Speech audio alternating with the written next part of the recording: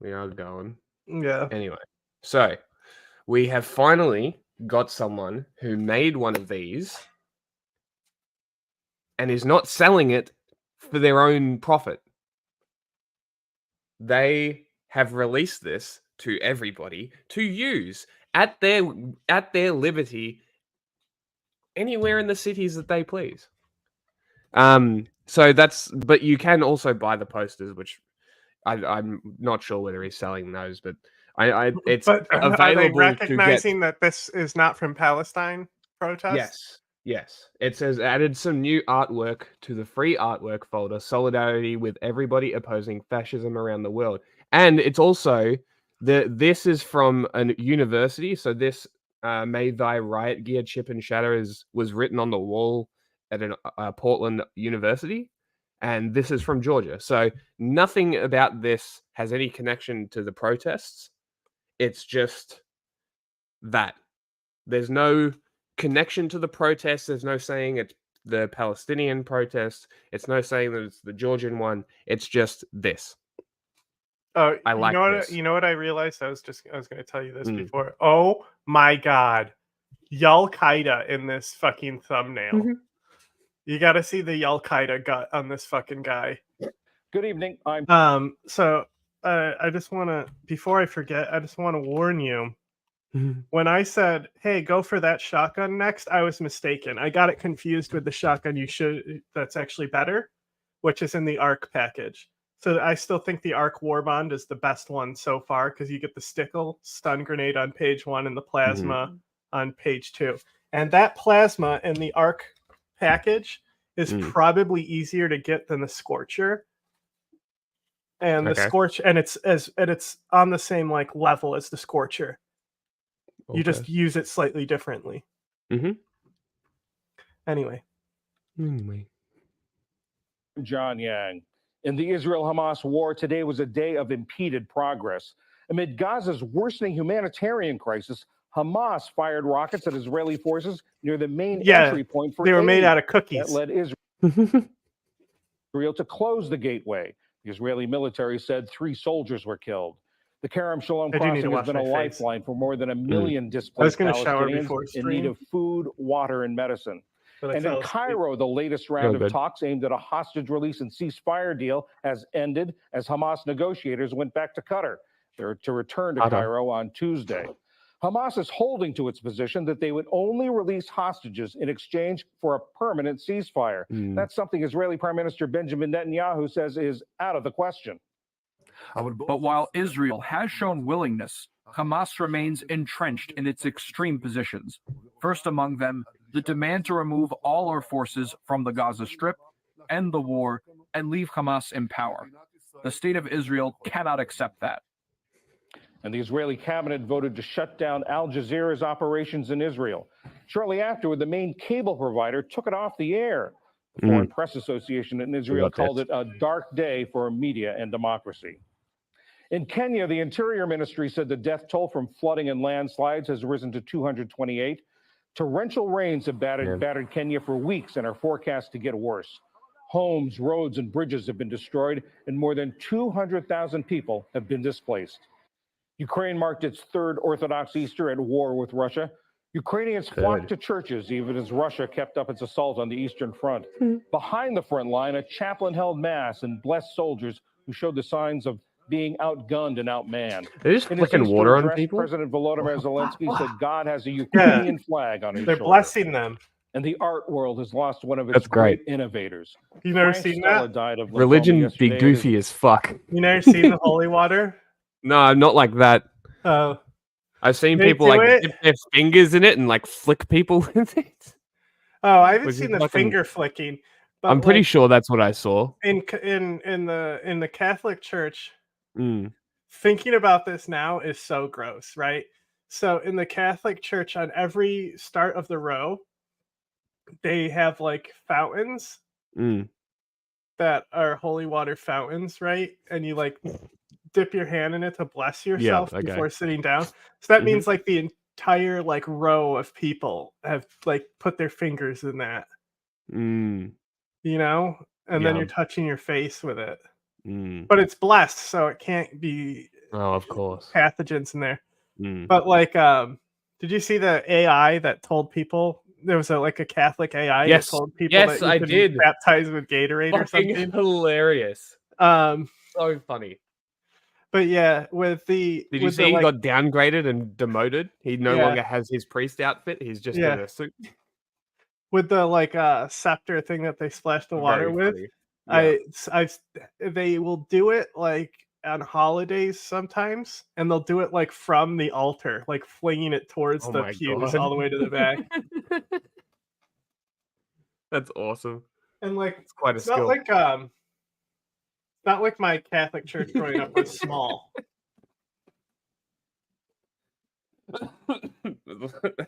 Me.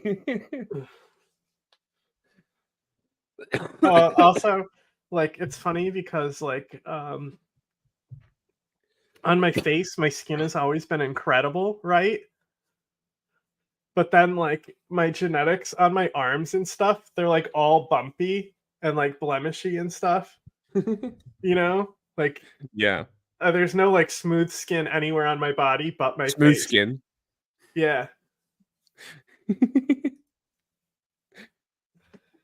That is strange. I don't know. I fucked my skin up. I can't complain. Yeah, I got a little mole here, which is the reason I started to grow a beard. And then it took like 3 years to actually grow it. Now I don't want to cut it off. New York City home. His paintings and sculptures are distinguished by his use of geometric patterns and shapes. When critics tried to interpret his work, he said, "What you see is what you see," a phrase that became the unofficial motto of the minimalist movement. That's cool. Frank Stella was 87 years old. Still to come on PBS Pretty young, News Weekend, what still. a shifting Mm. civil war You means know, for the like future 87 of is Myanmar. not And a new like, I think, how old is Joe Biden? 93. I don't know. Yeah, my grandmother's like almost 100, Good evening, I'm John Yang. but she's My like she's only recently had like bad health and stuff. Mm. She had a cancer already and beat cancer, breast cancer, right? And then she had another illness, and it's more the recovery from that illness that she's been having trouble with. Right. The bounce back. Yeah, like she fell Mm. going into her house when she got Yeah, that discharged happened. Yeah. because the person who dropped her off just Dropped her off. my grandmother is a very independent woman, Okay. and like she is like, not now, but like 5 to 10 years ago, she was healthier than most people my age. Like works out every day, type of stuff. Yeah. It's good. My I think my mum's grandma, she came here from the Netherlands in World War II. 12 kids. Yeah, Lived until I think she was 98. my grandmother 99 was maybe. like a child when she got married to my grandfather. Ah, Like, not really. I think she was of Mm. age, but okay. I know she was very young. Like she was like either Mm. 17 or 18. Interesting. And she came from that region because my mom's side is like a mixture of Europe. Yeah. There's like Russian and German and other stuff. Yeah, And my dad is 100% Irish inbred. yeah. You know that, right? How much inbreeding there is in the Irish bloodline? No, I didn't know that. That's very Yeah, interesting. the only country Is that why they all got red hair? Yes. It's a side effect of genocide. Of course. Of course. I Right? always fucking forget about the Irish one. So it's always forget. you have the genocide Oh. and it's an island. So Yes, of people course. who stayed on the island are extremely inbred. But then also, just because of the discrimination in America, Irish families basically only married Irish families, because also there was the Catholicism thing involved, where you would yes. only marry someone who's Catholic as well. Mhm. That's very interesting. But the only country that I've seen overtake it is Israel, and that's because of the Holocaust. Yes. Why their inbreeding is so high. There's like a specific genetic disease that it's like 1 in 3 Israelis are carriers of it. Not What? That's necessarily, wild. they don't necessarily develop it, but they have the genetics to carry the disease. Yeah, they're carriers. They're not symptomatic. Yeah, that's what Conan had an interview about how he's 100% Irish, and it's because they're inbred.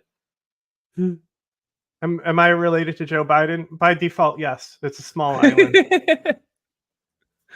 But I looked up the etymology of my last name. It's Irish, so it's kind of interesting. So the real legacy bloodline in my Irish ancestry is Mahoney. We real off topic. So Keep going. This is good. So the Mahoney clan is like the more dominant thing in my Irish history, but that was my grandmother's maiden name.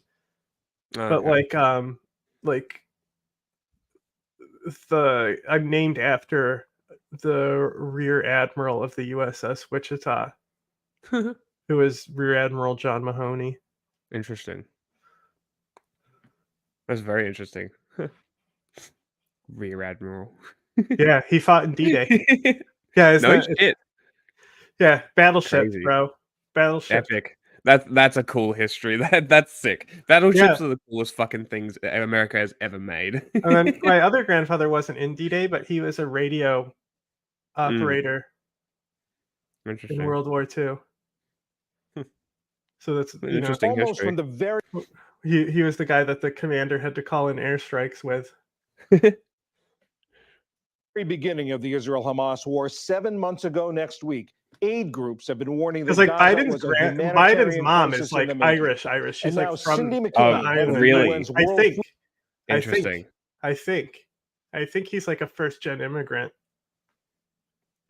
Interesting. Cousin marriage is common in Afghanistan. Yeah, I mean, because that's also because like with that region, there's a lot of like lineage lines where you still kind of have the like almost like royal bloodlines and stuff. Oh, there's hierarchy in name. Yeah. So like everyone except Ghani is like comes from the descendants of the Pashtun kings. Yeah. Ghani is like from some other family. But the guy we interviewed, his family wasn't his. Didn't he say his family was related to them? Possibly. He said something like that. I can't remember the exact family he said. Yeah. That's what I was going to say. Also Pakistan. That's why I said the region. Both of them are like that. Speaking of which, did you see the transgenders rising up in Pakistan? Yes, I did. Has reached a perilous phase. What I can explain to you is that there is famine, full-blown famine in the north, and it's moving its way south. I just want to be very clear because well, what you're saying is... I put this in there, but I guess now we don't need to look at it. Because they put a highlight in, don't need to watch the whole thing later from this Meet the Press World Food Program thing. Significant, and I believe it's the first time we've I'm not sure I heard added it. You're saying there is full-blown famine my list. in northern Gaza. I am. Yes, I am. And there has not been an official declaration that there is famine, but you are saying that based on what you've seen. Yes, it is. Based on what we've seen and what we've experienced on the ground, yes. Which is? It's horror. It's so hard to look at and it's so hard to hear also. Interesting. Protest in northern Afghanistan. So when we say northern Afghanistan, we're probably talking more the Tajik region.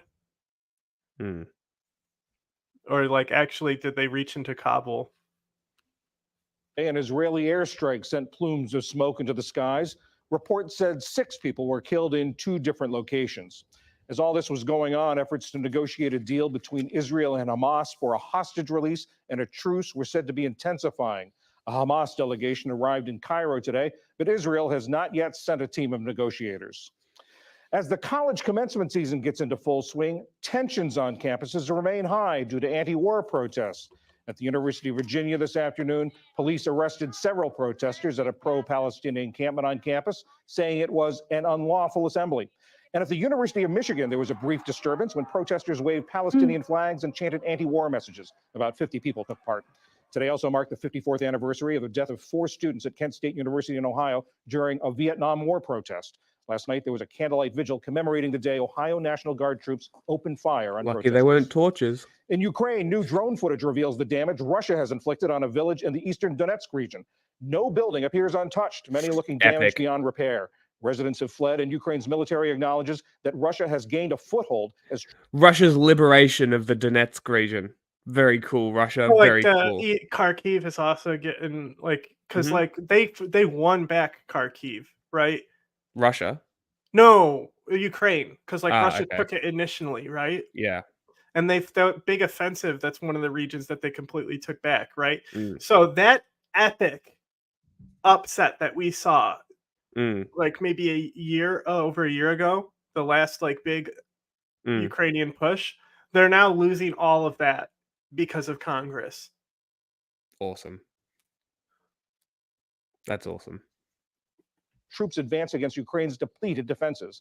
In Kharkiv to the north, Russia stepped up attacks overnight. Exploding drones set fire to 2 buildings in an industrial area. Russia has increasingly targeted Ukraine's second largest city, which is only 25 miles from the Russian border. Exactly. And around Houston, more than 400 people have been rescued from their homes after fierce storms left neighborhoods flooded, and officials say more rain forecast for tonight could make the situation even worse. In a 24-hour period, more than 11 inches of rain fell, inundating roads and homes and forcing a number of high water rescues. Authorities urged residents of low-lying areas to evacuate ahead of tonight's rains. Still to come on PBS News Weekend, the potential consequences of American troops pulling out of 2 African nations. And after fleeing the war, a Ukrainian family begins to rebuild in America. Shouldn't have to. This is PBS News Weekend from WETA Studios in Washington. Bro, I Home felt of the like I've been PBS News eating Hour. like shit Weeknights on PBS. the last week, right? Welcome to the Scale's still lowering. Don't know.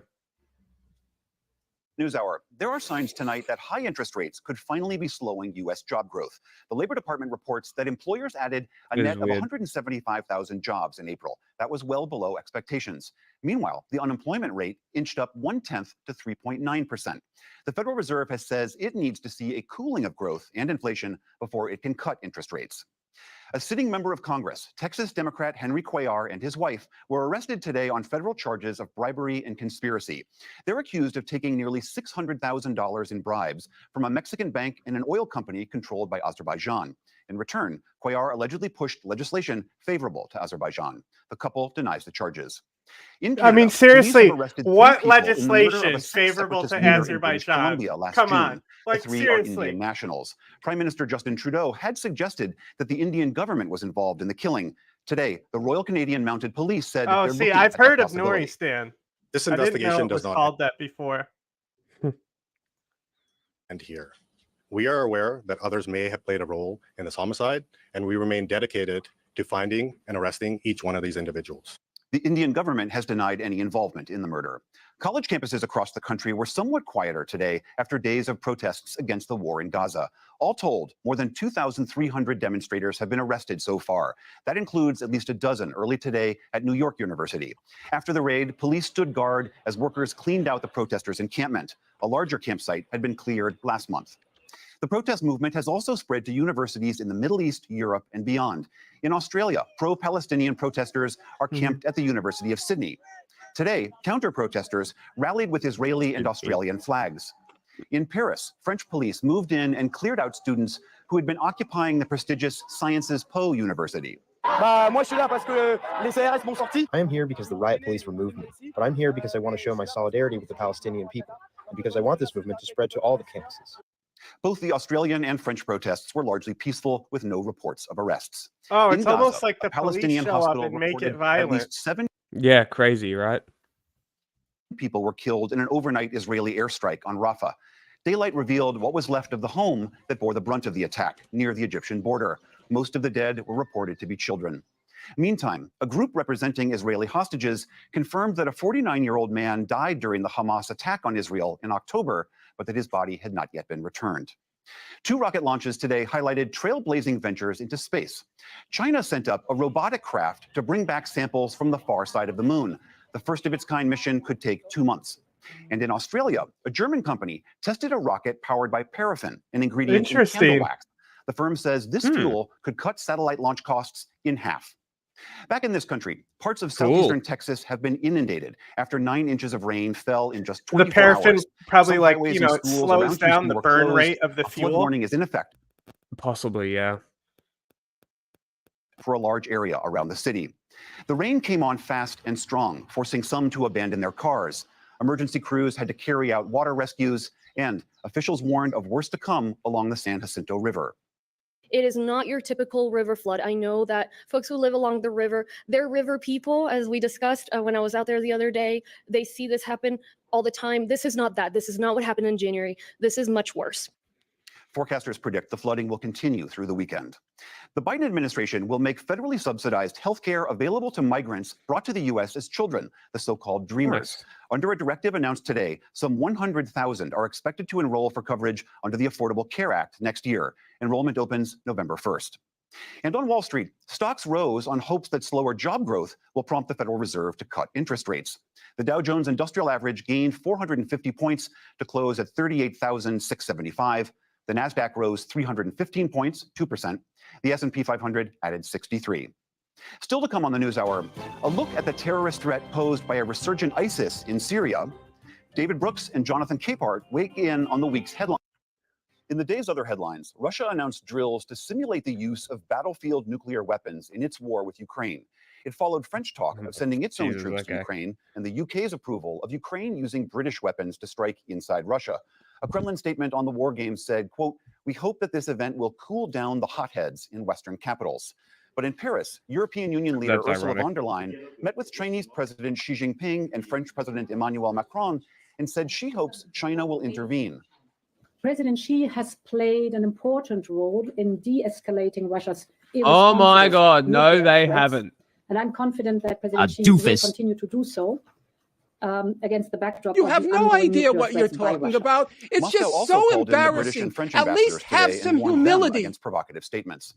The U.S. Army confirms tonight that an American soldier has been Fucking arrested hell. in the Russian Far East. Officials say the Why do they unidentified keep soldier making was this supposed to be mistake? I headed don't home understand. from Stop deployment in South trusting Korea, fucking but was China. detained Thursday in Vladivostok, accused of theft. The Army has not said whether the service member was considered AWOL, absent without leave. Authorities in southern Brazil now say at least 83 people have died following days of heavy rains and flooding, with more than 100 people still missing. The downpours hit the state of Rio Grande do Sul, triggering landslides, road closures, and widespread power Is this blackouts. a question about Entire our name? neighborhoods in the city of Is this a question about our name? Yeah. I guess so. Yeah, we're a collective that focuses on information warfare narratives. So anything that the media is reporting, that they're reporting from a narrative that functions in the United States, we're able to identify and things like that.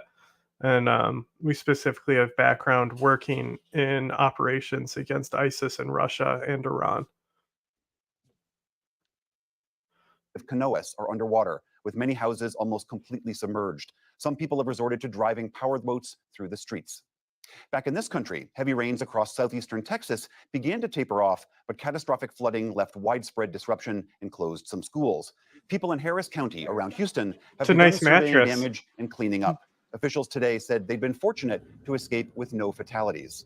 That happens, of course, because of our first responders, but also because of the individuals in the community who heeded our warnings and who took responsible steps in evacuating themselves and their families. One death was reported in Johnson County, Texas. A 4-year-old boy was killed guy. when floodwaters swept Yeah, away I was his car laughing at him. Boeing's first manned space flight on its Starliner capsule is Boeing tonight, heading to the International Space Station. The craft is set to lift off from Kennedy Space Center in Florida with 2 astronauts on board. They'll return to Earth after a week. A successful flight could help Boeing. Well, it's a begin catching up completely to different. rival SpaceX. The Pulitzer Prizes for 2023 have been announced. God, They I include the would Public love for Service Boeing Award. to be a competitor against SpaceX, but like it's a specific different section of the company. I know. So hopefully there's more government oversight on that shit. You fucking know there's some nerves with that Boeing label attached to that, though. You know it's got some people fucking nervous. To ProPublica for reporting on billionaires giving gifts and travel to U.S. Supreme Court justices. Epic. The Associated Press won the Feature Photography Prize. Its work chronicled migrants traveling from as far as Colombia to the U.S. southern border. The prize for fiction went to Night Watch by Jane Ann Phillips, a novel set in West Virginia after the Civil War. And on Wall Street, stocks added to last week's gains on some fresh corporate earnings reports. The Dow Jones Industrial Average gained 176 points to close at 38,852. The Nasdaq rose 193 points. The S&P 500 added Number on 53. graph go up. Still to come on the News Hour, as more colleges cancel graduation ceremonies. Anyway, a look at how universities are Nuristan handling in Afghanistan. It's like historically, that's where like Gulbuddin factions were from. Okay. There's some ISIS crossover now, but it's right above the Haqqani region, and basically NATO never controlled it. So like throughout the entire war, it was never like there was never like a steady presence of troops there because it was so dangerous the whole time. protests. It's a border study state too, finds so that's formal one of the replacement- reasons, because it's on the border with Pakistan. Yeah, no. Okay, yeah, Okay. like jump 5 minutes in, because we didn't cover this on Friday, and there's just some Mm. takes in here that get repeated multiple times, and I'm just like, oh my god, I just want to It's shove students. you in a Like, locker. you can see it in the video. They're like, these guys are like adults. They're older. You know what I mean? They're Well, like to be older than the fair, students there's too. also the protesters that are Palestinians that were identified as being older as well. Yeah, So yeah. it's No, hard I to know. really I'm know saying. reasons and, yeah. No, I'm saying that like a lot of these guys, especially the more violent ones, have already Yeah. been like identified as not going to UCLA. And they're Oh, yeah. basically See, I return told you customers. UCLA was And one of the they're ones basically with return customers at this fucking point. It was a big agents. point of contention with the students too, Mhm. because UCLA was like, "Oh, we are going to take administrative action against the counter Because protests." I imagine that the campus in New York is very gated, very closed off, very private. Where the UCLA though, campus, I've been UCLA there. is more It's nuts open. because the cops, instead of the cops cracking skulls, they've stood by and let neo-Nazis do it. Really Yeah. interesting. I mean, we'll talk about it later when our guest comes in. Protesters for being violent, and the students were frustrated with that because they were like, "How the fuck are you going to do anything as an administration to someone who's not a student?" Because a lot of the counter protesters were not students. Like there were Right. known right-wing figures and stuff like that amongst the counter protesters. Anyway, so the In reason why the students were California. frustrated, understandably, is because they've demonstrated great messaging discipline so far. They are very, they're as limited in their disruption as possible. And historically speaking, campus-wide protests such as this one is infinitely more disruptive than what the Palestinian, the pro-Palestinian encampment looked like. I mean, we're talking in 1968, they were taking fucking, literally, students would go in during the civil rights movement with guns and take deans hostage. In 1968 in yeah, Colombia, they they were took a dean very hostage for like days. Yeah, I know about that. Yeah, they would literally just like shut off access for a dean from like leaving their room. They'd be like, "No, you're not leaving." So historically speaking, people on the right side of history that we understand were on the right side of history have taken way more radical and way more disruptive approaches to protest. So all things considered, both Is in this Columbia going to send University, Asmongold over? where they over overtook cliff? Hamilton Hall again, No. just like they had done time and time again at Columbia It's specifically. the That hall has typical. a historical significance for Anytime you student actually protesters. confront somebody And and also have a it's- conversation, Hmm. it's rarely hostile. Okay. Like it's just something nature, and everyone is just like very agreeable. Like, okay, I see your point, and then like they leave and go back to being a piece of shit. I mean, like Destiny is a perfect example of this. Hmm. He was like civil when they brought him together to like do some like campaign thing with like whatever Okay. the Democrats have, where they're like using influencers Hmm. for campaigning and door Mhm. knocking and stuff. And like he was civil, and then they leave immediately. He goes back to being a piece of shit to all the people he was just nice to. Hilarious scumbag. Especially at UCLA. Divorced dad saga. LA, where the encampment was like not even remotely disruptive, simply just taking on this massive lawn space where there's a lot of demonstrations usually, and building a putting tents around it and trying to protect the tents from people coming in and fucking it up. There are videos of counter protesters breaking into the encampment in spite of Like it's so open. I can't stress how open UCLA is. Mhm. You can literally drive through it. Yeah, and I It's- think that's the really big issue. Is that's where you see like protest clashes. Yeah. Where Columbia is obviously it was isolated from the general public, which is why it's a better case to look at. It also has more UCLA. It has more Jewish students involved, so there's less. Yes. There's less tolerance of anti-Semitism, which is low human to wall, begin the with. human but- shield, Yeah. the human chain that they create. And as soon as they get in, they start fucking throwing hooks, throwing bows, stealing people's fucking tents, trying to like shit on, like trying to break the tents apart and stuff. So that's the reason why they don't want to let in random people to protect the students, because they know the university won't do that. As demonstrated by the fact that they didn't do that when the counter protesters came and the cops literally stood idly by. I do think that like whenever I watched it live, there was like crazy fucking violence, and then once the cops showed up, even whenever they were in that line, the violence went down by like 95%.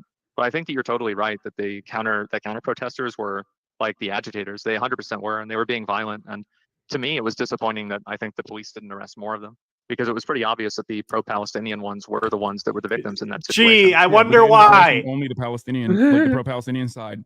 And the night prior, they didn't actually engage with the counter protesters until until they were setting off fireworks. And like launching they them always directly in the release encampment. all these protesters. So you know the why? question is, You know why? Because there's no way arrests at protests, those charges hold up in court. So they release them anyway. So why are the police infringing on that right to begin with, right? So it's like you can be arrested for anything, right? Like First Amendment can go fuck itself as far as your arrest goes. But those charges going to trial, it would be thrown out immediately on First Amendment rights. So again, why? Why is it like this? If they're not going to fucking get charges anyway, why are they being arrested in the first place and like brutalized and sometimes permanently disfigured? Yeah. And, why are they picking a side? tortured because the standard police arrest method in this United States is recognized as a stress position, and it's designed to be like that. Hassan makes a great point in this where he talks about how they say stop resisting. And it's like, they say stop resisting because your body physically cannot be pushed into the position they're putting it in. So it's even if you're trying actively to not pull back, your body can't bend. So because you're not breaking your arms for the police, they can still say that you're resisting arrest and just pummel you. Very cool. Arrested hundreds of students, both at Columbia University, both in CCNY. What's up? You mean why are the police picking a side? The police are picking a side, and it's not the side that is the violent side in this situation. It's the side that's peacefully demonstrating. In my opinion, a direct violation of First Amendment rights. I don't even personally believe that protesters are supposed to, like, protests are going to be disruptive. Some of those protest movements you might not agree with, or the taxes you might not agree with. But ultimately, the way I look at it is they were the perfect victims in this situation, even though I don't expect them to be perfect victims. And yet, even after all of that, they were still met with violent free speech suppression from the state. I don't know if it's really free speech suppression, right? Because they're not really getting arrested for protesting. They're getting arrested for putting a bunch of tents on the campus whenever the campus tells them to leave. Yeah, I mean, the police nobody ever gets arrested for protesting. That's just that's not a thing. Everybody always when states like in a Russia different law or in China or whatever, when people are like getting arrested for protesting, the state of course makes up like another reason for it there as well. They'll be like, oh, trespassing, you know what I mean? Obstructing. What do you think that's unreasonable? Of course it's unreasonable. What the fuck are you talking about? Arresting someone for protesting peacefully is unreasonable? Yes. Well, do I think that, I mean, I think a better question is that if you own a property, as a much better response, like, should you have the autonomy to decide who's on that property? Well, it's funny because I was like, wow, Hassan is actually, because I was only listening to this. I was like working on the computer and I was like, wow, Hassan is actually being competent and knows how to like talk to somebody for once. And like is like weighing how he's going to respond and like knows how to position it and stuff. It's like, oh, so you can do it as long as they're not in person. It has to be through his computer or else he gets shy and uncomfortable. So that ultimately changes the dynamic a lot.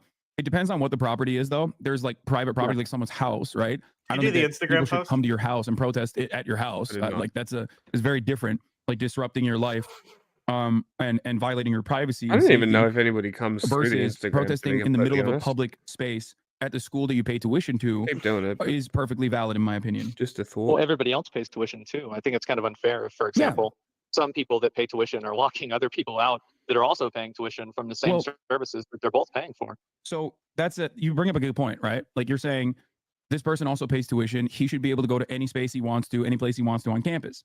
which is Yeah, correct. I mean, like, I'm Except sure there's that- a few exceptions, but yeah, generally. Yeah, so obviously there are many exceptions, not just a few. Like, you know, UCLA campus is very famous. They shut off certain parts of the campus for filming and stuff like that all the time.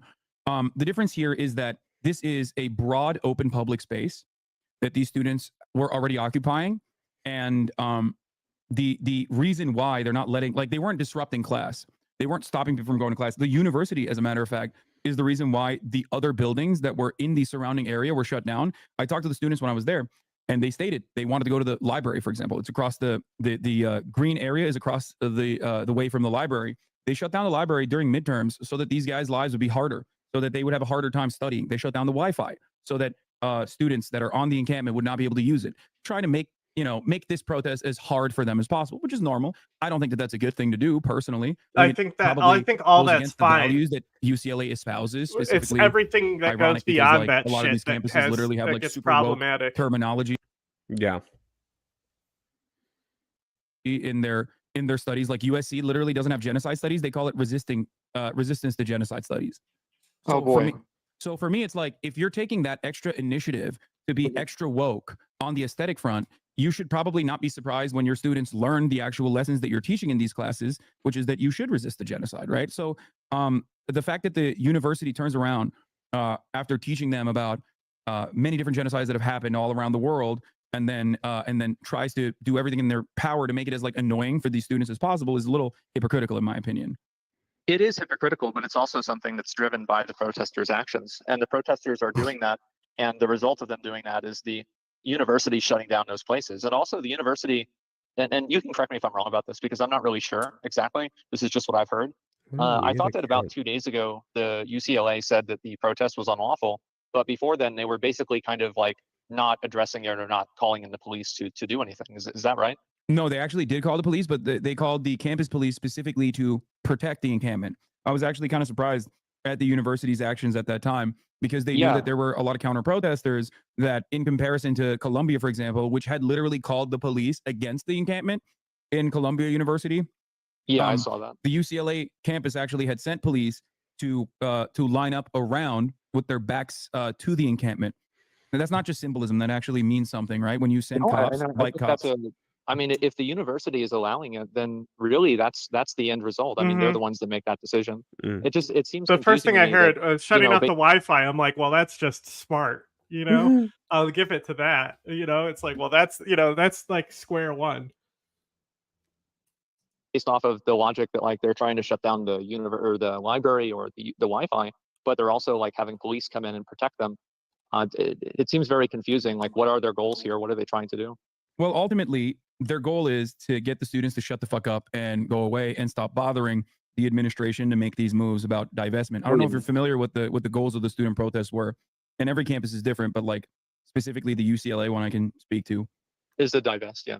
Yeah, it's to divest from UCLA. The UC system across the board is a massive endowment, and that endowment basically works like a mutual fund, and they're investing in a lot of corporations, and the students want to have financial transparency in what corporations the university endowments are going to, like what corporations they're investing in, which is perfectly valid, perfectly reasonable demands to make. As a matter of fact, a lot of companies have done this. A lot of people have done this successfully. You want to see a funny post real quick? Divesting. Go on. So, friend of the show, Friendly Kozak, the duality of every takey. Gaza is a genocide. Famine is part of genocide. And then below that, it's him quoting, "Famine isn't genocide." He's like, make the wildest guesses when a famine wasn't a genocide. Go on.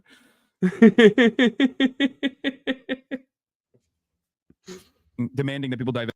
I've just had someone unironically say that Second Thought is a really good channel.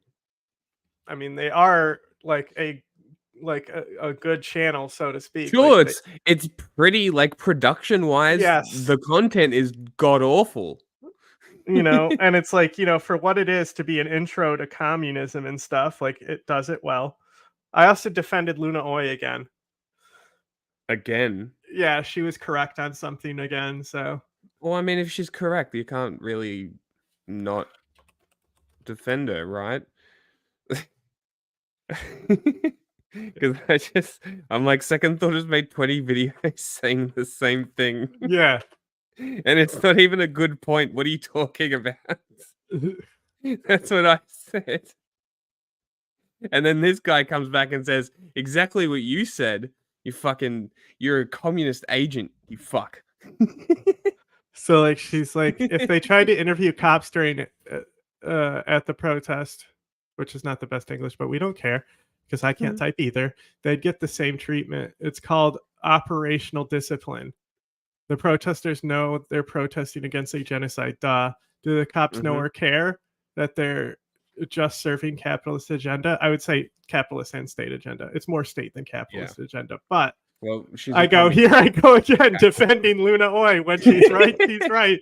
Clearly quite intelligent, which demonstrates more dishonesty than stupidity when she is talking about certain shit. I will stand by she's better than a majority of her political peers. You're like, good job, bang. Yeah. Excellent.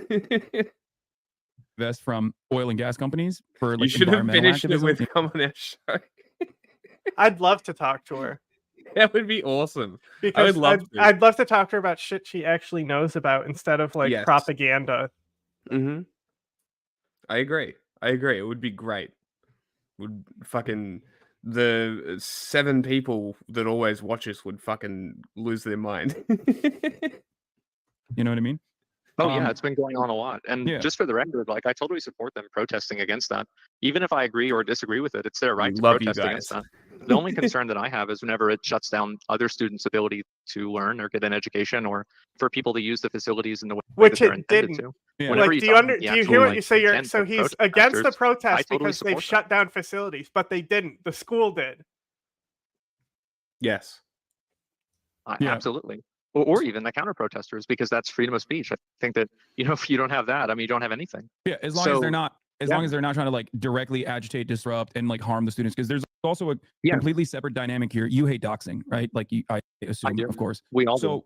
So would it shock you if I were to tell you that there are active organizations that collaborate sometimes with the Israeli government, sometimes independently, that are tasked with doxing students deliberately, and even putting their faces on trucks around the campus and driving those trucks around the campus with their massive fucking billboards, basically saying like this student, their name, and be like, this is an anti-Semite.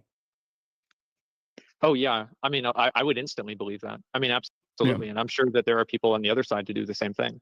It's just there aren't any official organizations in the same way that Canary Mission, in the same way that like the organization I'm referencing is called Canary Mission.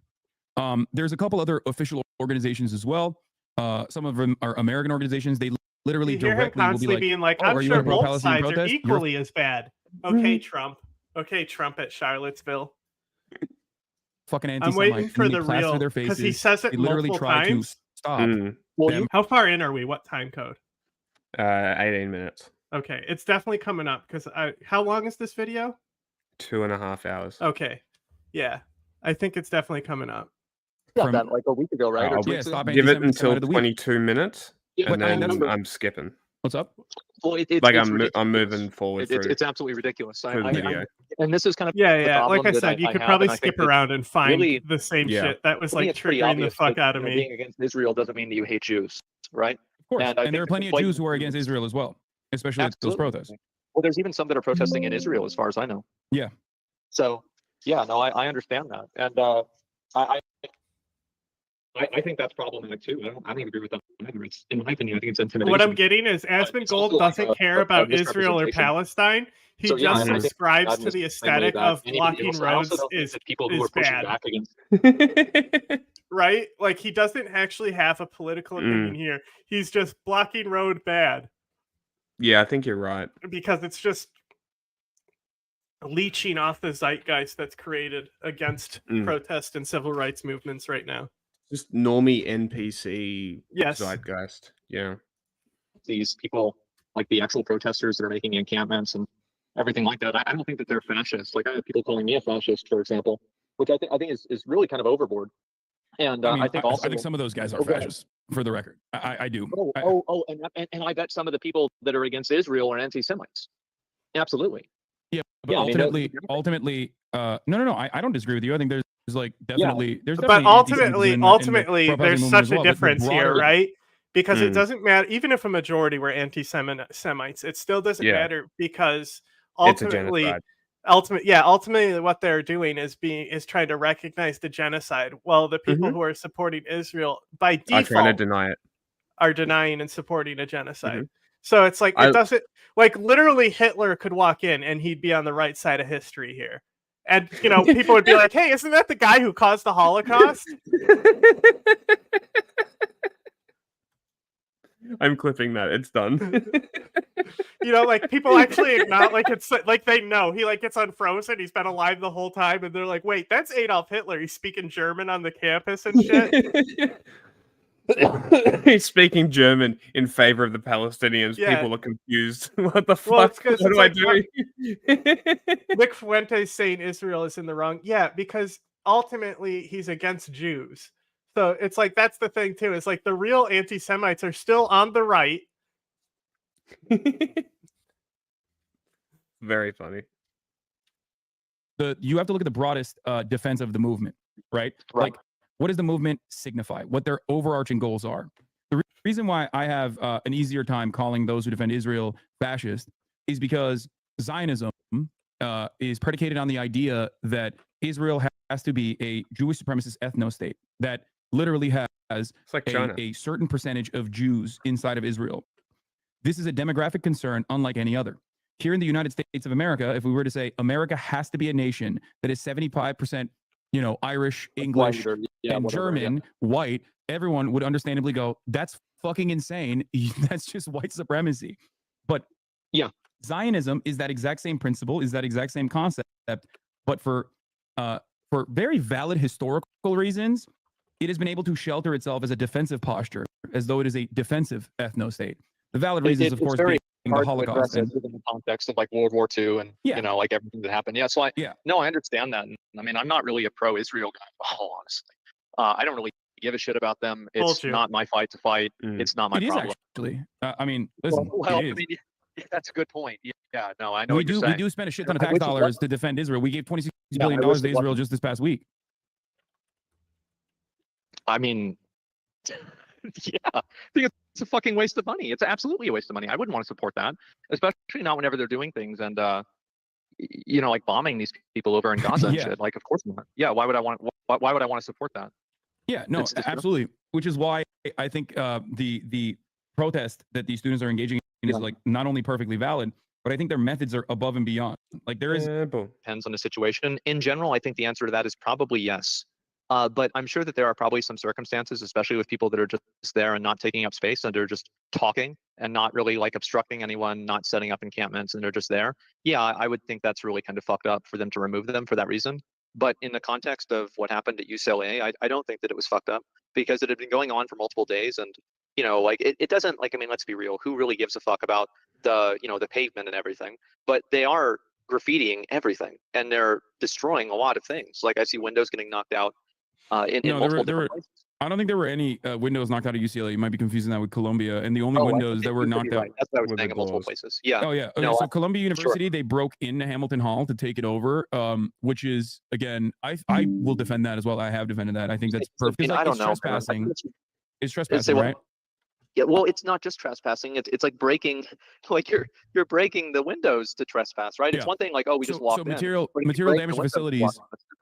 Yeah, material damage to facilities is like is an injustice, is what you're saying here in this situation. Which you might have that opinion. Yeah, it absolutely. Okay, so then don't you think that the university's reaction by sending thousands, using millions of dollars of taxpayer dollars, and sending in thousands of cops to break every door inside of Hamilton Hall and most of the windows outside of Hamilton Hall caused an infinite more amount of material damage than just simply meeting the students halfway at the bargaining table? I completely agree with it. And the reason why is because it's their property to damage and they have every right to do that. And the law has to be upheld to a degree. But this is what I'm talking about. There it is. There it is. There it is. About the material harm in that Constantly he keeps saying this. If they cared about what happens to the two windows. Well, it's not about the material harm necessarily. It's about having the autonomy of the material harm and being able to decide what you do with your own material and what you do with your own property and what you don't do with it. And I think that's extremely important. And it's worth more, and it's more important than any actual material or piece of property in itself. It's the essence that somebody has their own autonomy to decide what they do with what they own. Because one of the things that they also did at Columbia was falsely claim that he keeps on going on and on about this autonomy thing and being anti-Semitic okay and like what about the scaring Jewish autonomy of students, the even though, fucking protesters ironically, being Jews are brutalized by the overrepresented in those police, you arrested idiot? in the first sweep. So once again, it's the university. It's all, but then that it's like, is oh, the claiming that police property action comes must be first. met, Property police comes action must first. occur No, upon these students because shut up. they've made up a fake reason, a bullshit reason, really, that these students are somehow scaring the student population and threatening them when no such evidence existed for that, only to cause far greater harm to the student population because then they violently assaulted and arrested hundreds of students. So it's like it's a bit of a I'm cutting my nose to spite my face situation, don't you think? But it's their face to cut, and it's their decision. Not really, because it is well, the it students. really is because it's their right, it's their business, and or not business, I guess you could say, but it's their university. No, universities are a business for sure. Yeah, no, I think that in some cases you're probably right, and I think also like a lot of the people that were being violently arrested, I think it takes two to tango in a lot of cases, and I think a lot of these people are being violently arrested, but they're also not complying with what the police are wanting. They're He's actively literally breaking the law, victim blaming. and That's literally what I don't he's think doing. That's something. What like, a how do you- scumbag! Like He's it's like like the property. He shouldn't have been property wearing a above person that the property is above actively human resisting lives you and human and autonomy at won't the end of obey the day. law. Is his Because I take. feel like you have to restrain them somehow, don't you? So you actually bring up a really good point that I love this conversation. This is not a gotcha at all. Have you ever been arrested? No, I have not. Okay, so I have. I've been pulled over. Okay, I've been like jump a detained, little but forward I've never been again. arrested. Yeah, so I have. And this is not Pizza, man, it's really good. But yeah. But the thing is, in that circumstance, right, the majority of workers at Sam's Club would potentially stop, or Walmart would potentially stop people from going into Walmart, which has historically been done for not just Walmart, but like, you know, it's been done time and time again. And these examples of protest are disruptive at the time and possibly even very annoying for those who just want to get their fucking food and get the fuck out and they don't want to think about it. But ultimately, movements like this have created a lot of the rules and a lot of the freedoms that we now take for granted, including things like the weekend, including the abolition of child labor, even though it's coming back to America, to many different states right now. Workplace protections, things of that nature. You what now? What? Granted, including things like the weekend, including the abolition of child labor, even though it's coming back to America, to many different states right now. Child labor? Have we not covered this? Have we not talked about this? The slaughterhouses, the babies in the slaughterhouses. This was a big story last year. Where they like found that like babies were cleaning the slaughterhouses. What the fuck? Yeah, it's like all migrant labor. Like child labor is out of control right now. Straight to jail. In Venezuela, straight to jail. Roblox. Workplace protections, things of that nature. So the reason why I am on board with I will only say this for two things. America needs to follow Australia on consumer protections, and Europe is great there too. True, but I'm talking like low-level consumer protections. I'm not talking. Yeah, like somebody there's a post like, "What's stopping you from buying a Cybertruck?" And they're like, "Common sense and good consumer protections." But yes, they're gonna allow these EVs in. Yeah, right. Doesn't make sense. They're probably better than the Cybertruck. Maybe the Cybertruck, sure.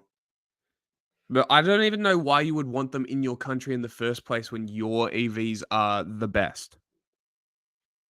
Like in your region. Like, get them the fuck out. Make sure people have good experiences in EVs, not blowing up in the side of the road or getting trapped in an electric car fire where the doors don't open. Yeah, that's a cool fucking feature. Yeah, very cool. Definitely buy Chinese EVs, guys. Definitely buy them. They're only 30 grand. That's so cheap. Fucking dumb. Anyway, America needs to follow Australia on the way that they do student debt, even though it's kind of being unraveled and destroyed in this country. The student debt and consumer protections. That's all you need. And honestly, a lot will improve. Well, And that's consumer protections Biden's will platform raise includes both of those things. and consumer protections will also raise the quality of foodstuffs too, because consumer protections protects you theoretically. Because this is literally the role of government. If government has to exist, this should be the role of government: is Mhm. consumer protections, right? Because if it's got to be a capitalist state and it's got to have a government, consumer protections at the very fucking minimum. At the I just very want to minimum. get one more, but I agree with the police, even though you're right, Hassan, take from him. Because basically, every time Hassan finishes a point, he'll go, I agree with you, but I think that With ultimately. these students is not one. It's not because they're like doing unimaginably peaceful protests, like much better in a much better way than I would ever Well, be able to do it. you're using an argument of basically the ends justify the means, Yeah. right? Is that, Yeah. you are. And I But understand only because like the ultimate Yeah. goal is one that I agree with and I think is just, and I think you think is just as well. And that's what I think is scary, though, right? Because once you Scary. create a He keeps saying foundation this where is that type scary. of thinking is justified, then who's to stop people who disagree with you and want to do something bad for thinking and applying the same type of logic? And that's what I think is scary, because I think you're But right. that already right? exists. That is how most people No, approach matters. bad. It's also very bad, right? And what I'm saying is that I think there's a situation where in applications of the law, all of it is bad or none of it is bad. You can't have a thing where you kind of means test each individual person and each individual cause as to whether or not it's justifiably okay to break the law for this cause. I But think that's actually, very that's how it unfair. works. I think also That's not literally true. how it What works. you're saying is actually That's not literally correct. how Which it is why- works. That's why we have a court system and a defense that is given to you. It's like, there's nothing that says the state must be provided a lawyer. The attorney general is like, all the DAs and stuff. Like the DA is like, fuck the district attorneys, like there's nothing saying they have to be there to represent the state. The state just has the luxury to have the best lawyers on their team. Because But they realistically, it's make usually the just laws. some scumbag cop whose job it is to fuck up your life, so he gets a point on his little sheet. Yeah, Fuck prosecutors. and they're worse saying than cops. we're gonna teach you a lesson, they say. Yeah. Yeah, thanks. Now I literally have all my rights stripped if you're an American. It's great. Okay, thanks. I fucking learned my lesson, didn't I? Now my entire life is fucked because you needed a number on a sheet. Go fuck yourself. It's the only profession that I would legitimately tell them to game end themselves. I'll let you know. That's precisely the reason why the prosecutor's office in Texas, in Austin specifically, refused to prosecute all of the Ticket individuals that were inspectors. apprehended Fuck by you. The Texas state troopers Oh, yeah, I at read the, about at the that. protest. So like leniency is exactly how the criminal justice system applies the means testing, I guess. And the reason for why they did that is because these guys were lawfully protesting and exercising. You know the best part about this bulletproof, very rigid car? Cars are designed to crush, which means all of the impact from a collision with the Cybertruck would go to the passengers inside the Cybertruck. So that thing is a literal death machine that if you have a crash will kill you instantly. It has nothing modern cars have. It might as well be a square brick. You might as well be driving a brick with no seatbelts. Like you might as well just not wear a seatbelt while driving it because you're gonna die anyway. So fuck it. Spend $100,000. $20,000 of that is literally on nothing. It says at foundation on the side. Yeah, exactly. Car's good. I really want to move on from this, but I just wanted to say one thing: the net gone, but at least car safe. Do you know who Dale Earnhardt is? Yeah, the NASCAR driver. Yeah, so he died because his neck snapped. He was like the leader of the NASCAR drivers that were trying to not get that neck brace put in the cars. He said, I think it's more unsafe. It's like a noose. It's like a noose. So literally, if he wasn't one of those, I'm not going to wear a mask, fuck the government, which is like, that's what NASCAR should be because it grew out of like running drugs and shit, right? Yeah. So it's like, I appreciate that attitude in NASCAR, but literally he killed himself by being that type of person. It's so ironic. You know what they say. It's a natural selection. Yeah. well, yeah, they weren't doing anything wrong. Number one, like the people here at UT were doing nothing wrong. They should have never been apprehended. Yeah, there's no but reason. the same fate will befall the UCLA students as well. And the reason for why they will inevitably not get any serious criminal charges or any charges whatsoever is because ultimately what they are doing is peaceful demonstration. The major purpose here of sending the police there is not actually to this is what is like on principle alone anti-American, in my opinion, if we are to believe the First Amendment is real and true and enshrined and protected by the Constitution, which is probably one of my favorite things about America, considering that I came from Turkey, and a lot of the shit that I say about the American government or even the Turkish government, as a matter of fact, would lead me in serious criminal punishment in Turkey, my nation of origin.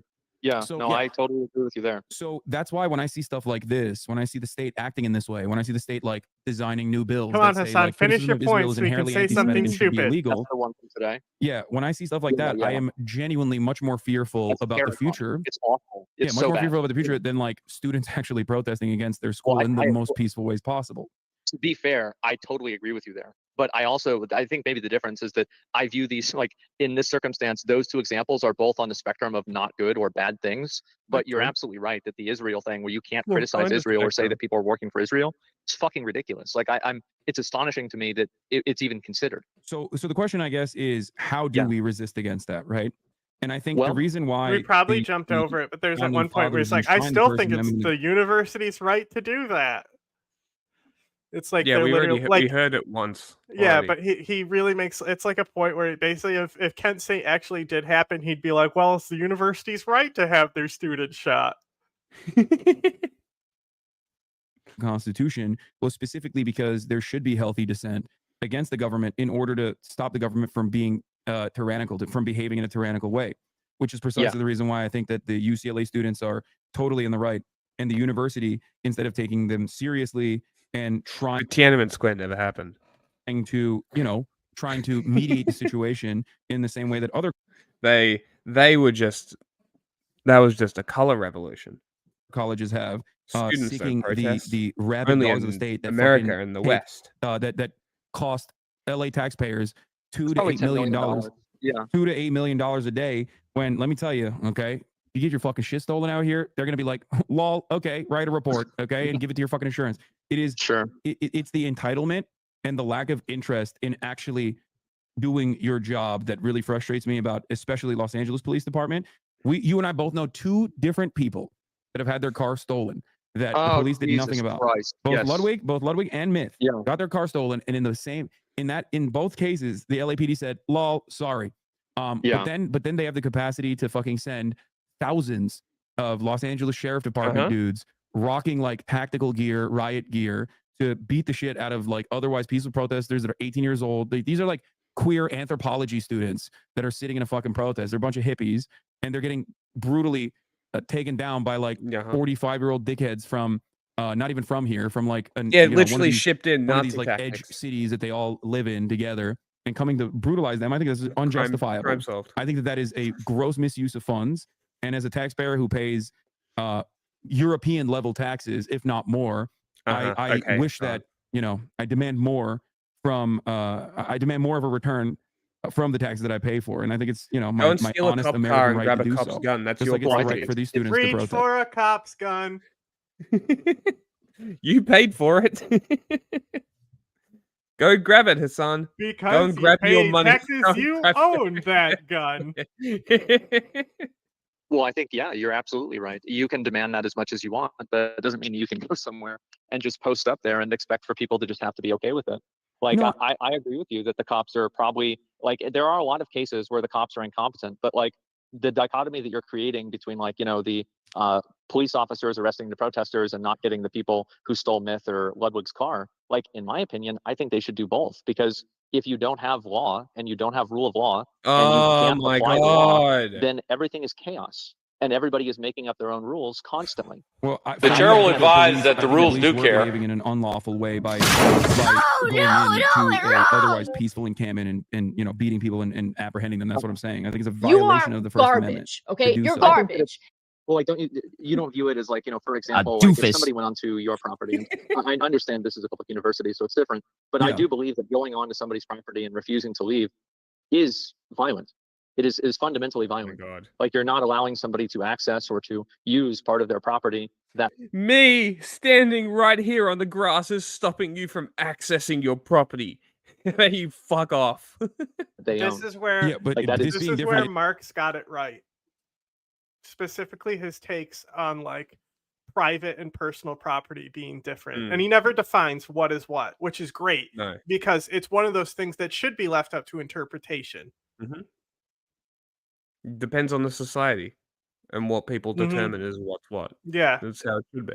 Because he never said you own is your important. house or anything like that. He didn't. He just left the parameters open. Yeah. no, because there's a difference between personal property, like your house or whatever, There we versus go. public See? property of a school that you Hassan, are the actually trained paying Marxist. tuition to utilize the Anyway, grounds on. That's enough Like, of this. it's entirely The second Wait. bad- Hold on.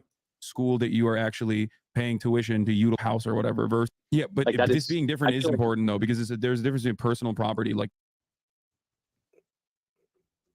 You didn't pick it up. He said personal, not private.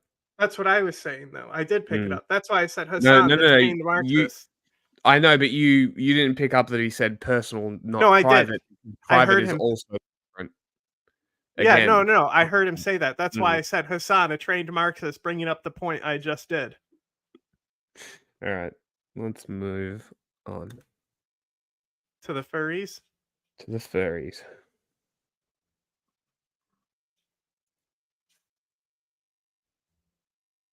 The Payson Police Department is providing updates on their Oh, no, investigation go to into I thought we were multiple going to go bomb to Asmongold's first. No, we're doing the whole thing.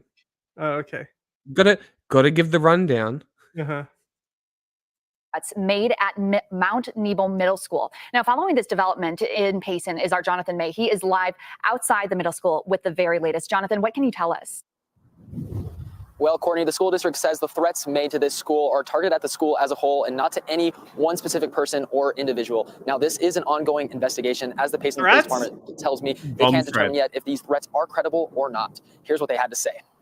The first threat is very different from the second. The second one was just that the middle school was going to explode in 1 hour's time. The Nebo School District says the first series of threats started on April 19th. Another threat happened on the 23rd, and then again yesterday. Who would do such a thing? What? Where have we seen this before? These will be investigated to the full. Who has done What? this? What? Who has posted before that has resulted in bomb threats going to schools? I wonder. Fullest extent, not only by ourselves, but federal Speaking of agencies. And which- if we identify suspects, they will be prosecuted. Hopefully the final version of the next LTEC just Yeah. uploaded. Okay, great. The fullest extent. Hall says they're unaware of any ongoing threat to the community and that an officer will be stationed at the school for the remainder of the year. As far as the reason for the threats, the school district says maybe because of some previous incidents at the school, a walkout that had happened shortly before, that was the reason for those threats. during that protest, nearly 75 students and parents said they're unhappy with how administration is handling reports of harassment. We And supported what? those students And parents? Okay. who decided to walk out and those parents who assisted in that walkout. That's their constitutional right, and we're glad that that was a peaceful demonstration. Parents say it was over an issue between some students and others who call themselves furries, or people who enjoy dressing up as cartoonish animals. We've not seen any evidence in our schools of biting, scratching, clawing. Sorensen says if parents don't believe him, they can come take a look for themselves. There are some things that we just are not going to ever be able to convince people of unless they have the opportunity to see it for themselves. We invite all of our parents to come sit down in the school, talk to your teachers, talk to your administrators, see listen, what's what happening. he's saying here specifically, because the narrative for the longest time is they're taking the parents out of the classroom, and like the whole like don't say gay laws in Florida like mandated that parents must be open. You know, it's like you must have give parents the opportunity to like see what's going on in the class, and it's like okay, then that was always around. Like you're writing redundant laws. I mean, he's also basically saying touch grass is basically what he's saying. Yeah. He's saying come to the classroom. He's literally saying get off the internet, you nutbags. In your child's education.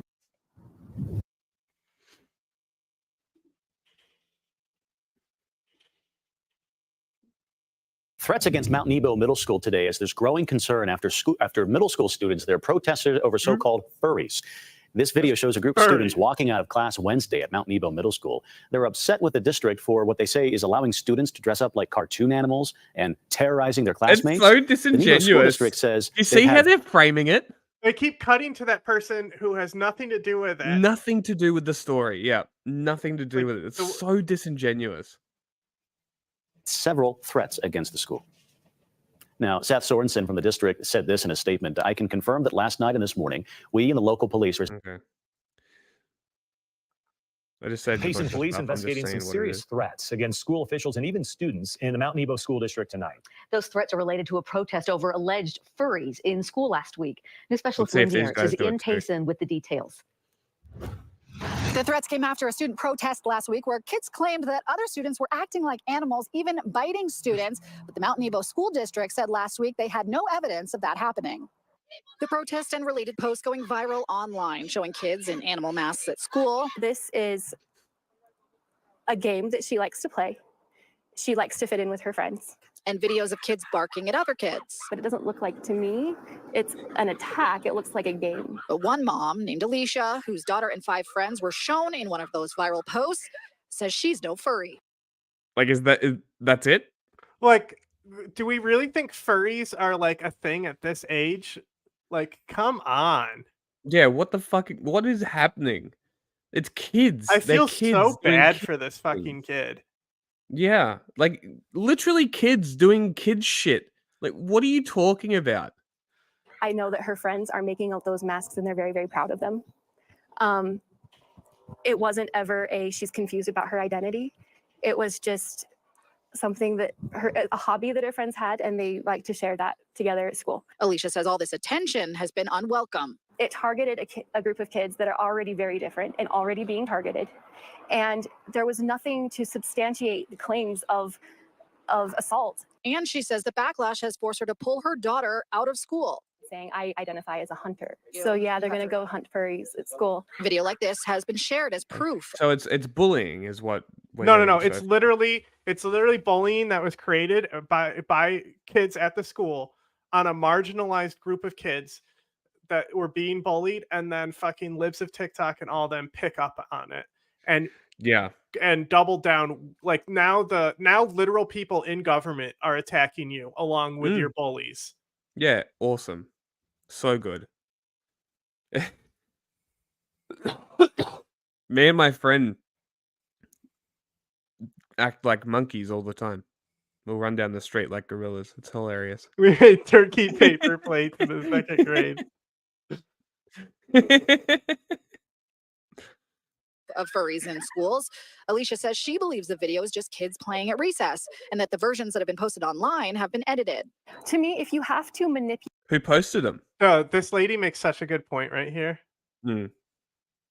your evidence to say something that matches your agenda, I do not like your agenda. And Payson police tell us they're still investigating those threats, trying to figure out where they may have come from. Reporting at Mount Nebo. I wonder. For KSL 5 News, I'm Lindsay Ertz. You should look at the follower list of libs of TikTok. Maybe they'll probably be in there. The kitty litter boxes. So this is just Joe Rogan admits the school furry litter box was a hoax. It was a weird one. It is weird. It's more like an urban legend. I fed into that, and I should probably clarify that a bit. Again, and I said, tell me exactly what she said and contact her and find out. She no longer works for that school. She works for another She school. never did. She contacted She the other never school. did work She for didn't get a that school. response. It's all fake. The Really? person is just, I mean, come on. I don't Wait, know. like for she sure. never did. No. I'm just being rational here. The friend that he had who said that she saw this at her school and now she can't contact that school or find anything. That person is lying. Never happened. Yes, that never happened. Yeah. I don't think they actually did it. I think there was. I think it doesn't take much intelligence training to pick up on when people that's how you get people, right? When they start, you can see there's a tone in their voice that you'll hear, and it even comes through in text where they're retreating, right? And as soon as you get them on that retreat, then you have the actual advantage over in whether you're a detective doing the interview or you're working in intelligence. These are key things that you pick up on naturally. Yeah. Whenever I'm on Twitter and I'm arguing with someone and they're like, "Well, show the proof," I'm like, "I'm not your Google. I'm not your Google slave. Fucking open up the internet and do the research yourself. It's not hard." And I do that because I'm not gonna go and find the shit that I found to reference and cite exactly what I found that took me weeks of research to find this one piece of documentation that would back up what I'm saying. Fuck you. Do the research yourself. Is also like another level of this as well. Literally, investigative journalist. I am the source, bitch. Questions about doing it because there's one particularly wacky mother, but it doesn't seem that there's any proof that they put a litter box in there. Crazy.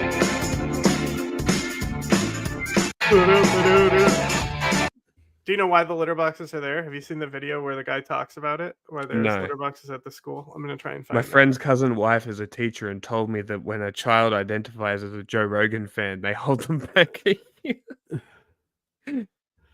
That is funny. Okay.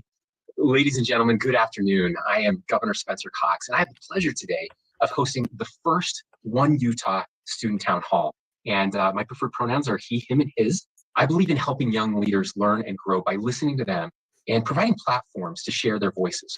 Leading with it's so equity and cringe. inclusion starts at a young Fucking libs. age, and the students that are joining us today have shown great leadership through their academic achievements and civil. I just see and the little civic today. banners. Leading with equity and inclusion starts at a young age, and the students that are joining us today have shown great leadership through their academic achievements and You're not even looking. Right? Mm-hmm. age. And the students that are joining puts a us little today fade in. have shown great leadership through their academic achievements and Guys, civil. somebody and made civic this. Wait, participation in hang on. Somebody made this as like a takedown of him, and they put that on there. That fruity fucking That's edited caption. in there. That's so edited like the in person there, who's like anti-gay agenda just made this video as gay as it possibly could be with those titles. Well, I did not check this one beforehand, but it did say it had the furry attacking them thing, so I did put it in there. This was not in the video that I watched. So I'm just like, this could be interesting. In our state. So All right, guys. So we got to talk about this pretty fascinating and strange topic about this trend going on in schools, or allegedly going on in schools among students who apparently are coming to school and dressing and acting like animals, like dogs and cats. They call themselves furries. Now, the mainstream liberal media. Okay. Note that he said that they call themselves furries. Never Note happened. that. Media has said that this is a myth, okay, that this is made up. It's a right-wing conspiracy. There is no proof and evidence that you have kids coming to school barking and meowing and This you know, is acting just like the election fraud stuff where they're like, here's our proof, this dog. Like the whole like John Oliver thing is skit is that they blurred a dog in the 99 Mules documentary that they made about voter fraud.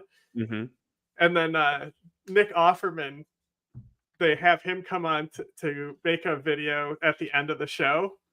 Okay. And it's like making fun of all the things that John had presented on the show. But he goes, and we certainly don't blur good dogs. And it pans over and there's a dog sitting right there. dogs and cats and other animals, bringing dog bows and stuff like that to school. There's no evidence of this stuff happening. Okay, even though there have been stories where school districts have dealt with these types of kids, allegedly, at the very least, their attire is distracting, so distracting that they've had to go out of their way to ban it from school. I can't believe I have to say this out loud, but the furry dress attire. The school dress code up for debate in Brevard County. According to some board members, some students are raising concerns about their classmates' attire. They say some kids are dressing and acting like animals. There are children in our schools that are dressing as animals. And that sounds innocent when you say it out loud, but there are things like dog leashes and collars and walking a child as though they're an animal and tails that are tripping hazards. Yeah, they're called furries, and it's the most, to be honest with you, it's an anomaly that I didn't have when I was in school, and I'm sure you didn't either. To be clear, these board members are not back in my day. That's the Gen what is it, Gen X?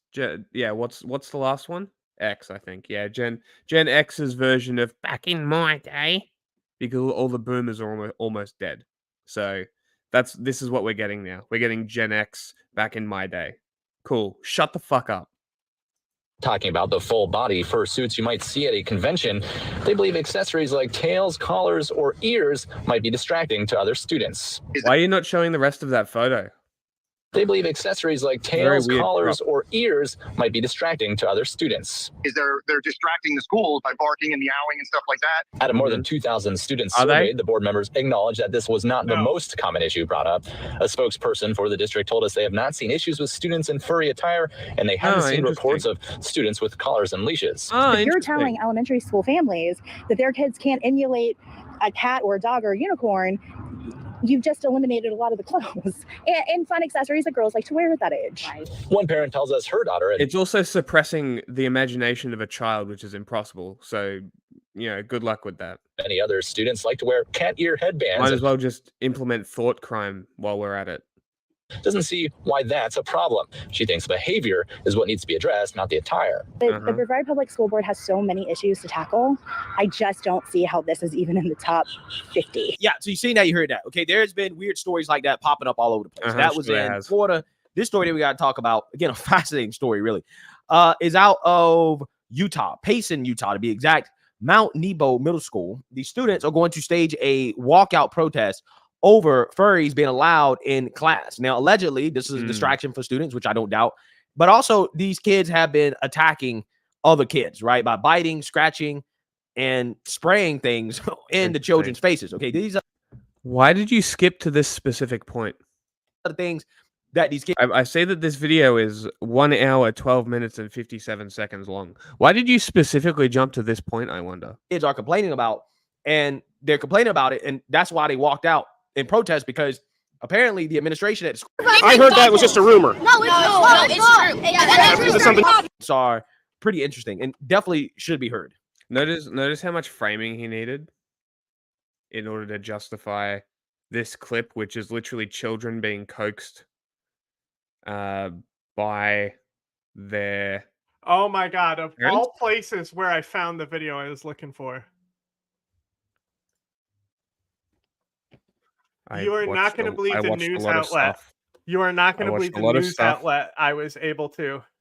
I watched a lot of stuff Jack, prepping for this story. I literally This is assigned John's this problem. to Jack. I assigned this to Jack. Okay? And it's you'll see why this gets fucking frustrating to the point that I'm frustrated right now, because it's literally you'll see. I knew it was going to drive him crazy. That's why I assigned it to him. It's religious nutbaggery. It's literally cult behavior. And that's why it drives me nuts, because cult behavior is so fucking easy to break if you catch it early. But none of these people have caught it, and they're all brain broken. There's no stopping them. The cult is out of control at this point. You people have like worms in your brain, honestly. Exactly. They're putting litter boxes. I heard that was just a rumor. No, it's true. Something Oh wow! Why did I play that video just before? you've seen? Yeah. Also, why is this conservative person on the internet playing the litter box bullshit first thing to frame it, and then had a minute and a half of framing before playing this? Is it because he knows that this is a lie and that it never happened, and that this is just these kids' parents repeating shit that they heard online from other idiot conservatives like this guy? It is a literal echo chamber. We are experiencing from the outside a literal echo chamber of conservative stupidity. This is what we're witnessing right now. And it's going so far that it's impacting their kids. It's literally satanic panic. Yeah. You know, they literally thought D&D was a gateway to Satanism because there was demons in it, and it used magic and witchcraft. Yep. It's literally that. So we can't. So it's like it's over. They're done. Their brains are cooked. There's no saving them. They're fucked. All of these people who think like this, who believe the litter box, who act like this, who generally, if they follow libs of TikTok, they're generally probably brain broken, is probably a pretty good rule to stand by. But whenever I see someone that like shares or posts libs of TikTok stuff, references libs of TikTok, I always go into who they're following, and if they hit like Daily Wire, Matt Walsh, there's a few like key people like the that Norwegian doctor who just hates trans people and wants to see them die. That person, that person is like fucking hideous too. It's crazy. Yeah, and it uses nothing but filters to make her pictures look good. It's very funny. It's very, very funny. Ollie London is another big one that if they follow them, I'm gonna put on a probably filter. I'm gonna be just like her. Like there's key people that these people follow, and if they follow these people, they're probably pretty brain broken. It's a pretty safe assumption at that point that they can't be helped. Bro, it's so funny because the auto detect, it's like fucking up my forehead. It like ends right here. The auto smoothness detect, like it's stopping on like my prominent forehead wrinkles, and it's like not able to process those as like That's still a very funny. face. Like you can literally see the cutoff line in the effect right here. Yes. Also, Benny Johnson is another one. Who's the dude with the small face? Charlie Kirk. Yeah, people like that. Just the general sort of typical people in that sort of sphere. That their pinnacle, like overarching point is trans people, right? That's their movement. That's their goal. What I sent you is the actual true Kevin Molyneux, he's dropped off, but yeah. The link I sent you is the actual true origin of litter boxes being in school. Okay. It was something that they did like. Yes, he did explain this in the video. Yes, I do know about this. Yes, but this video is from a teacher. That video specifically is great. Mm-hmm. Okay, I'll play that after this, and then we'll go to the Aspen Gold one. Talk or say anything to the furries or even look at them, but they can come look at us and they can say stuff to us and touch us, and they don't get in trouble. We haven't gotten into what the school actually said and how they're twisting this too.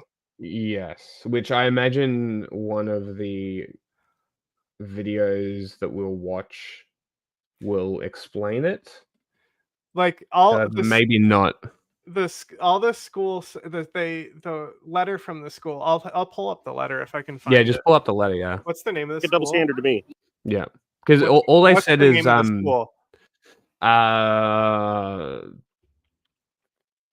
shit. Okay, I'll just find it. Don't worry about it. Mount Nebo Middle School. NEBO. Yes. Okay, you guys stay on the sidewalk, okay? Also, we're not allowed to look at them, go near them within like a 10 feet circle. Otherwise, the teachers will come and get mad at us. No. Okay, so pop quiz, everybody. If teachers at a school tell kids not to go near another kid or they'll get in trouble, what does that generally mean that kid is doing? Let's see. Let's see if people can guess what this might be. What could they possibly have been doing for a teacher to be like, hey, stop going near them? There's only two potential answers. Here's a good article. I don't know if what the school said. The school basically like recognizes that the students being called furries. It's crazy. There's posts about this from 2 weeks ago, but the story really only took off last week. Yeah. Oh, look, one post from libs of TikTok. Wow. What a surprise. Yeah. But who would have guessed they that twisted libs of this TikTok? They twisted this shit immediately. Like nobody said anything like this about how you can't go near them. And it's like they said it's like, no, it's all students. Like this doesn't exist. Like the people twisted what the school said. Yes. I'll try and find the actual letter. Okay. They say how old are the kids that are dressed like furries? They're like 11, 12. They're 13 and they should be allowed to. They bring dog bowls to lunch. It's almost like 10 to 14. You mean the middle school age? Why do you think the principal? I love this. I will not comply. What are you not complying with? Not being able to go near the furries? I don't know what you're protesting here, kid. I will not comply. Put a stop to this. First of all, we also say this. Like, we have strongly recognized. That's why we specifically put them on the terrorism tier list. Libs of TikTok. Yes. Yeah. Is a furry and she supports it, and if we get bit or something, they get mad at us. We get suspended, not even if they weren't supposed to do anything. We get suspended. They scratch, bite, and she's also afraid of getting sued. Where are they getting these ideas, you think? Their parents. Why would their parents want them to dress up as an animal? I don't know. But they're not supporting their parents. They get it from YouTube because they see furries and they think it's cool. I So that agree. scratch on your elbow is from a furry? Yes. Interesting. I have one on my leg, but I'm not gonna show Yeah, you don't have to show it. That's fine. Well, you guys are pretty brave for walking out of class. I'd be afraid to get suspended. They can't suspend all of us. There's so many. They can't suspend all of us. That would be Controlled speech is not free speech. Based. There's too many of us. They can't arrest us all. Based. I hope that would be funny if the cops did come to crack down on this protest and they learn real quick. They will arrest you all, actually. Yeah, they will. You got kicked in the leg? Hey, you guys stay on the sidewalk, okay? I'm on the sidewalk. What is this? It's not national news, really. Yeah, so you've seen that, you heard that, okay? So all of these students are essentially walking out in protest, okay? And somebody tell me that these students are lying. I don't think these students are lying, okay? I think that these students feel passionate about what they experience. Okay, let's listen to this. My brother's like, oh kicking my claws God. and like telling me how his friend got bit. Oh and my stuff. God, turn the music off. It's just insane. Like, kids should not go to school thinking they might get attacked by some kid acting like an animal. Like, it's crazy. So they're getting bitten? Yeah, he always sends me videos and stuff and like pictures of like the kids like acting like animals, like crawling and like barking at Is this people. in class or is this in between classes? I think I'm not actually sure, but it's all of them. All of them just all the time, I guess. Okay. Yeah. Why do you think they allow it? Look at him I think getting they're his just, like, opinions from the crowd around him. Yeah, it's hilarious. Every opinion is coaxed from the crowd. It's literal mob thing. It's wild. Oh yeah. Yeah. I can't remember what it's called, but there's something like they try to, like the minority, they try to like just make that like try to appease them. Yeah, they try to appease the minority. But Crazy. Where are you that's getting trying to these ideas from? Have your fuckwit parents told you maybe? make just them happy or whatever. There's also rules like even if they're like messing with you, you can't do anything or say anything. It's just like really like they can say anything they want and you can't do anything. Well, I mean, like when I sounds about woke, right? Sounds about woke. Okay, it sounds about right. I don't think that these kids are making this up. Okay, but who knows? Okay, I don't know personally. This story came across my timeline. I thought it was fascinating that you have all these kids walking out over something that's supposed to be a conspiracy theory, okay? Because we covered these type of stories before. It is. In which allegedly you have these kids bringing dog bowls. A specific group of kids. Yep. Who do not identify as furries. The school never even said nobody identifies as furries. The school didn't say any of the thing that everyone is claiming. And again, they are acting like animals, right? And these teachers and administrators are allowing them to do this, and I guess they're facilitating it because they don't want to hurt feelings. And okay, I found it. This is the statement that the teachers made. They said the slogan, which is raw. Yeah, because the mascot is the cat of the school, which makes it so much funnier. So much funnier. So they reminded that the slogan raw, which advises students to be respectful, outstanding, academic, and responsible. According to an email sent to the parents and guardians, teachers shared a message that read in part, "As responsible citizens, we hope you will look out for each other, take care of each other, and treat each other with kindness." The email then cited the district's dress code, asking that any clothing or accessory that becomes a nuisance or distraction to be left at home. Somehow, some people misunderstood that message or misinterpreted it. Sorensen said, "We're not exactly sure what happened," which is very funny. For some reason, I can't find the email, the actual email itself. Yeah, because the first email doesn't exist anymore. So it's the second. It's like the follow-up email, right? Because the first one went out and it didn't really have enough coverage to like be like archived or something. So like nobody picked it up. Well, there was the video that you told me to watch did have it in there. I would have to find it again, but that's happens that in a world when you was don't also want to hurt 5 feelings, where hours everybody's feelings are valid, even if it isn't necessarily grounded in reality. You end up with stories like this where you have these kids who allege that, hey, they're being attacked, they're being bitten, kicked, because you have these kids that just are allowed to act in whatever way they want to act, just because they, are a minority, right? Just because they identify as animals, I guess, right? So instead of actually, fixing the problem by talking to the parents and saying, hey, this guy's nipples, bro. I don't know what y'all do at home. I don't know what you're into. This guy needs a solution for his nipples. He's got gynecomastia probably at house, but when steroids. Your kid comes to school, they can't act like this, right? They can't be biting, kicking, and spraying stuff on kids like animals. They can't be acting like dogs and cats. They can't bring the dog bowls. Or he was fat like me, and he's got chubby fat guy tits. Maybe can't bring the little boxes. They can't do that. You cannot do this at school. Okay, they have to actually get along with the other kids. No. Apparently the administrators on board with it. None of that happened, right? And this is how we end up with the society that we currently have, is because the adults that are supposed to be guiding these kids are basically letting them get away with this type of stuff. And, down the road, that has negative consequences for society as a whole. And you're not doing these kids any favors by essentially allowing them to be a distraction to other kids and themselves by acting up like this. So, hey, we'll see if the local news media picks up this story. We'll see how big this story gets. But, they say it's a conspiracy. They say it doesn't exist, that this is something that's made up and that, it's just a right-wing MAGA thing. I personally think that there's probably some truth to it. I personally don't feel like these kids are lying. The truth is, again, you never know. The truth is, marginalized kids were being bullied at a school, and you're helping those bullies. Yep. I think it is important, though, to highlight it and to see, okay, is there some truth to this? We'll see.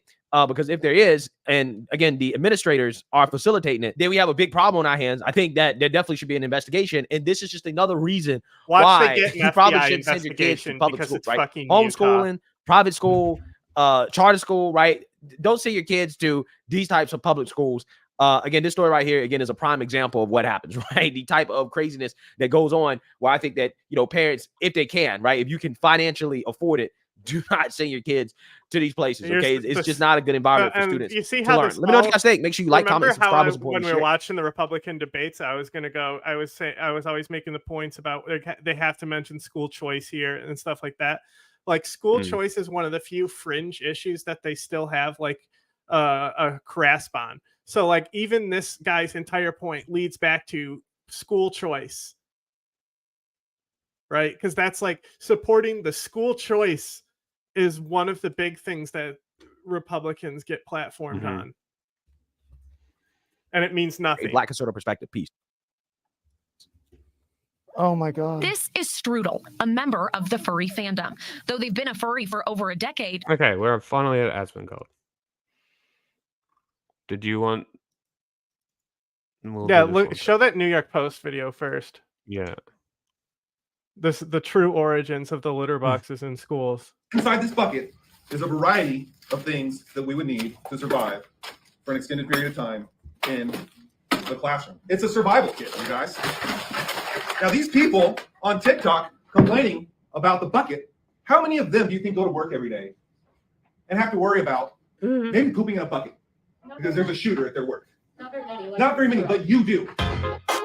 That's hilarious.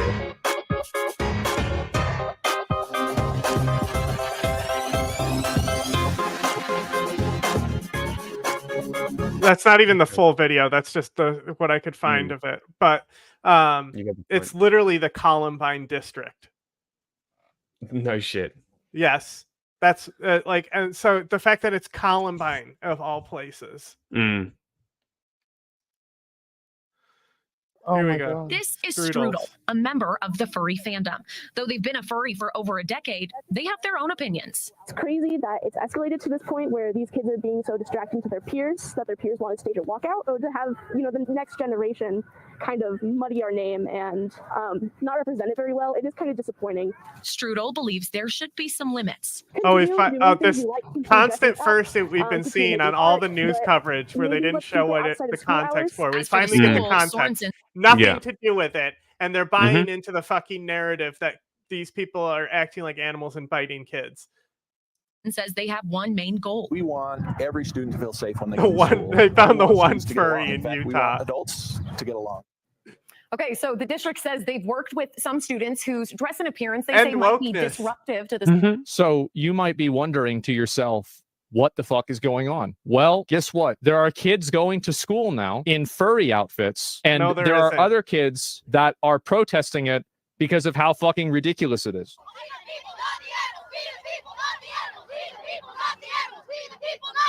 Look at this.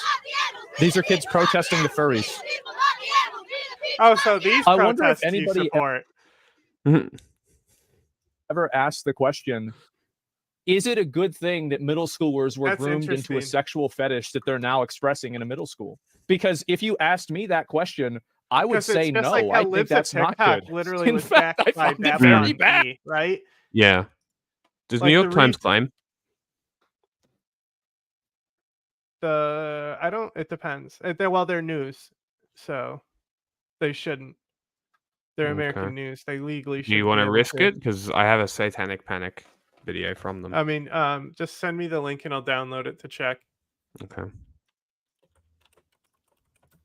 Dad, that's crazy. Wow. Yeah, it is crazy. You're right. Almost like it didn't happen. Yeah. Like disgusting. We just need to ask ourselves. Is this also, real? do you think these kids are making these signs? Fuck no. This is all their parents. This is all their parents and their cultish bullshit wanting to go out and protest, but because they're cowards, the only thing they'll do is stand up to children. Nick Merckx has something to say? Yep. Oh my God. Look at them. Furries in schools, everybody. I'm live out here in front of Mount Nebo Middle School, Look at this. where a bunch of kids have staged a walkout against furries. And there's been a lot of talk about furries in schools. Everybody says it's a myth. That's what the consensus was last time this came up in the news. But these kids are saying that it's not a myth and that there actually is furries being allowed in the classroom. They told me This is crazy. Yeah, it is crazy. You're right. This is crazy. Yeah. Being attacked, they're being bitten, they're being sprayed in the face with. Somebody needs to call animal control. With Febreze. Oh no. Not Febreze. Let's see. Street media. All right. How about you guys? What are they? He's going to ask him anything? Yeah. I will not comply. What are you not complying with? Based kids. Okay. We came to learn. Okay. Why are you the most disruptive just want kids to at the learn. school then? Well, that's not true. Somebody the school literally said they had a great day because all the troublemakers were outside. You're the ones interfering with learning, actually. Furries were attacking you guys in class, is that right? Yeah, they bite kids. They bite people. They will bite ankles. How do they bite your ankle? Why would they? They walk on all floors, run down the hall. They scratch people. Unhook your shoes and then bite people. They scratch people. They bite people. And one kid got like, come on. Like, what in you is like what in you with experience of children and like just replace them with talking about skibbity toilet here and it's just as nonsensical. Like, come on. Like, you're gonna take the word of like children now and how they saw an alien in the woods. Yeah, exactly. Insane. It's almost like these kids have imaginations too, right? And it's almost like it's imagination and play at the root of all of this. Right? And now it's national news, and these girls are getting bullied. Death because threats, of it. bomb threats. Yeah, bomb threats at the school, all because they decided to have a bit of fun in recess. Very cool. Very, very cool. Well, also a lot of the videos, which we haven't seen a lot of the evidence, because there is the evidence, the videos they're referencing. There's ones that are literally clearly in somebody's backyard, not on school property. Amazing. I think I also have parts of the main video I want to play because they literally unravel their own story as they get spoken to. It's so funny.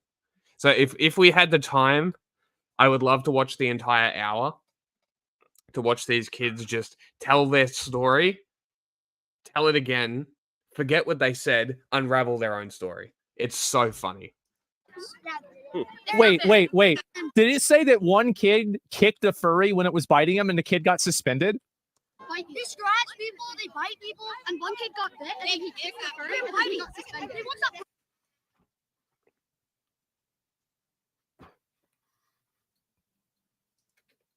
Yeah, it's animal abuse. True. Yeah, that's fucked up. We're not allowed to wear masks on Halloween, but they wear masks every day. So you can't wear a mask on Halloween? No, we can't wear masks on Halloween, but they can wear masks every day. So are they wearing a mask every day? Yes. But every time they go, they're always just wearing a mask. But the principal finally stood up and banned those stuff. But they still wear them. I hope these kids look back on this and realize how much of a piece of shit they were.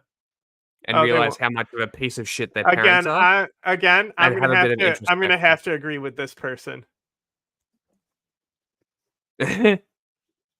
Like, why do you think the Red Guard was children? Yeah. Like, it's because get your fingers out of your mouth, Hassan. They're the easiest to radicalize. You can stick an idea in their head. They still have an imagination. Yeah, exactly. So you can convince them of these fantastical ideas, like communism or fascism. Don't get in trouble. The principal doesn't make them get in trouble. Yeah. All the principal says is just be kind, be nice. Yeah, the Mormon Church needs to control the entire area. Be nice. New Canaan, baby. What's the point of dressing up like a furry? I don't know. Thank God they don't know. They think they're so cool that they want to get a lot of attention. They think they're cool. So people can come at them and just look at them and think that they're so cool. Okay. What do these kids sound like? They sure fucking sound like bullies, don't they? Also, are you guys going to be in trouble for walking out of school today? No, maybe. No, that's, maybe we that's might. Where Yes. At. And come and like attack you, but there's like more. But there's 30 of them in all. I've seen at least like 15 furries. 15 furries? What the fuck? He's actually is this like an everyday thing? Not too long ago, bro. Not too long ago, they sprayed Febreze at me and my friends. Why Febreze? I don't understand that. Because it's like Axe. You know what Axe is? Yeah, it's like that. We have Axe. They have Febreze. They just been spraying at people all the time. Febreze is probably good to get the pet dander off, right? Oh my God. But me being worried about this, no, not at all. Because I know I've got all these people here to support me. I've got the moms. I've got the city to support me. I have my parents to support me. This is crazy. And we were at lunch. One time we were at breakfast, and they started being super racist to these kids. They were.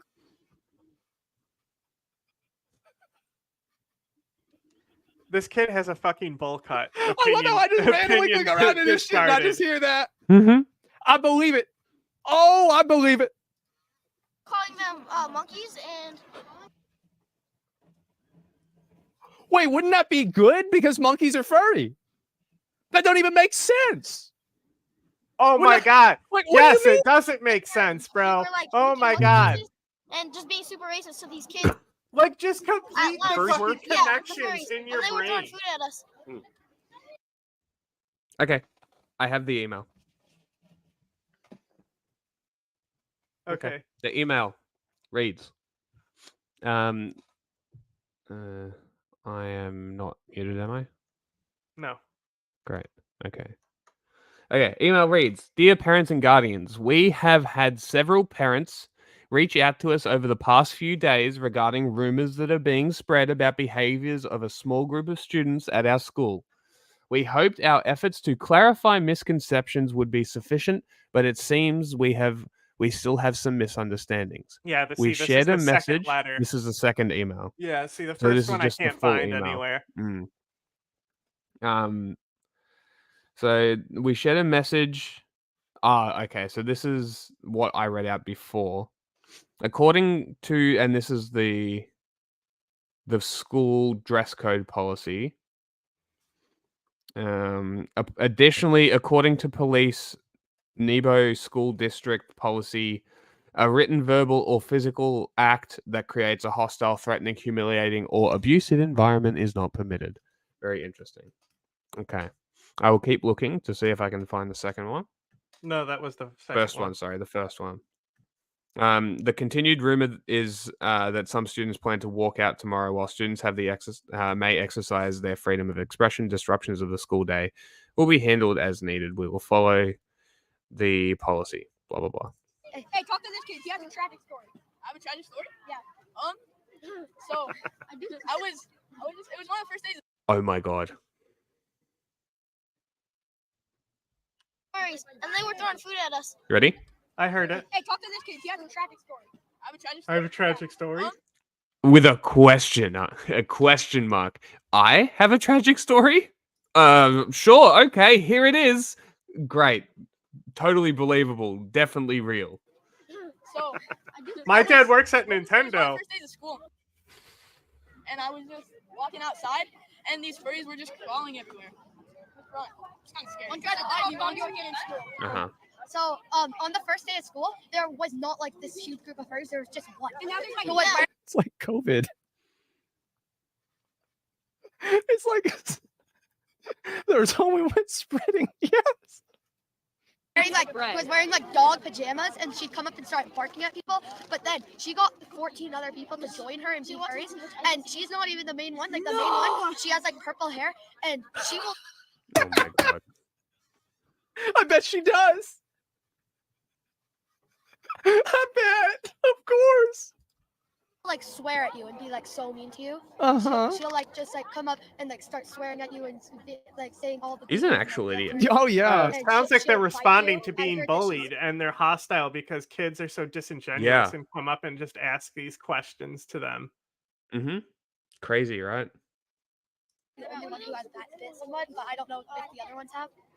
Like she's the only one I've heard about who bit someone. Oh my god. Well, it's hard because we're the students. We get in trouble. Like we can't have any altercations. Has anybody heard the phrase "we the people"? Yeah. Has anyone heard the phrase "we the people"? Yeah, it doesn't apply to furries. Just make that like try to appease them. Yeah, they try to appease the minority, but yeah, just trying to make just them happy or whatever. There's lots of rules, like even if they're like messing with you, you can't do anything or say anything. It's just like really like they can say anything they want and you can't do anything. Well, I mean, like when I was in school, if I bit somebody or scratched them or hit them or sprayed chemicals in their eyes, you know, I would be in trouble for that. Yeah, they just don't get in trouble, I guess. Why do you think that is? We get in trouble. I don't know, just try not to get sued. You think the school's trying not to get sued? Yeah, I think they're just scared that like the parents are gonna be like, you won't let my kid identify as a dog or whatever. I think that's true. I think you're a fucking idiot, and these kids are bullying the fuck out of these kids, and they're trying to defend themselves. I think that's what's happening. I'm not going to say what I was about to say. That's the reason. I think he's right. But, like, if you identify as a dog, then go be a dog, but not at school. Oh, I'm so tempted. Fuck. Identifying as an animal. Crazy or something, mental issues, I don't know. Yeah. Nobody identifies as an animal, including furries, by the way. Furries do not identify as animals. They understand that they're human. Part of yeah. it, yeah, they're getting more attention, but also hopefully they can stop and be not allowed in school. Like if they keep acting like that, they'll like officially, like the school will actually get involved and say they can't be doing that stuff. Okay. That's what I want to know. No, you don't. You don't want to know that.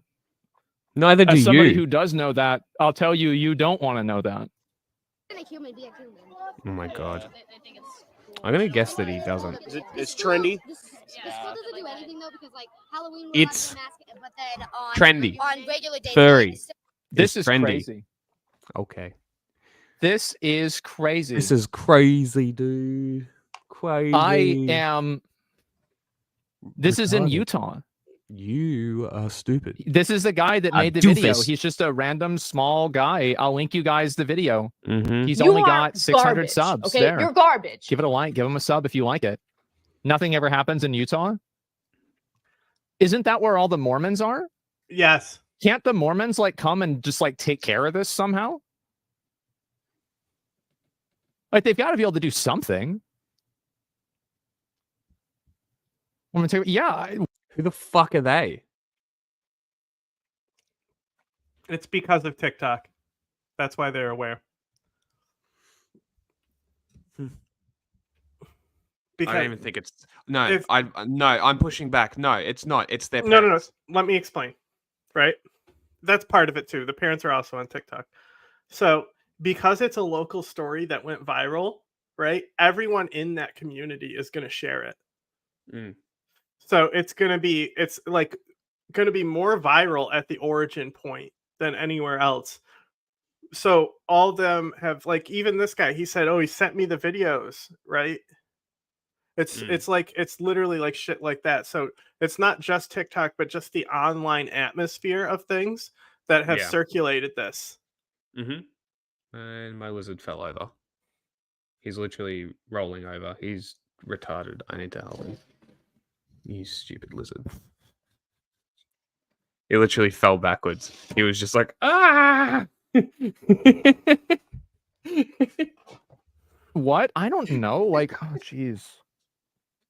I don't know. Like, they gotta be able to do something. Funny as. Is there a response article from the school district? Oh, right. This guy's an idiot. I'm moving on. Fuck this guy. Well, yeah.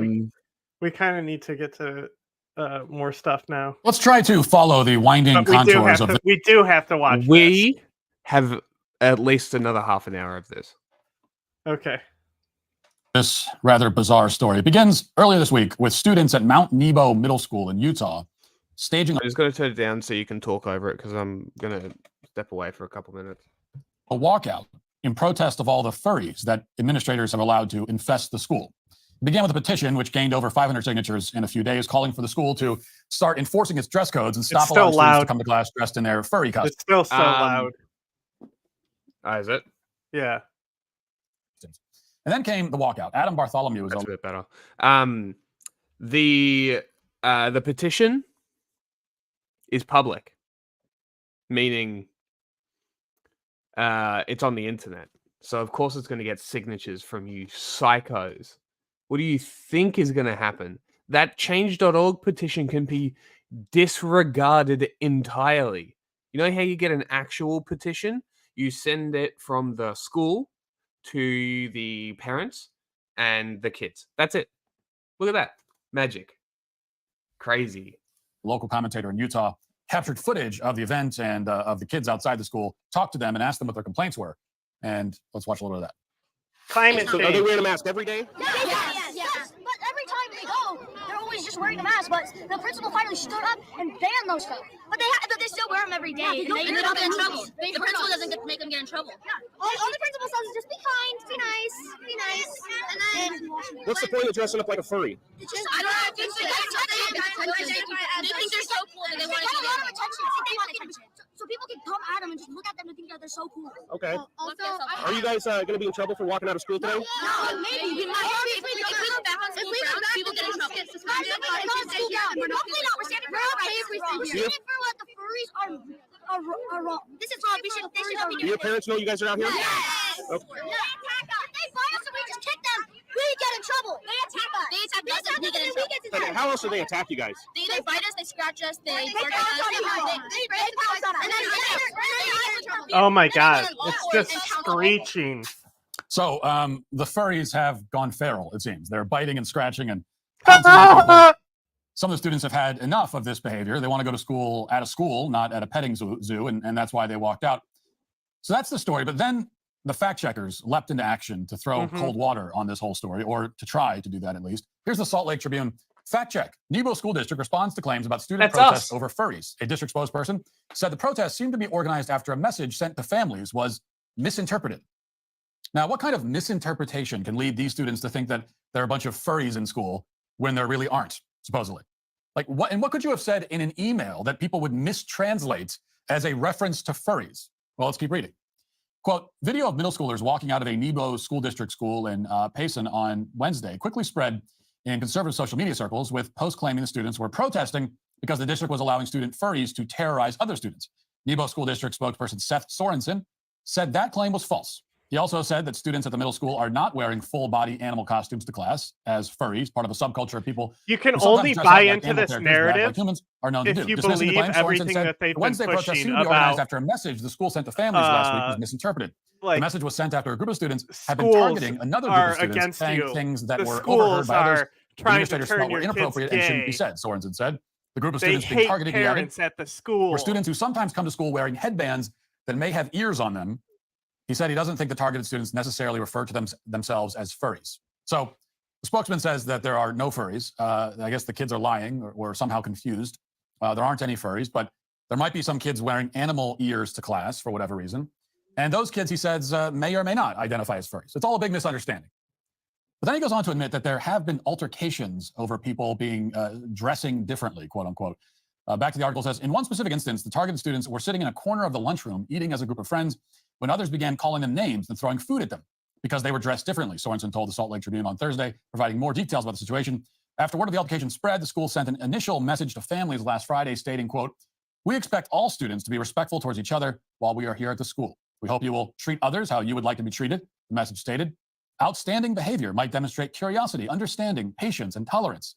But Sorensen said that he thinks some parents misinterpreted the note, incorrectly taking it as a message that the school was taking the side of a single group, saying, we want you to be this kind of group, but they don't have to be kind to anybody else. Nobody was taking the side of one group or another. He said, what we were saying is everyone needs to treat everyone else with respect. Okay, well, wait a second here. He says that the school isn't taking the side of a single group, quote unquote. But what group are you talking about? I thought that he said that there weren't any furries at the school. Which group is he referring to? I thought the group in question doesn't exist at the school. Let me explain how the English language works. There are furries at the school, but he's not taking their side. Snippet, they set up the subject of is he confirming that there are indeed kids coming to school dressed like animals? That were dressed differently. And the dozens of others published by various outlets of the. Go on, do you think? That's it. I can barely talk over him because he's so loud. I know the balance on their fucking video is insane. Last couple of days. Well, it's because they know how to balance for YouTube. Totally invented. You need to turn it as far down as it goes. Reports of furries were pure unfounded rumor, but that's not quite what you get from the spokesman's own words. And then there's this. Now I don't have to shout. On Tuesday, the school sent another message to parents trying to clarify its original note. We have had also emo girls, cat girls. This has always been a thing. Anybody around our age will know this. Look at there's always a cat girl. There's how always an popular emo girl. And how much of the meta cat ear headphones are. Yes. Yeah. Exactly. You think those kids don't have headphones on that have cat ears? Exactly. I bet you kids at the walkout had headphones on and they were cat ear headphones. Several parents reach out to us over the past few days regarding rumors that are being spread about behaviors of a small group of students at our school. We hope our efforts to clarify misconceptions should be sufficient, but it seems we still have some misunderstandings. The note went on to quote the Friday message and concluded with an acknowledgement of rumored plans of a walkout protest on Wednesday.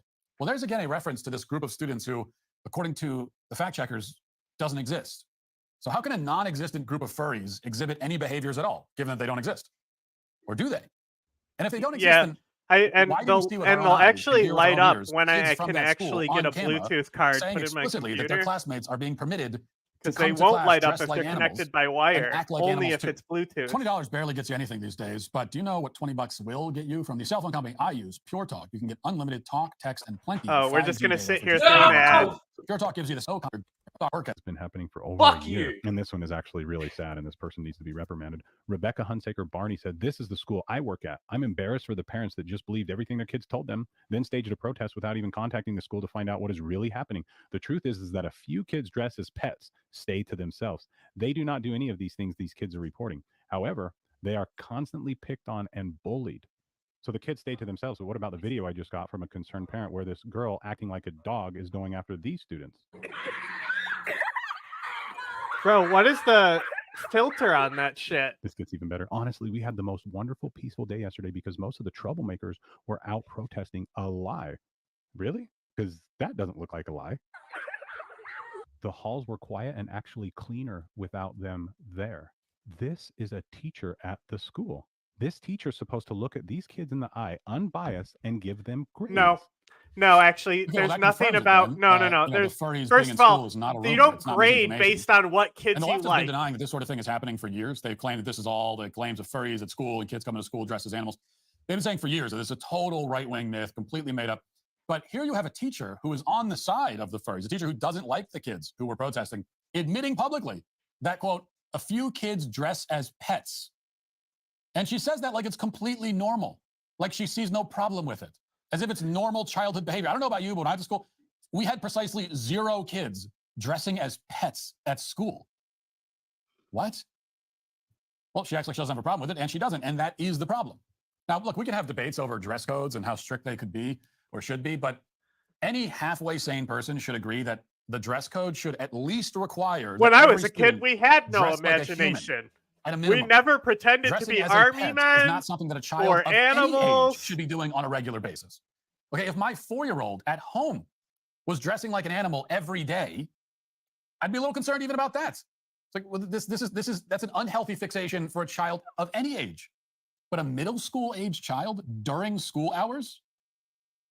By the way, the same guy, Eric Maltzis, has also obtained these photos of kids at this school dressed in their animal costumes, which you can see here. So we've got some kind of velociraptor lion hybrid thing. That's epic.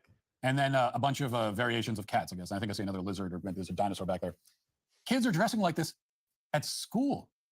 They're coming to school in a full-on mask and just walking around the school. No. The parents are letting them leave the house in animal masks. Well, this is happening. It has not been debunked. It is real. It's a real thing.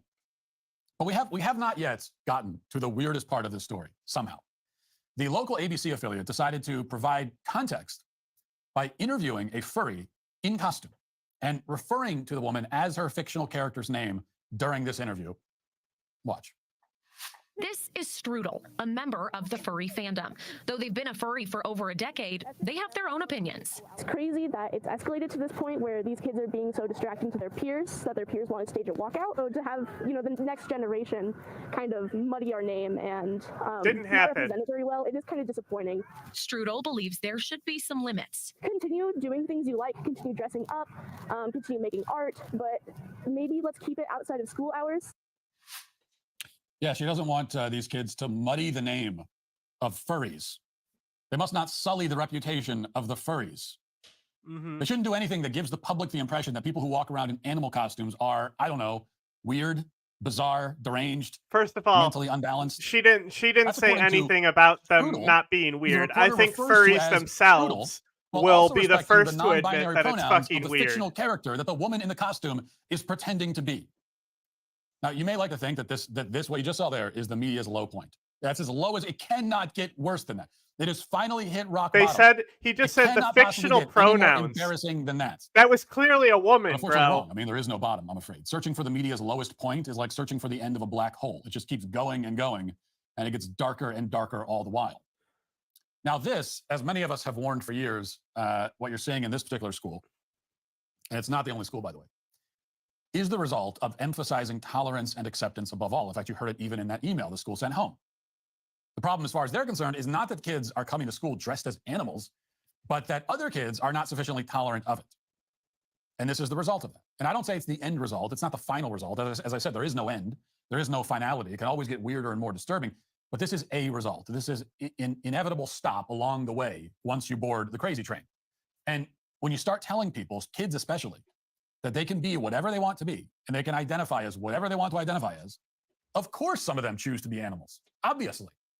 And since you've elevated tolerance and personal expression, quote unquote, as the highest virtues, you now have no way of telling these kids not to behave this way. Uh-huh. I mean, how can you? Good. They're expressing themselves.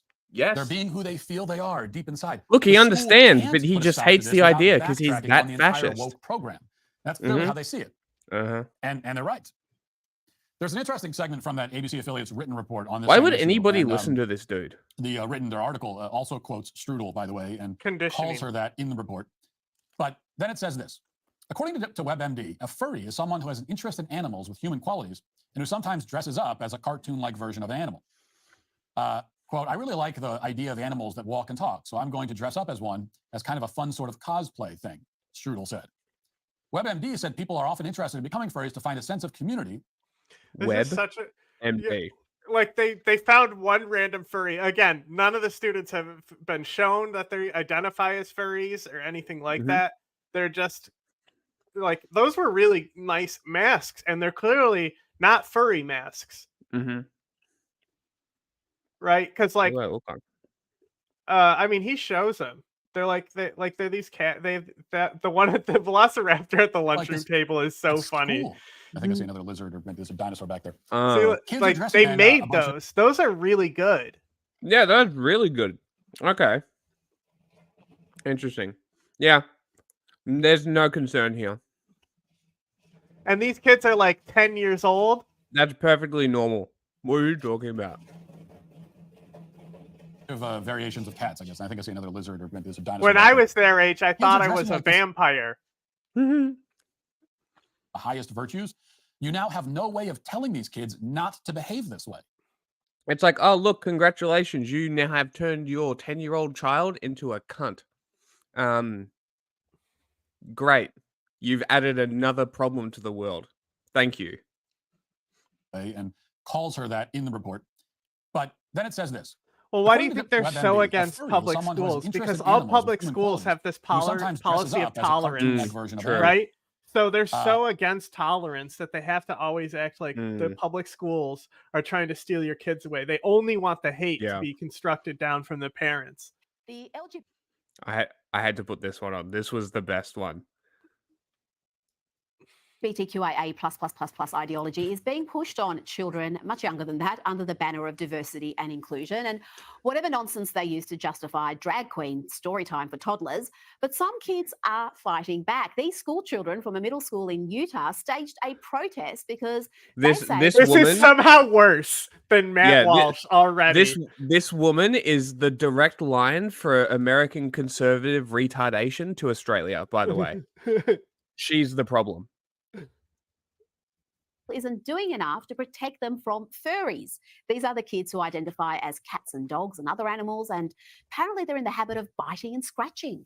They bite people. They will bite ankles. How do they bite your ankle? Why would they? They walk on all fours, run down the hall. They scratch people. I love how they're sourcing this to Scarlett Johansson, who's clearly not the original person who shot this video. Yeah, like you can't even source your shit properly. Nope. Good job, Sky. They bite people. Principal doesn't make them get in trouble. Yeah. All the principal says is just be kind, be nice. And what's the point of dressing up like a furry? Just, I don't know. They think they're so cool. They think they're so cool that they want to attention. Isn't that funny how they're all using the same clip? People can come at them and just look at them and think that they're so cool. And these kids say they are not only being terrorized by these furries pretending to be animals. Hang on. Time out. I need to go over something on this sign here. You see the T being the 2? Yep. Did they fuck up a letter there? We just want. It does look like it. What do you think they were?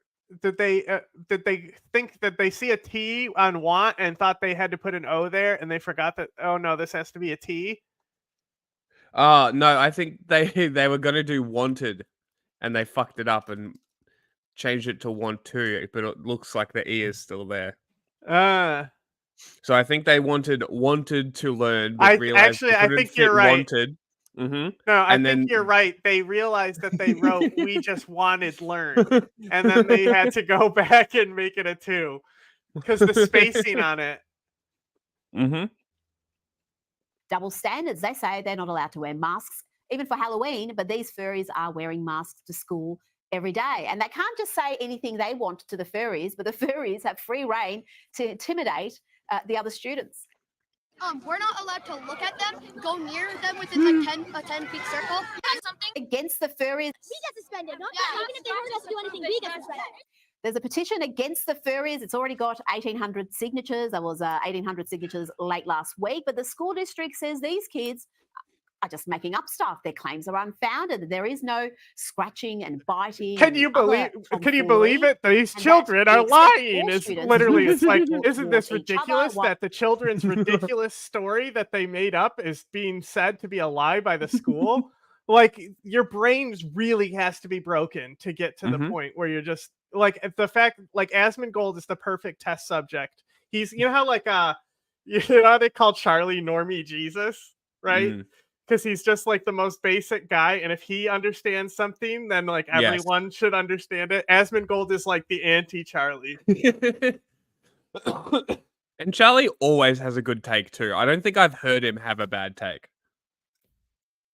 I don't think. I really don't. Like, everything he says is like perfectly acceptable, nothing really out of place. You know what I mean? Mm-hmm. Like, he's never really on the bad side of things, because he almost sees it from the same point that I do, where it's like, if it's hurting people, it's probably not good. Yeah, it's pretty good standard, I think. While we are here at school. Nice sentiment, but this is the same school Where it's like, district who's benefiting? last year Only gave rich students people in the disgusting state? insects Probably to not eat good. as part of an English assignment on climate change, claiming it would save the environment. So yeah, I'll just reserve my judgment there. Let's hear from a member of the furry community. Strudel is her name, and she's not happy with the kids damaging the exact good same standing thing of the furry community. You know, the next generation.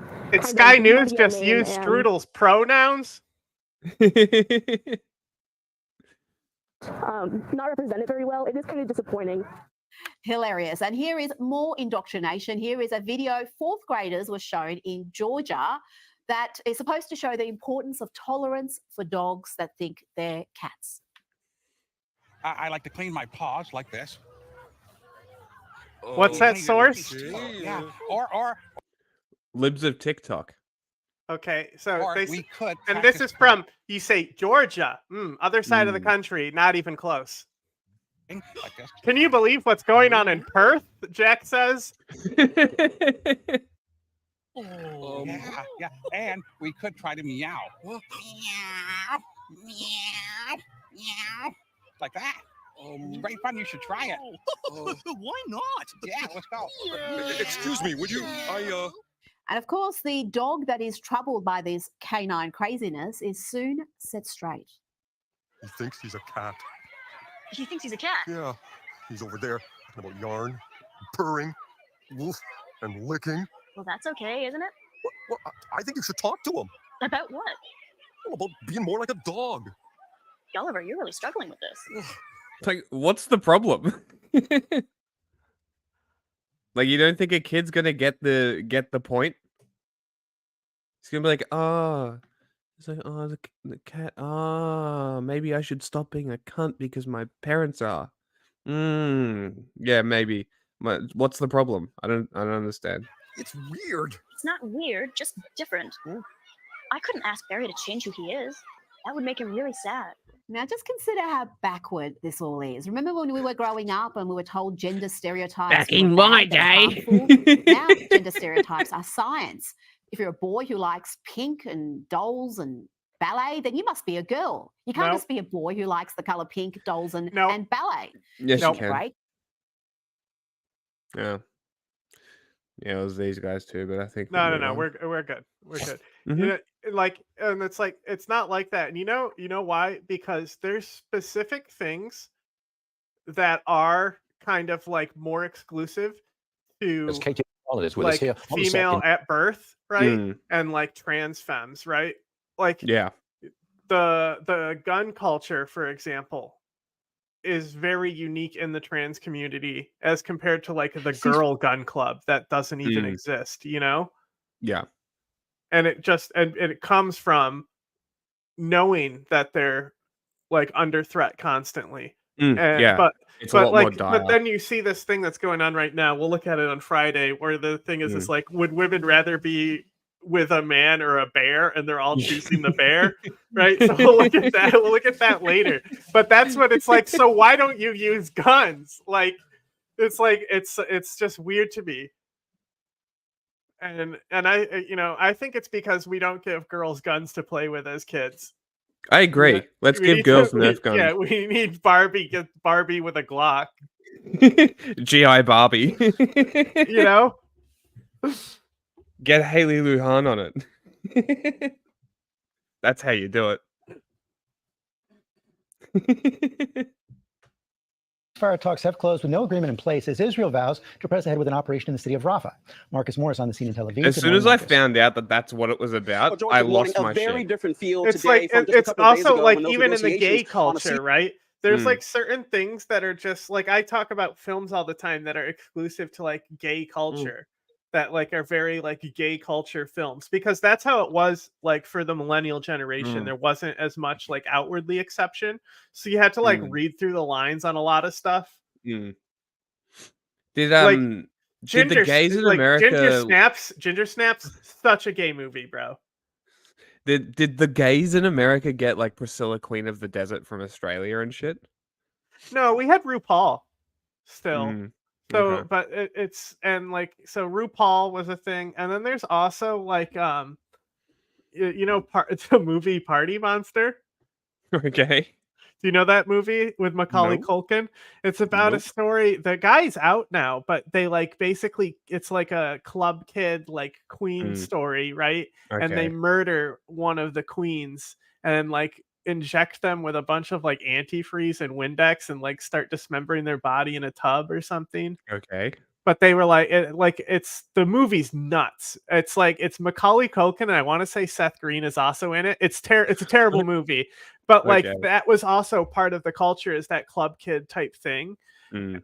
So and then like with like when I was like a kid, right? So like that was like to pretext me. That's like the 90s, right? Mm. So it's like I'm really coming to age after 9/11 where I'm being more aware of things. So it's like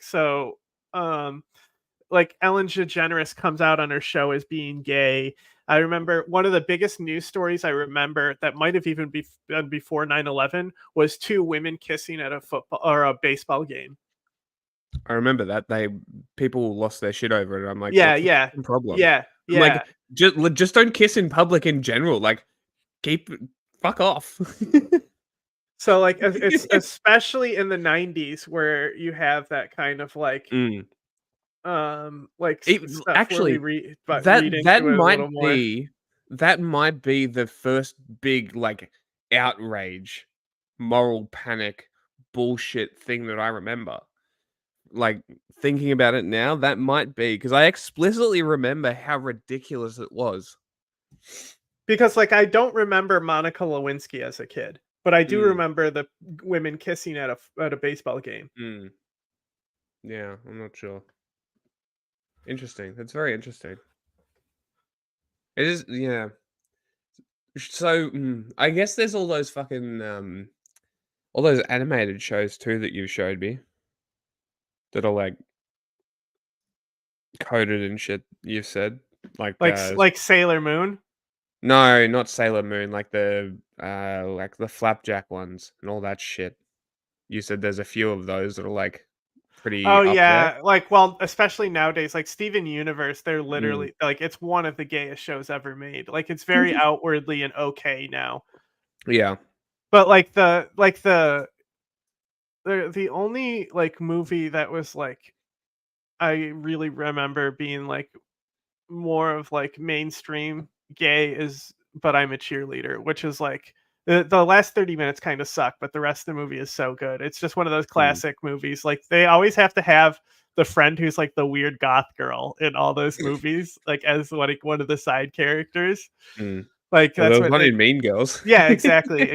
And Mean Girls is like the best movie ever made. It is pretty good. It is objectively a good movie. I think it's like there's a But Not Another Teen Movie, and it's like a parody movie. That is one of I think that might have been the first parody movie I ever saw. So like Still, to this day, one of my favorite movies. So like that one is like both that and Mean Girls really distill the entire formula of that era. You know, which even goes back to like You the really are Breakfast right. Club. You really are right. It's really funny. I never really thought about it like that. See? Ceasefire seeing promises. See, Jack?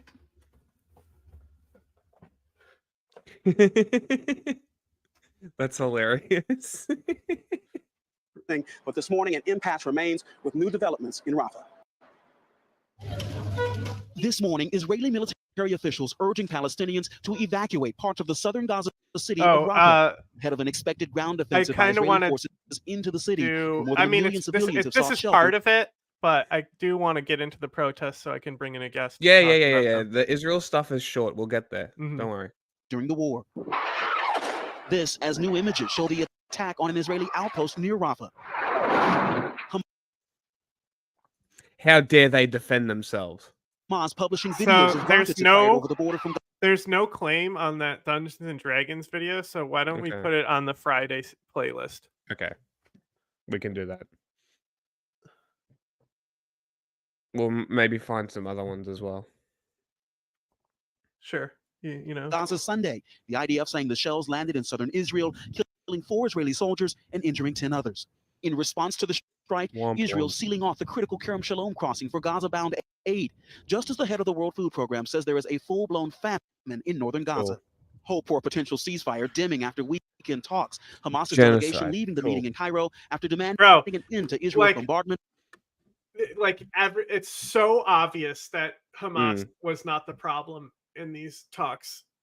Yeah, it's clear that Israel are the belligerent, sort of immature 8-year-old at the table throwing their food on against the wall kind of thing. They're like, you all must die. We are the kings. We must control everything. Blah blah blah blah blah blah blah. It is our area. We must have our beachside property. Fuck you. Okay, Jared. Look, so breaking Reuters reports U.S. officials saying that Netanyahu and the war cabinet have not appeared to approach the latest phase of negotiations in good faith. Oh, I missed the football again, Charlie Brown. Out of the Middle East overnight. You remember at the start of this most recent phase of the talks, I said these are going to fail and they're going to invade Rafah, right? And I want to be clear. I'm like team nothing ever happens here. The invasion of Rafah is happening. It's imminent. It's going to happen. We always knew it was going to happen. It was just a matter of when. And I think now, I think by the month's end, there will be an invasion in Rafah. And because they're specifically evacuating civilians now, the U.S. said from the beginning that they needed to present a Rafah attack plan that accounted for like the civilians and stuff. Yes. So all Israel has to do is just do the illusion of dropping pamphlets to tell people. Well, they're evacuating the outer suburbs of Rafah. So they're evacuating the outer suburbs, then they're going to kill everyone inside.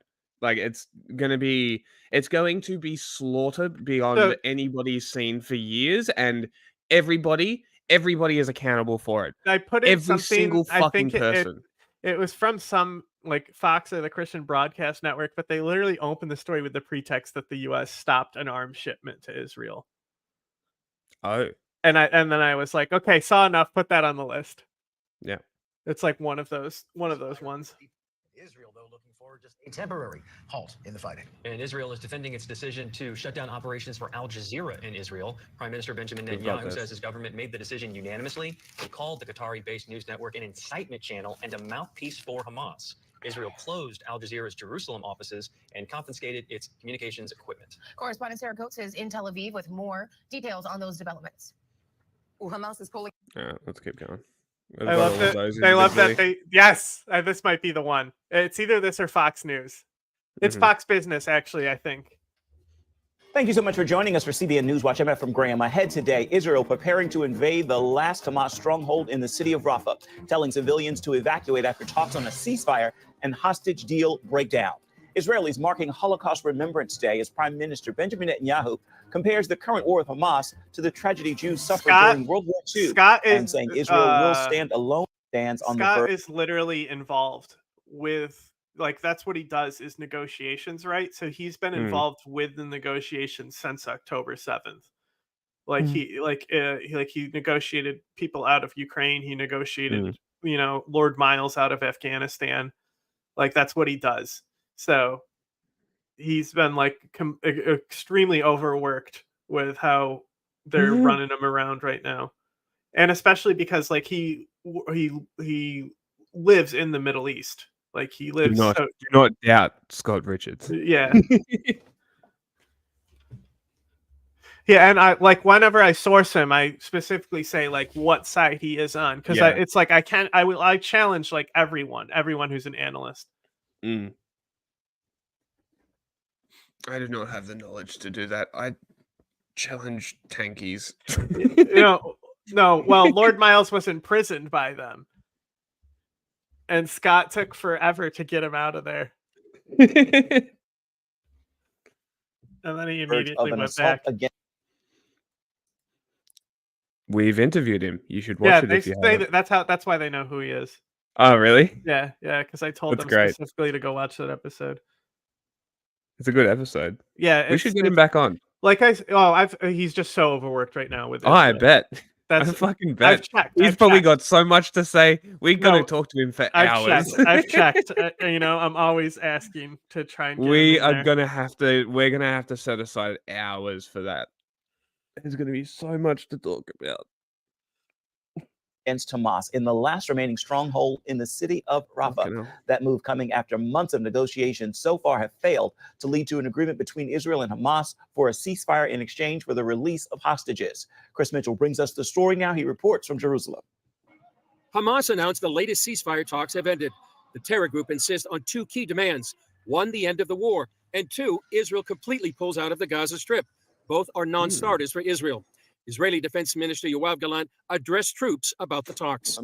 We are recognizing worrisome signals that Hamas is not planning to accept any deal or agreement with us. And that means the operation in Rafah and in the entire Gaza Strip in the very near future. As a prelude to the incursion into Rafah, the IDF is sending leaflets telling civilians to leave for a humanitarian zone. Israel is preparing for their safety. On Sunday, Hamas launched a rocket attack on Israeli soldiers at the Kerem Shalom crossing for humanitarian aid. The attack killed 4 soldiers and wounded 9. Despite the continued attacks by the terror group, the Biden administration objects to any incursion into the last major Hamas stronghold.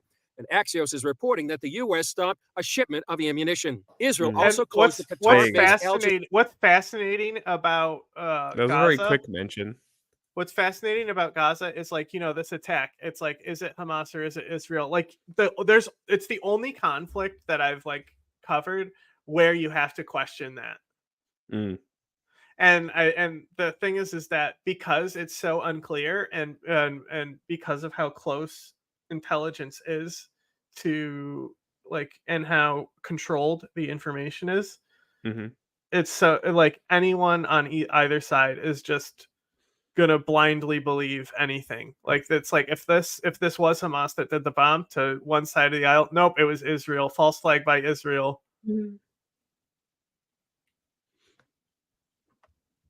Any incursion into the last major Hamas stronghold. And Yeah, the goals were genocidal. That's the problem. And they hear, wanted genocide. If you go back and look at our streams, the 3 streams we did initially, that is like the main point I'm making about Hamas every single time.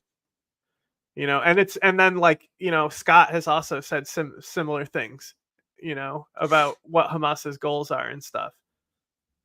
It's like it gets to a point where the information, 2 guys talking history understands this too. They're actually really good at geopolitics as well, even though they're focused on history. Hold on, before you go into that, what are their goals then? If like what is Scott saying that their goals are? Well, their goals, like, what does Hamas want? It's the same formula as 9/11 with Al-Qaeda. Their goal was always to get Palestinians killed from the start. Hamas is not a Palestinian humanitarian organization. No, obviously. That's not a question, right? So what do they actually want? What's being negotiated? Like what the fuck are they asking? Look at how much Israel's reputation has already been destroyed. Oh, it's done for. It's done. They're never regaining any of this support. Yeah, Hamas knows that they can't lose, and because of their specific like link to faith, they believe truly that they cannot lose anyway. So there is no point for them coming to the table to negotiate. unless it's going in their favor to get more. Mm-hmm. So, and Israel won't move an inch on anything. No. So it's also, you have the situation where Netanyahu and the war cabinet is done if the war ends. Like Yeah. they could have got these hostages out months ago. They could have gotten But them out the war's last ending year. anyway, so what's he going to do? Start a war with Iran? Yeah, no. We'll see. We'll see. They say Rafah's the last spot. Do we believe that there's not going to be more ops after Rafah? Of Like, course come there on. will be. Come on. Like, they're going to be like, no, Hamas, because we took so long, Hamas was able to move away and go over here now, Yeah. where we just moved all the civilians. Yeah, exactly. That's exactly where it's going to be. It's just it's literally what Article 2B conditions, like And, like, creating conditions. That's Yeah. exactly what's happening. Moving them around the It's C. stressful conditions. But It's C. yes, but the thing is like I was talking about it on the streams where, like, the attacks that Hamas does, they always, you hear the propaganda term most uses the human shield. They did it when they Mhm. shot the journalist, when they shot Yes. the medic.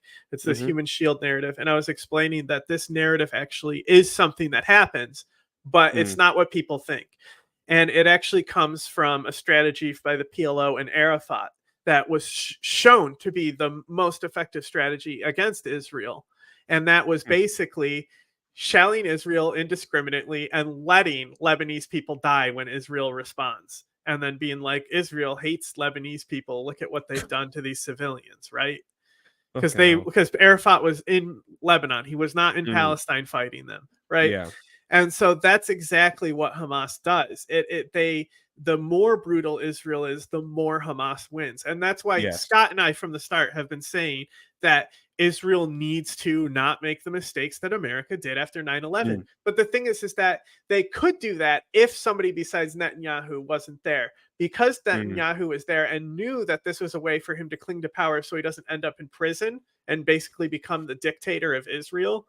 Like, because of that situation, there's no room to not act as completely fascistic as possible, because they need the war to continue no matter what. It is just a perfect storm for Hamas to have a strategic victory. And they achieved that victory on October 7th, just like Al-Qaeda won on 9/11.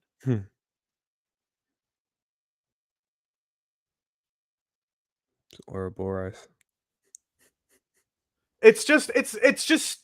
The terrorists are using the tactics that they've shown to work continuously. Hilarious. It's not It's like so they're funny. stupid. They understood who was in power and what the response would be. It's very funny. They're literally getting them to eat themselves. That's why I fucking think it's so cringe when the communists are like, they're revolutionary. This was an act of resistance. It was an act to get fucking Palestinians killed and make their lives worse. Like, nothing is better in Gaza.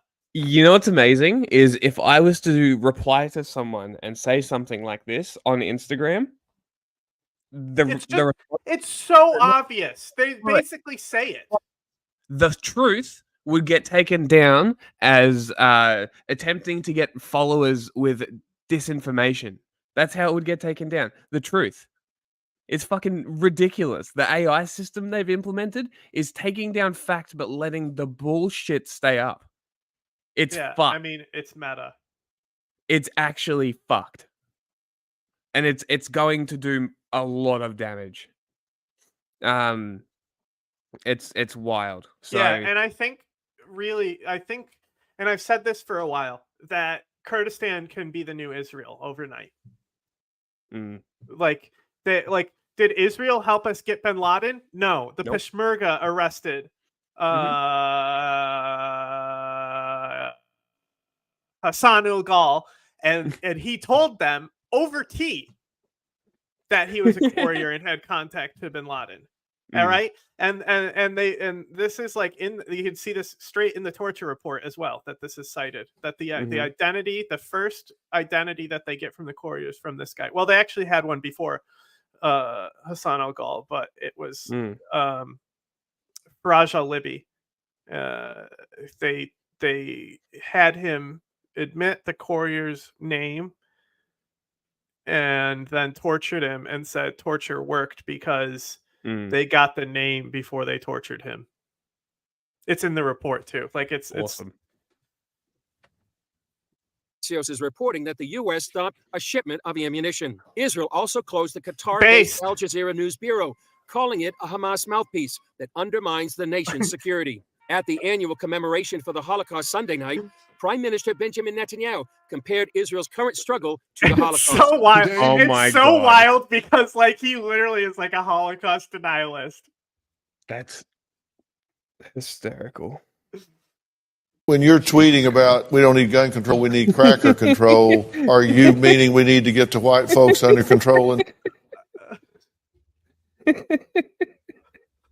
We again confront enemies bent on our destruction. I I say to the leaders of the world, I forgot that we had that soundbite. no amount of pressure, no decision by any international forum will stop Israel from defending They itself. referenced the protocols of Al Zion. I mean, I wrote that book. That's a great book. No, literally went up in the Holocaust Memorial and said, "We don't give a fuck about international law. We're doing a genocide." As the Prime Minister of Israel, Hi, everybody. the one and only Actual Jewish state, Nazi here. I pledge here today from Jerusalem on this Holocaust Remembrance Day. If Israel is forced to stand alone, Israel will stand alone. Good. Good. On Monday morning, a siren okay, so sounded what I throughout was the going to country. say, right? This the whole thing of like Israel being our great historic ally in the Middle East. Fuck Israel, okay? Yeah. It's Egypt.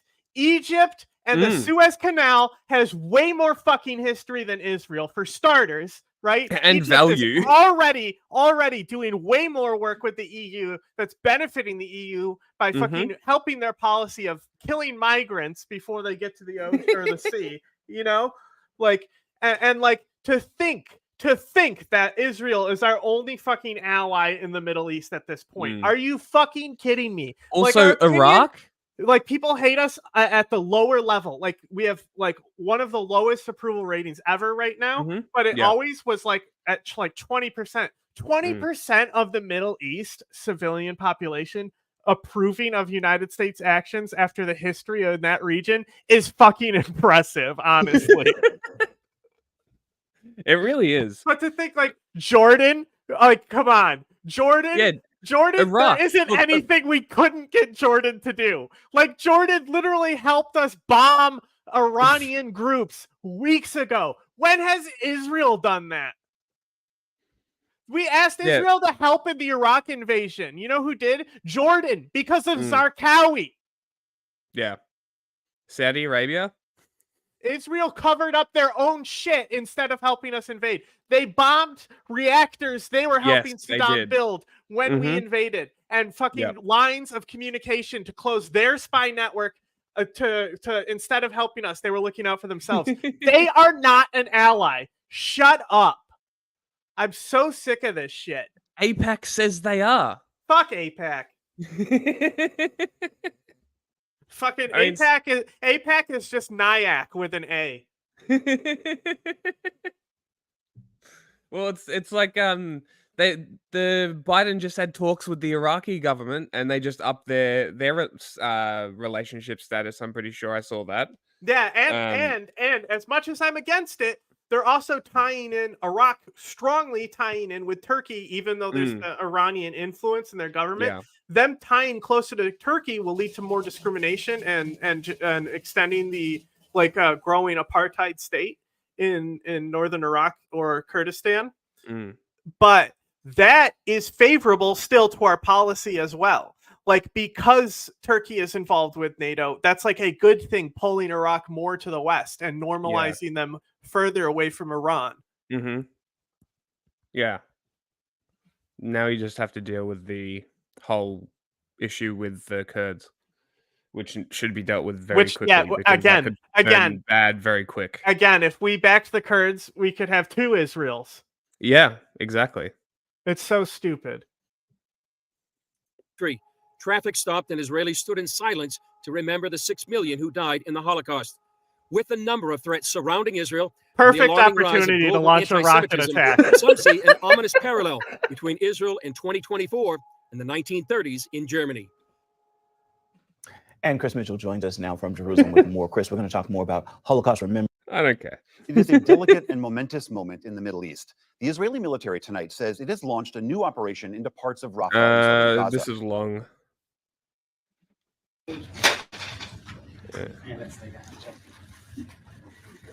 Poor Blinken. He looks so defeated. I feel for him the way I felt for who was the hot press secretary who cut her tits off. Kaylee. Yeah, Kaylee McEnany. Yeah, so I feel bad for Blinken the same way I would feel bad for her, where she'd have to come out with this huge binder, and like Trump would literally fuck up what she had to prepare an hour before she went out there. So now she's scrambling to fix that and mitigate that. Like, what a shit job. I hope she got $1 million a year for that. That would have been the worst job. Mr. Secretary, welcome to Israel. I don't know if you know which state line you are and which hour of the day you are. I know you're traveling all over the world. Don't touch me. Interview at the World Economic Forum in Riyadh, and I want to thank you for the strong support and the moral clarity in what you've said regarding the initiation of this terrible situation, the war that was waged upon us, the atrocities. Okay, bro. The plight of the hostages. We yearn for the immediate return of the hostages. It is.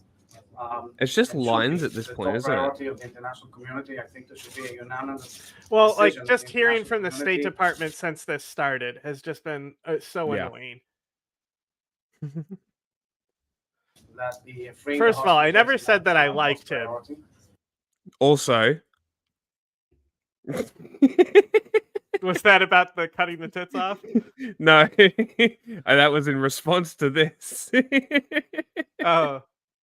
That's why I was like, yeah, also. No, he actually just got done crying.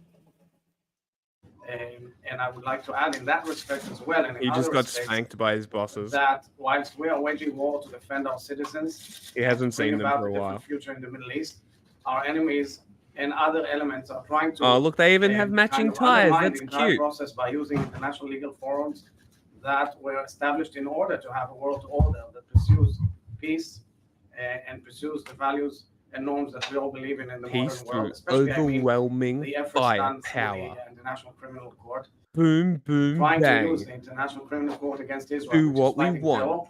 Is a clear and present danger to democracies and to free and peace-loving nations who pursue. We need some new countries. No, we just need to get rid of. Meanwhile, the war nation state. Here we go. Israel and Hamas may be escalating as the Israeli army announced it has begun a long-planned operation in the southern Gaza city of Rafah. And this comes after Hamas said it was accepting a ceasefire deal, but it may not have been the ceasefire deal that was actually on the table. Skylar Henry reports. The Israeli military says it's attacking Hamas targets in the southern Gaza city of Rafah. Prime Minister Benjamin Netanyahu's office said operations are moving ahead, in part to pressure Hamas to release Israeli hostages. When it comes to our hostages, we will do everything in our power to bring them home. Diplomatically, militarily, we'll do everything. I can't even put myself in the mindset or the headspace that would even be able to justify me using military force to drop bombs on civilians. What a colossal fuckwit. Like, really, somebody just needs to solve that problem very quickly. It can be done very quickly. There are a lot of people in Israel with a lot of training. My resolution? Airstrikes. Not even. Bomb them. Bomb them. Keep bombing them. Bomb them again and again. Lead pills for the Likud party. Come on, Israel. I know you can do it. Coup him. Everything in our power to bring them home. But the one thing which we won't allow is for Hamas to remain standing at the end of this war. The streets of Rafah had erupted in cheers after word Hamas officials accepted a ceasefire proposal Monday evening, but the terms of that proposal have not been made clear. Because we are still reviewing the response that has come in, and because we are working on this in real time and trying to reach an agreement, I'm just going to decline to comment. Earlier, Israel's military has told as many as 100,000 Palestinian civilians in Rafah to get to an extended safety zone before the Israeli army moves in with, quote, extreme force. The U.S. has objected to the invasion of Rafah for the more than 1 million Palestinians who... They're just going to flatten it. This is their door knock.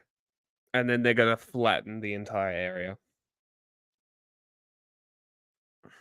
Fled to the city from other parts of Gaza.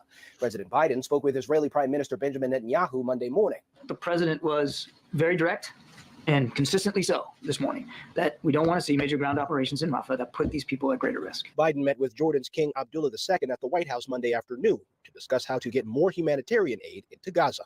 Skylar Henry, CBS News, the White House. All right, everybody. Huge news. Potential ceasefire in Gaza. So Israel. Great. Thanks, Chunk.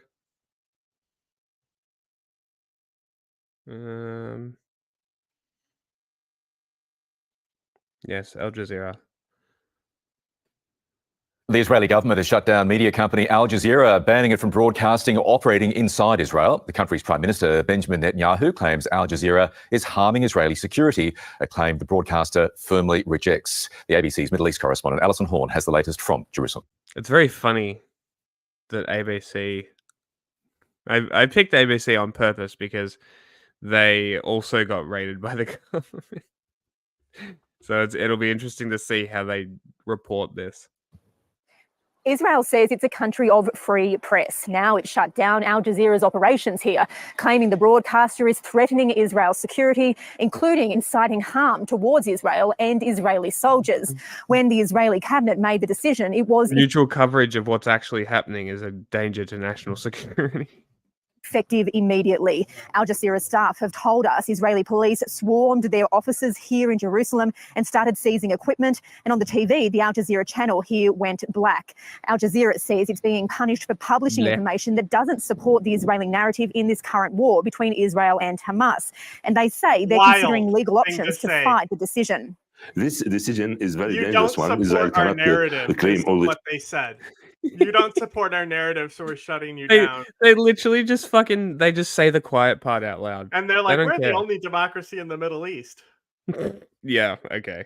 time that she's a democracy, that is democracy, and at the same time they are cutting and prevent the journalists to do their job. After a discussion at the Security Cabinet and following my directive, the government will today discuss the closing of Al Jazeera broadcasts in Israel. Al Jazeera reporters harmed Israel's security and incited against IDF soldiers. It is time to remove the Hamas mouthpiece from our country. Now, technically, this move is a temporary measure. The ban lasts for 45 days, but it can then be renewed. And this is an unprecedented move by the Israeli government. The Foreign Press Association here has labelled it a dark day for media and democracy. And it warns other foreign media are now at risk if Israel too deems they are acting against the state. Al Jazeera is owned by Qatar, which is playing a key role at the moment, mediating a possible ceasefire and hostage release deal between Israel and Hamas. It's unclear what effect this decision will have on those mediations, but Al Jazeera says the decision is criminal. Interesting. There we go. This news is funded by viewers like you. Please support our work. Hi, Amy. democracynow.org/give. This is Democracy Now!, democracynow.org. I'm Amy Goodman. Graduation ceremonies have begun on college campuses across the United States as students continue their protests in solidarity with Palestine and calling on their schools to divest from Israel. 3 guests from these schools. We're beginning in Southfield, Michigan, with Salma Hamami, a student at University of Michigan who just graduated this past weekend. Salma's president of Students for Justice in Palestine chapter at the University of Michigan. Salma, can you describe the graduation ceremony on Saturday? I know it's yes, funny thank you you. said that because it's just like I heard a pronunciation today and it was like Cutter. Yeah, that's... I always make fun of it when people say it like that. Qatar. It's Qatar. It's Qatar. No, I can't say Qatar. Yeah, Qatar. Some people say Qatar. I'm pretty sure it's Qatar. No, it's pronounced in an accent. If you watch Hassan, he'll say it right. Oh, really? Okay. Yeah, it's like it's not something that is pronounceable in our dialect. We don't. Interesting. Okay. For having me. So the graduation ceremony on Saturday took place in the early morning with nearly hundreds and hundreds of students prepared to enjoy a celebratory moment. However, likewise, there are hundreds of students who are in the process of immense grief given the ongoing genocide in Gaza and given the fact that the University of Michigan is funding a genocide. So students took it upon themselves to engage in protest at the ceremony with nearly 100 students walking up and down the aisle, trying to rally for the university to heed our demands, considering that they have entirely ignored us for the last 7 months. As soon as a plane flew over with the banner "Divest from Israel Now, Free Palestine," That's gangsta. students jumped out of their seats carrying the Palestinian flag, walked throughout the aisles, and eventually the police pushed us towards the back and prevented further protesters from being able to join us in the graduation. And the response of the overall crowd, I mean, there were tens of thousands of people there at University of Michigan graduation, Salma. Yeah, there were certainly tens of thousands of people there. The stadium is one of the largest. How? In the world. And as soon as the plane flew by with the banner That is a big calling for stadium. the university to divest, cheers erupted through the crowd as students stood up and held their Palestinian flags. You could likewise hear a mix of cheers and some fellow students nearby calling for the police to immediately arrest us, cursing us out, throwing racial slurs. However, students continued on and held the Palestinian flag very high up and joined very quickly with one another, and only got louder as both the cheers and boos continued. Was he Palestinian? No, nobody cares. That's actually pretty fucking crazy that just got glossed over because this is bigger news. I bet you there's probably like 1 or 2 outlets that covered it, but that's about it. That's kind of interesting though. Very quickly, Salma, I'm curious. At the same time, you have a Gaza solidarity encampment on campus. Police have not been called in to raid that? Yes, surprisingly, police officers have not been called in to raid our encampment yet. We have faced quite a bit in regards to police brutality throughout the last 7 months. And as of right now, our best guess is due to the fact that every single time police suppression continues on the rise, students' power only grows in response. And so considering that the university would probably be very fearful of what would happen on campus if they were It's almost like they're learning the lesson Israel won't. In the past, students Bro, would only... I mean, like, they weren't paying attention when Ben Kenobi said, "If you strike me down, I'll become more powerful than you could ever imagine." Exemplify and amplify their solidarity. So it's more so a preventative cause. They're saying that they're trying to allow students to peacefully protest. However, every single time we have tried peacefully protesting in the past, demanding a meeting, they've arrested us several times, That's wild. brutally beaten us to the floor, even ripping off students' It's such a random person to be like, oh yeah, I've met this person. It's so random.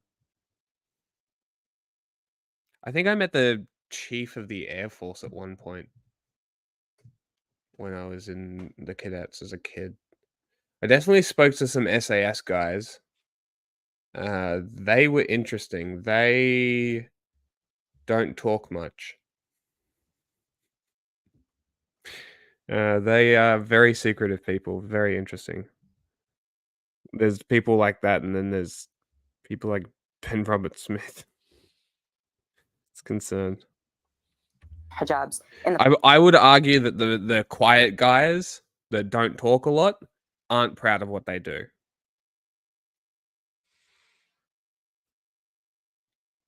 You know what I mean? It's like I feel like if you got them talking, they wouldn't be very happy with what they do. But I'm just speculating. They could be just really quiet psychopaths. Process. Well, so as of right now, the university... How does it get like this? Like what? The military recruits teenagers. Yes. It breaks them, yeah. Special forces is a special kind of thing, though, because you kind of have to be in the military when they're for a while. teenagers. Yeah, they're still recruited when they're teenagers. Is trying to wait it out and to wait for the students' energy to die down. However, it's only going to continue to grow. Salma's joining us from Michigan. We're going now to Cady de la Cruz, an undergraduate student at University of Virginia in Charlottesville, arrested Saturday for participating in the pro-Palestine encampment, a senior scheduled to graduate in 2 weeks. Now, let's place this again. This is Charlottesville, where in 2017, scores of white men, mainly men, marched saying Jews will not replace us. This is during the Trump administration. If you can describe the arrest that... The video of that fucking thing is so unbelievably comical that I didn't when I first saw it, I'm like, there's no way this is happening. Well, like I think I don't know if other news would put in that pretext to remind people that happened in 2017. Oh, I explicitly And I think remember it is important context to bring up. because like that was like probably around the time that I kind of peaked out in how far of like right I went. That happened. I'm like, ugh, and kind of like anybody who was like, this is a good thing. I was like, my favorite is whenever they get the no. tiki torches, bro. It's hilarious, and I'm just like, these guys are not the ones. This ain't it. And then People I died figured out there. Yeah. Like they killed people. It was like these Mm. people were the ones. That's just extremists just are that dumb to buy a tiki torch now. Yes. Yeah. They can't even make their own torches. I'd like watch them try to tie a slip knot. It would be embarrassing. They couldn't even give my penis away. Took place, Cuddy. Police arresting 25 protesters. What happened? Hi, good morning. Yeah, so as you noted, the tent policy changed without notice at 11 a.m. On a Saturday, and at noon, they deployed state troopers in riot gear. We immediately linked arms. We knew why we were there. We knew we weren't going to leave until they met our demands, and we felt strong. They stalled for 2 hours. The state police, the city police, the county police, the university police were all there. At least 100 cops, and we danced, and a huge crowd gathered around the encampment, supporting us as police tried to keep them from getting in, but people kept running, actually past the cops to join us. There was so much solidarity. Yeah, we'll probably hear about it after this video. Side was almost louder than us. Eventually, the state troopers in riot gear did close in on us, a line of at least 40 of them, just a little bit longer than us, with shields. We were able to hold our ground until they started to spray huge clouds of chemicals at close range. When we ran back into the encampment to flush out our eyes and our throats, it was when we were separated and on the ground that they started to beat me down with their shields, drag my body with by my clothes, and they sprayed us at close range with the chemicals. I saw the can close to my face. I had a friend who they ripped her goggles off and sprayed her. Damn. They took us somewhere where they had no medics and no water while we screamed in pain. They detained 26 of us for almost 9 hours with the chemicals still burning on our skins. This is a little too rehearsed. They've given us no chance to get our belongings. I have no phone, no laptop, no wallet. I'm purely getting by on the generosity of my friends. And like you said, this is the same campus that knew that men with rifles, Nazis. What UCLA stuff did you want? Oh, we're gonna talk to somebody from the protests. Ah, okay, that's fine, because I was like, "There's no UCLA videos." No. After this video, we're gonna go Okay. get into that. Supremacists were coming and did not stop them, and none of those white supremacists are banned from campus. Cuddy, you're supposed to graduate in 2 weeks? Yes. You're risking so much to have protested right before spending years getting your degree. Why did you do it? Great question, Amy. We had spent so many especially with months, the framing. pushing for divestment. We had walkouts, like Salma was saying, like we had walkouts. We had done so much.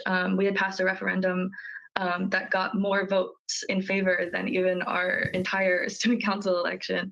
Oh, you mean to tell me that they did other protest methods already? I just don't agree with the method. I just don't agree with the method. It's the method that I don't like. They're blocking autonomy. Have 2 weeks before I'm supposed to graduate. I actually started the encampment on my last day of classes, and I ended up missing my classes. But even with 2 weeks left, it was the last day. All of us there felt like we have more time on our hands left on our timeline than the people in Gaza as we're watching them bomb Rafah. We had a vigil the night before they raided our encampment, and we felt so much strength in our escalation. We knew why we were there. We linked arms. We felt strong. We danced in front of that riot gear.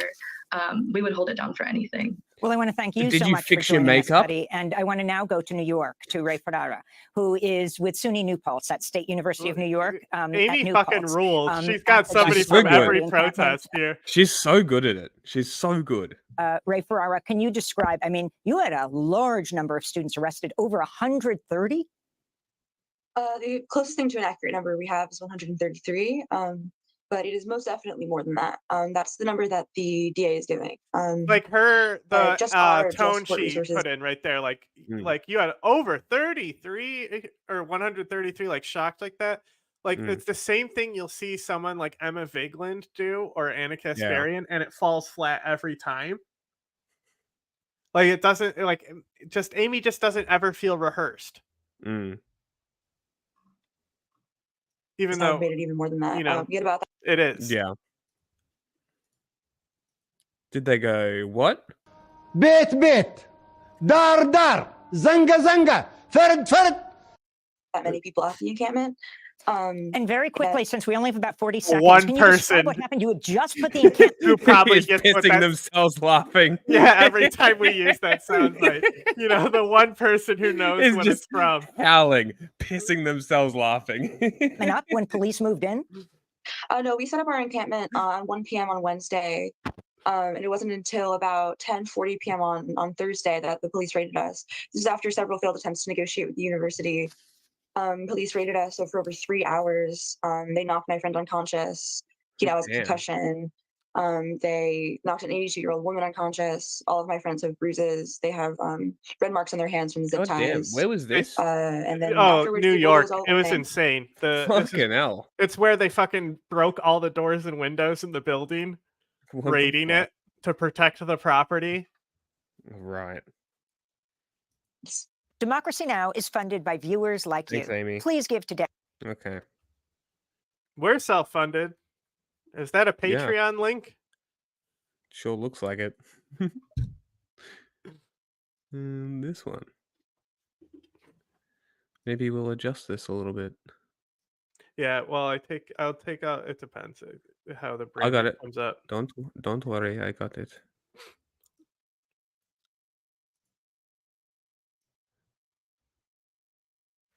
My spoon is too big. It's not a knife.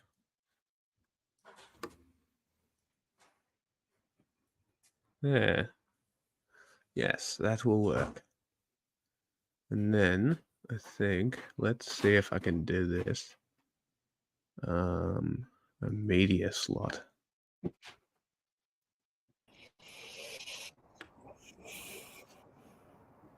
Jack's just setting up the format, so. Yeah. And now Go. Hello. Now we have a media slot as well if we Oh, want to play nice. something. Hey, at Democracy. So right now I'll stop the screen share. All right, so I guess to start, just basically you've been attending the UCLA protest and observing there, so I figured just, I'm sure you have a lot that you want to talk about, so I'll just leave it open for you for where you want to start here. Sure. I'm hearing an echo, so let me just throw some headphones on. Real quick. Yeah.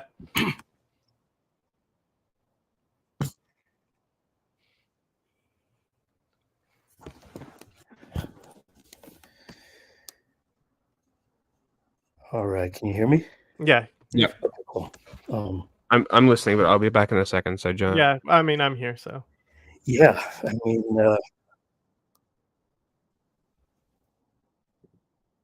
where should I start? Let me. Well, I just been seeing mainly it seems like one of the more combative protests, and there's they had the walls that they put up, and it sounded like kind of Game of Thronesy where they were holding a line with a phalanx and stuff like that. Just very different from the other protests from what I've seen. Yeah, definitely. Yeah, it started off they built the barrier immediately, which I think kind of escalated. It sort of set a tone immediately, and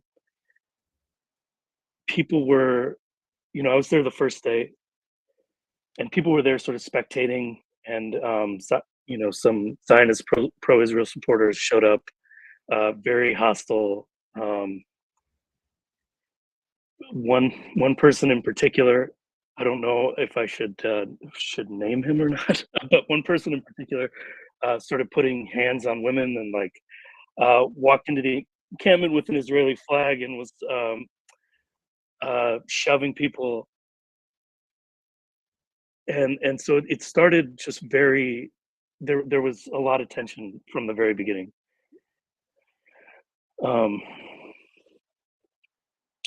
And so how do you that feel was the about the first thing. characterization of the UCLA protests by the media from what you've seen? I think I've tried to kind of avoid it as much as possible. I think the local media portrayed it as you might expect, like local right-wing media to portray a protest of kids. Like they were definitely hostile. They portrayed the encampment as filled with trash and the students as unruly, unprincipled sort of I don't know, freaks or whatever. And it was so yeah, I mean, I think there were some good, there's a couple of local reporters, Jeremy Lindenfeld covered it really well, and I think that he's both Jewish and an anti-Zionist, so I think he just has a very grounded perspective on the situation, and was honest. And then the People's City Council, which I guess technically aren't journalists, but they were on the ground pretty much the entire time covering it from within the encampment, and I felt like they were trying to portray at least the viewpoint of the protesters in a way that was honest. But yeah, I mean, I did not at any point expect the local Fox station or anything like that to be very sympathetic to us. Yeah, and if Jack was here, he's been saying how the campus of UCLA is just open compared to Columbia, where it's gated and closed Right. off, and how much different that has been in a factor, and why the energy at UCLA is so different. Right, and there was a huge presence of community members that are not students, and so there was a lot of solidarity. Like a lot of people that I organized with just locally who are not. I mean, some are loosely affiliated with UCLA, but not students or anything. Were there the whole time, and so it definitely had a very strong sense of community from both from kids that were on the campus to those of us who just live in the area and wanted to be there to support. And people were showing up the whole time with supplies, from day one, just a constant stream of donations, bottled water. Is UCLA the one where they said no bananas? Yes, because you want to explain why there's no bananas and where that meme come from? I think that there was someone who had a very severe banana allergy, who was one of the organizers. So they didn't want any bananas in the space. I think peanuts also. Yeah, that just doesn't get attention like a banana does. Sure, no. I mean, I remember seeing it no bananas. What do they have against bananas? But it was a sign day one right there on the outside as you're trying to walk in. But it was cool. I mean, especially the first day, there were people there with their kids. It was a family thing. There was a very good positive energy, and that there were a lot of moments of tension that first day as well, both during the daytime and at night. And then I think gradually over the course, because it started on a Thursday and went to the following Wednesday, I guess early Thursday morning. So it lasted about a week. And so as the days went on, the daytime wasn't quite as tense, and then nighttime was when things really got amped up. That's what it seemed like. Yeah, because there's a few different accounts, but Streets LA, Oh, yeah. film this police all those accounts. Like I saw a lot of Right. stuff from him, and then the other one is like it's the one that always says that Google the sheriff department gangs, but it's the community council page. I think it looks like their picture might be Yeah. a basketball hoop or something. I'm not sure. Yeah. So I've seen a lot of stuff Google. from them, specifically those two accounts. Yeah, and I think that Film the Police was actually there this morning because they tried to do another action this morning, and someone who was not a cop but was pro-Zionist like infiltrated the info chat and notified the police. So when everyone showed up this morning at 6 a.m., there was like a fake, I mean, an unposted, not public curfew had been made that said nobody was allowed to be on campus prior to 6 a.m. So they just like detained everyone. I wasn't there. I was gonna go. I got up at 4:30 this morning and was like, I live on the east side of LA, and I thought I don't want to drive over there right now. So I didn't end up going. But then a bunch of people got arrested. The news coming out of it was that a lot of illegal detainments. No explanation of why they were getting arrested. But that was this morning. But I think Film the Police, that the guy that runs that account, was one of the people who got arrested this morning. Yeah, let me check. But I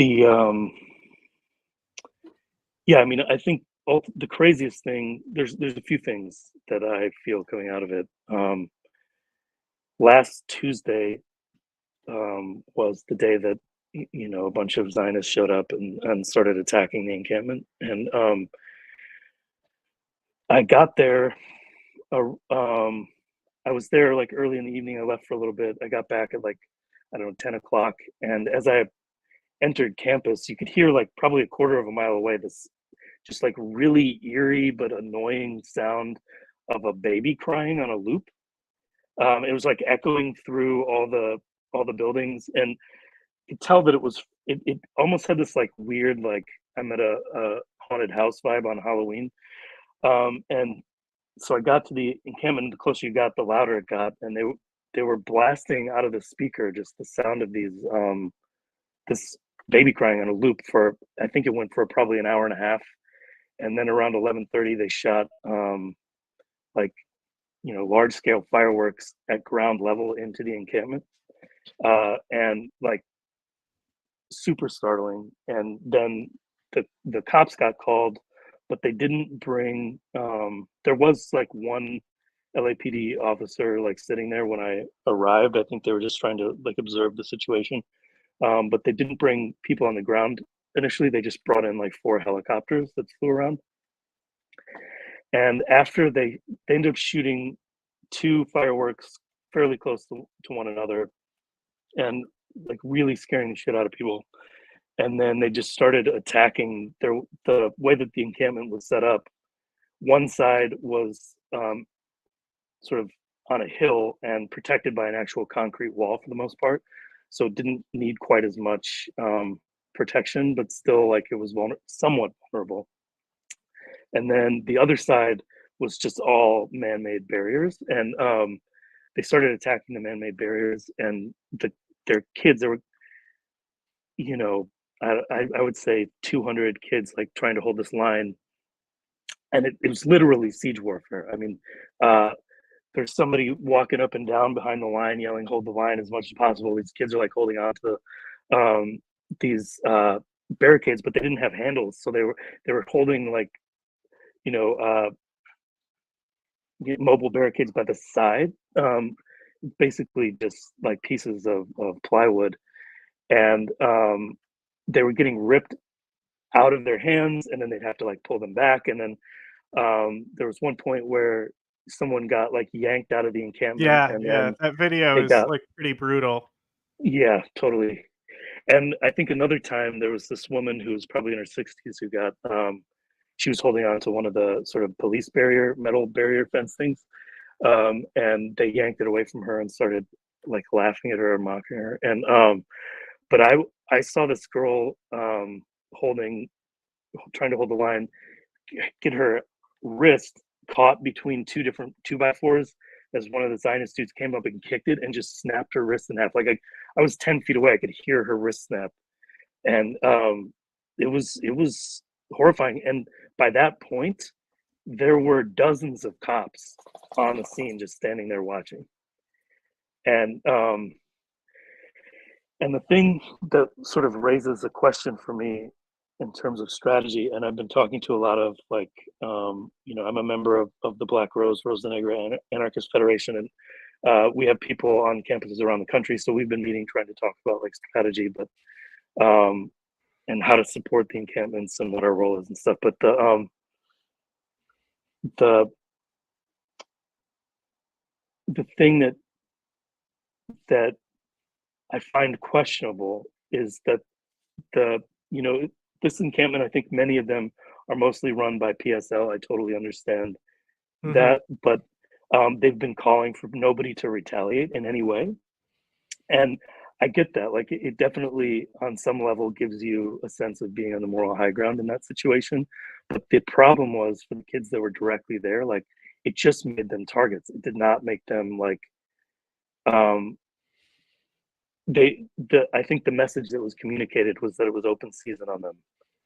And there were a lot of kids that felt like, hey, I want to be able to defend myself here. And they couldn't because they thought if they did, then they were going to get sort of undermined. And so I think that there's a real tension going on in a lot of the encampments around the country right now between like people who are sort of there autonomously, who want to be able to organize and like be able to like, escalate to protect and not escalate to like cause violence to people, but to like at least defend themselves in a way that's going to give anybody who's trying to attack the encampment pause. And so it's that to me, if you're going to have a lot of people come out and you're going to make them sitting ducks, I feel like there needs to be a lot of more thought, at least than what was done in this particular situation, for how you're going to keep people safe. Because there are definitely some injuries there that I'm like, that's going to leave people scars for a long time.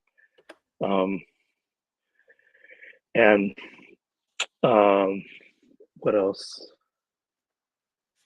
Well, you mentioned PSL and Sure. The whole outside agitator narrative, which they started at Columbia, which is the one with the no outside agitators. New York is always very interesting because like the PSL ties to the IRGC, like it doesn't have as much influence in New York. Like the first pro-Palestine protests in New York were organized by the Zapatistas there because there's a big Zapatista presence in New York. And like then these protests being organized by Jewish Voice for Peace and the campus immediately being like no outsiders, like that benefited them a lot. It really did. A lot. It also gave us a baseline to see what an organic protest looks like compared to one that is controlled and sort of directed in a way from outside. Because like a lot of protests before this point throughout the country, like if it was a pro-Palestine protest, there was some type of PSL influence there because you can recognize the outlets. Like I just sent Jack 2 identical tweets from we call these people Hezbollah TV. This one news outlet, but literally it's the same tweet from both PSL and Hezbollah TV in these 2 links that I just sent. So I think that's also like an interesting factor, but as well as these another good example is the uncommitted vote. Like that was suggested by a Congress person and it spread more organically and did way more damage than anything that PSL organized. And that's the thing is like the problem with PSL is that the underneath goals of their backers is not to help Palestine, it's to hurt them. And I think that compared to what the Zionist response was to the campus, it like that isn't even like something that factors in for once. Like I think like real voices have finally like become organically rose, and there's a lot less like of the they have a lot harder time being able to find somebody who actually says something anti-Semitic now, as compared to before, when it's like everyone being interviewed at the protest before were so unhinged because it was all PSL connected. Right. Yeah, and you know, I should say it's SJP and PYM like both were like core organizers as well. So it was there were a variety of orgs, but like but yeah, the whole like autonomous sort of groups versus like the centralized orgs that were really trying to control the whole experience where there was a real tension there. And yeah, ultimately, you know, I was there the next night as well when the cops showed up, and they brought out who was it? It was I think the sheriff's department was responsible for like managing the traffic on campus. The LAPD was responsible for securing the perimeter, and then the California Highway Patrol came in and made all the arrests. And someone said to me that that's because CHP doesn't wear body cams, and so they wanted to be able to like do whatever the hell they wanted to get away with. But and they're gonna go to the press meeting and be like, "This is a cross department coordination," and talk about how textbook and cross coordinated it is. Yeah, because you need highway patrol to arrest kids on a college campus, right? Yeah, of course. Oh, but there's roads that go through UCLA. It's part of highway patrol. Fuck yourself. True. Joke. Yeah, no, Absolute joke. It's fucking bullshit. And I couldn't believe how big that campus was. Oh, it's huge. It's insane. I didn't realize that I was driving past it until I was halfway done. And Right. I looked on the map. I'm like, oh, it's massive. Yeah, no, it's humongous. It's big. Yeah, and I've been in LA for like 13 years, and this last week was definitely the most time I've ever spent on UCLA's campus. But I walked around a lot, and I was like, man, this campus is humongous. I also went to USC's a couple times, and that was very different because like Columbia, it's completely fenced off, and they had it totally shut down because they didn't want outsiders. And to get on, you had to give them either your student ID or your driver's license. And fortunately, I walked in through an entrance where the guy was like very lax, and he didn't even look at my license. So I just walked on, but it was much smaller. I mean, there were probably a quarter as many people there, and they didn't have a barricade or any kind of like protection, and they didn't have, at least on the day that I was there, as much sort of hostile like community presence, because the UCLA encampment really had a lot of there was a pretty even mix between like people who were clearly hostile and wanting to do violence to the kids, and people who were very supportive.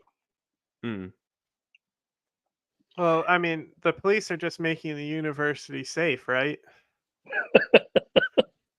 Safe for anybody who wants to kick these protesters' asses, that's for sure.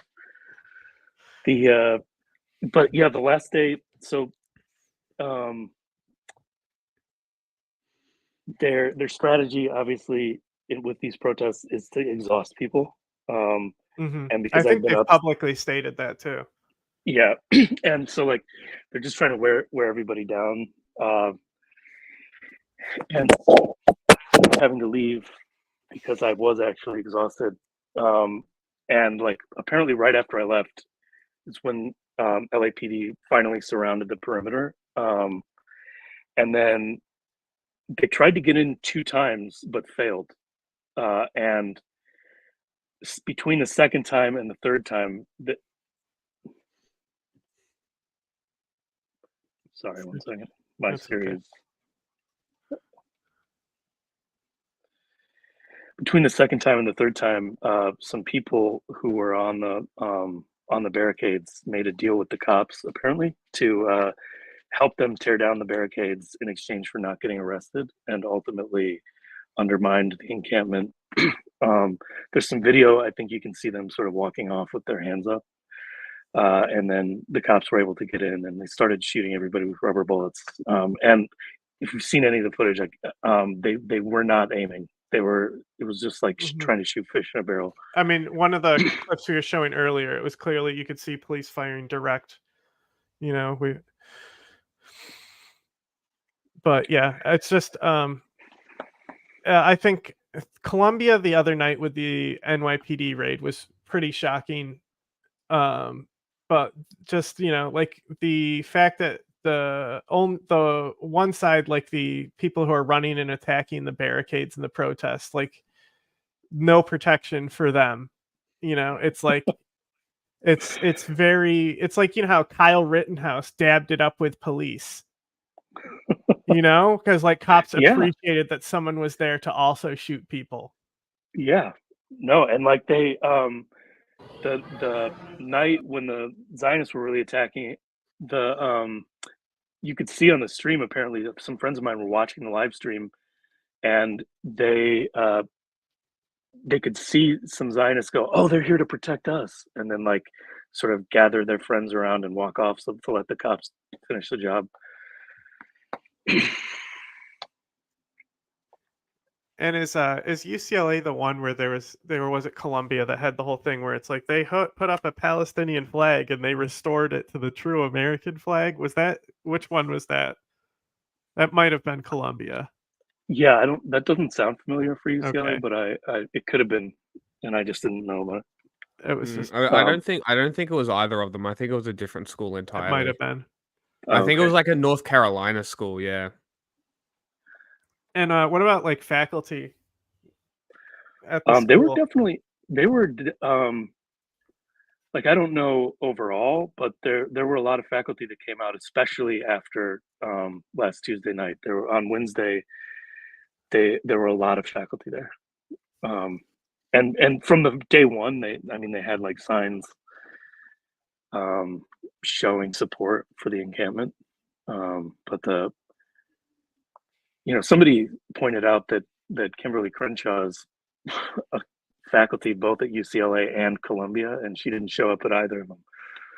Nice. Real solidarity with your school, huh? School spirit, whatever Americans say. Yeah. Fucking hell. You gotta love that, don't you? But she was the cop lover, wasn't she? I don't know. That's a good question. I don't know who that is. She's the person who coined the term intersectionality. She's like a law and like she did a lot with critical race theory. Yeah, that's probably why I don't know who they are, because I just ignore those people. You know, like I really just I avoid a lot of stuff like that. You know, maybe it was actually all for monetary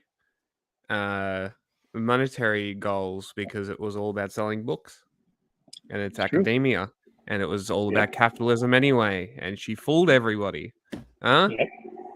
How about that? Probably true. Anybody think that? It's like we've been talking about all these people that have been taking that Georgian girl doing her makeup in the reflection of the police riot gear in Georgia, right? Taking her likeness, putting it on posters, and selling it for their own profit. It's like, oh my God, you're socialist, right? What the fuck are you doing? Like you are just proving my point that you guys are just more of the same, that you guys are just capitalists wearing a mask, saying that it's for the people, but really you're just enriching yourself as well. Why should I trust you? It's insane. It's like, how can you trust anybody is not doing it for their own gain? You can't. You need to see it.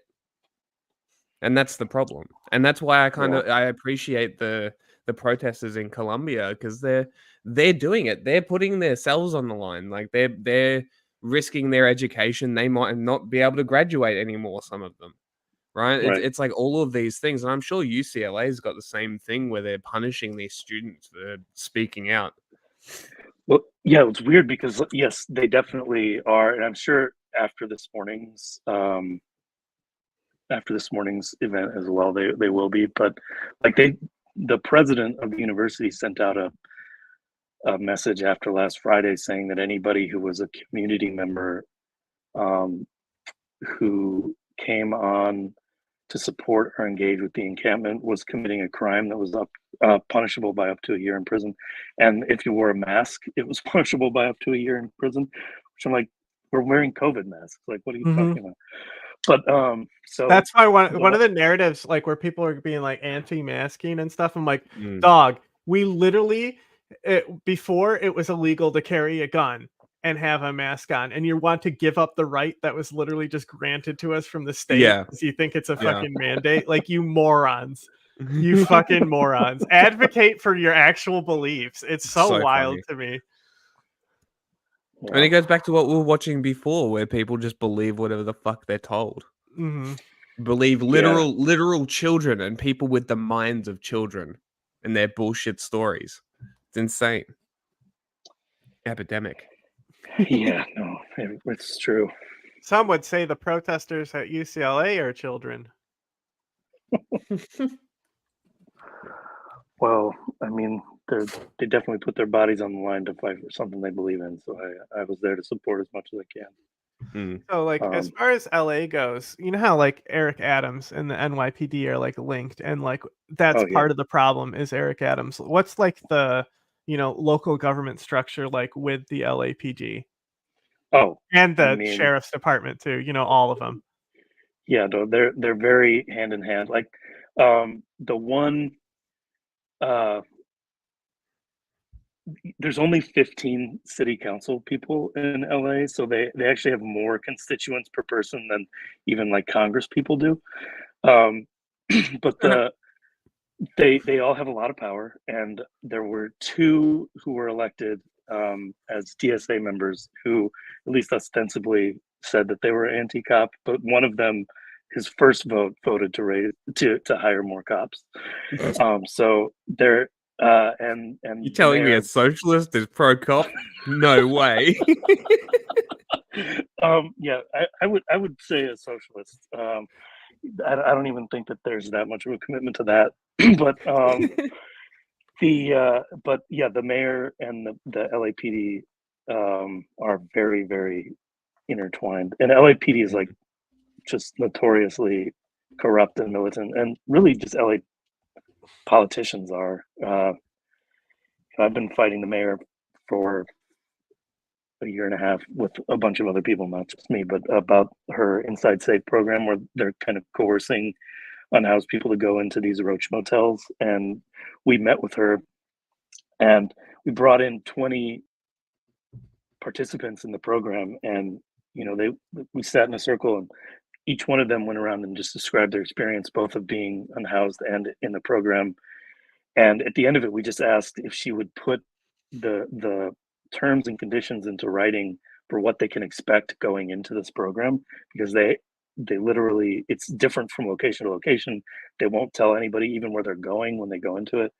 And she just gave us the middle finger and said, "Have fun." So the local government is not very inspiring. It's pretty awful, actually.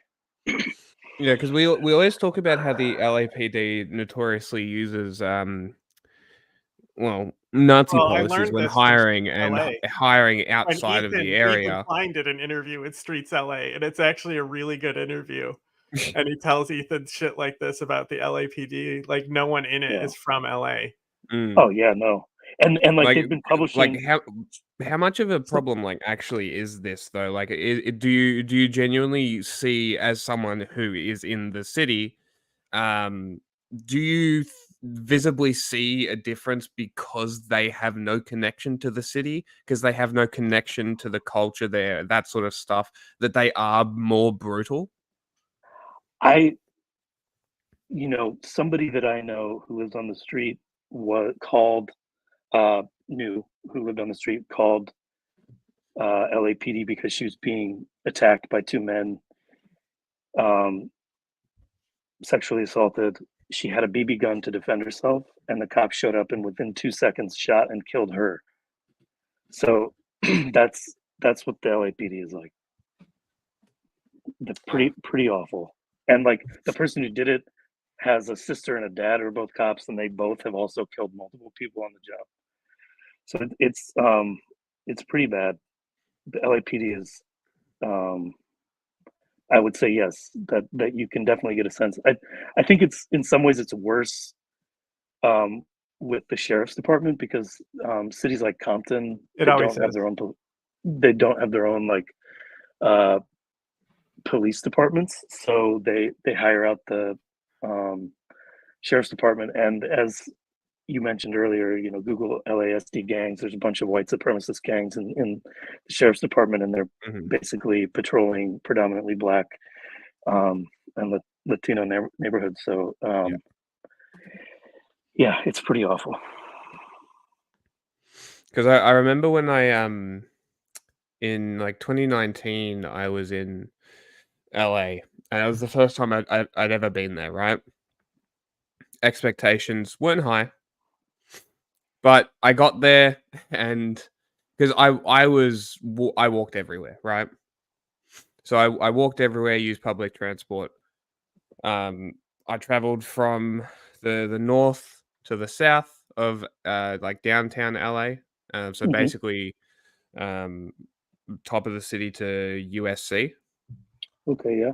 And when I was walking through the city, I took a wrong turn and ended up in Skid Row.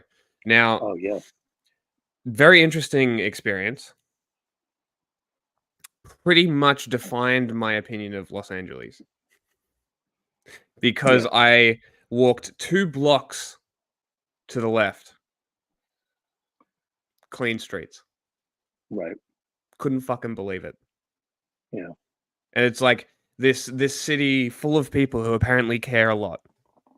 Right. Just forget about this one Well, they also section make of it, their fucking they city. make it so it's like that's the place to go.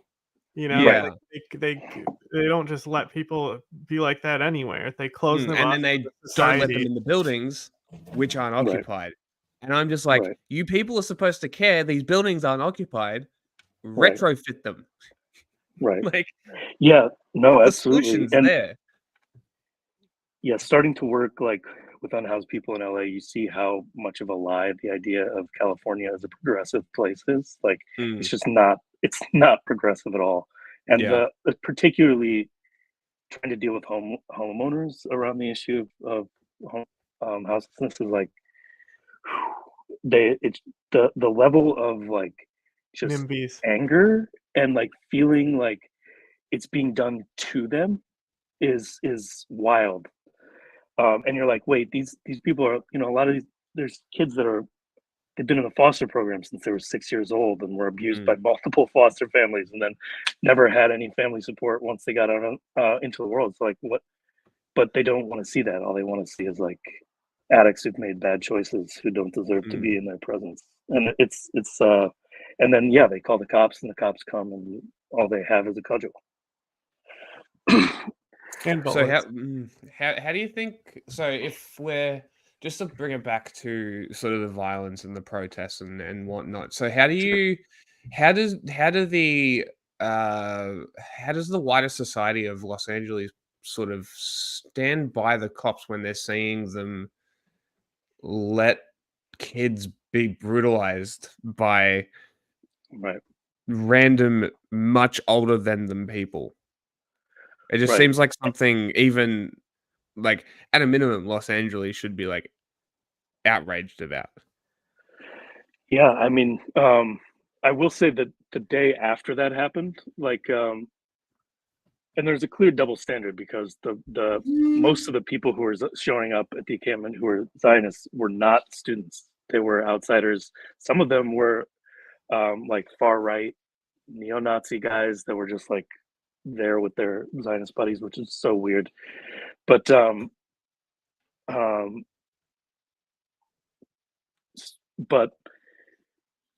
day after that attack, when the day that the cops ultimately shut it down, thousands and thousands of people showed up, and I remember having the feeling a lot of them were UAW members, because the grad students and like postdoc students at UCLA are organized by the UAW. So the like 3,000 or 4,000 people showed up to sandwich the cops in between the encampment and them. I just saw this comment. And What I said. I had this feeling when I was in there of like, I remember saying to myself, I'm so glad we haven't been forgotten. Like because I thought that the encampment was just going to be left to get like the shit kicked out of it by the cops. And that didn't end up, well, eventually ended up happening, but I think it delayed it by several hours. And it made me realize that if we continue to push, I think people will show up in large numbers.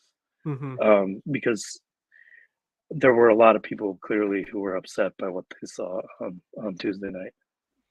And then another key thing is that the protesters, like, it's so funny seeing the media report it, and it's like, no, that's not what they're protesting. They're not protesting specifically to like end the war in Israel. Like that's like they're not being like, we demand that the war in Israel ends and we won't stop protesting. It's like, no. And I think this is an issue with Black Lives Matter, is that it was so organic that there was no clear goals. People were just mad, right? And I think from the start, just having Jewish Voice for Peace and other, like the Students for Palestine, whatever the STP or something, them being involved from the start put like a clear goal, because they've been working for BDS. You know, you go look at either of these organizations' Wikipedia page, and their main thing is just going to be about BDS on there. And because that was a central thing, and there's like demands that can easily be met, and you have schools like Brown where they were already considering doing it, so they immediately met students' demands. I think this has a lot more likelihood of success than other like organic protests that have happened in recent history. Right. Absolutely. I mean, just being able to aim the outrage anywhere is useful. Yeah, and you know, the whole UC system has to divest, I think, as a whole. I don't think UCLA can do it on its own, but the UAW 4811 has voted to they've authorized a strike vote for this week, and which I think will get overwhelming support, and so that's about 40,000 like campus workers that can just go on strike probably very quickly if the UC system doesn't come to the table to negotiate. So I think we're in for a few months of continued sort of protest action and escalation of this. And then by the time November rolls around, Biden will position himself at the front as being the savior for everything, who ended the protest and changed the world and brought world peace. You know, and he'll get the credit for all the work and get the votes. It's a great world we live in right now. It's just so like good. So it's my favorite.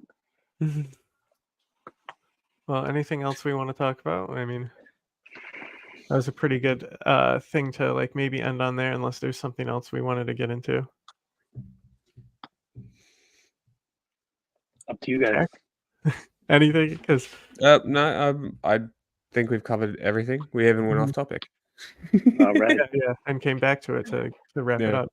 So yeah, I appreciate you for coming on. Maybe in the of course. Maybe as like you said, there are probably a few months of action, so we'll probably talk again soon about this. Yeah. There's some stuff at Cal State LA going on right now that I'm probably gonna try and support as well. So I'll keep you guys posted. Okay, sounds good. Yeah, great. Thank you. Bye bye. See you later.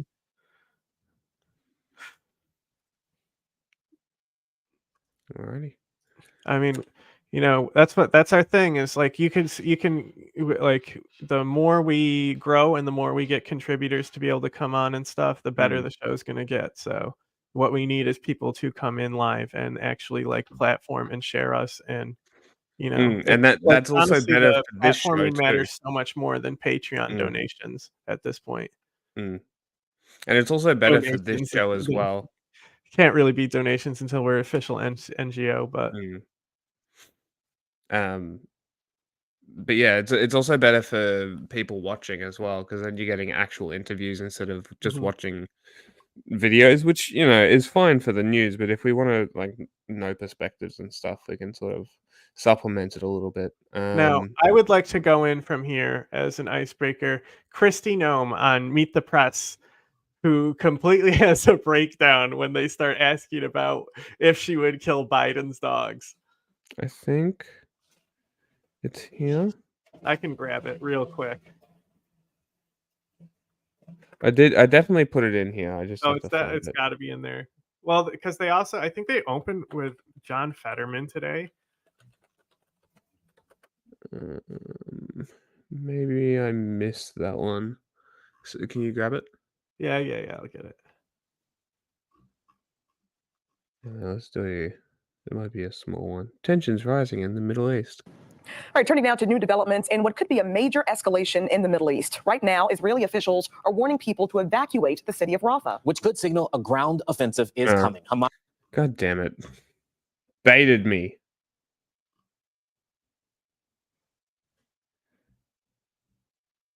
Here's something Here we for go. you. Quick one.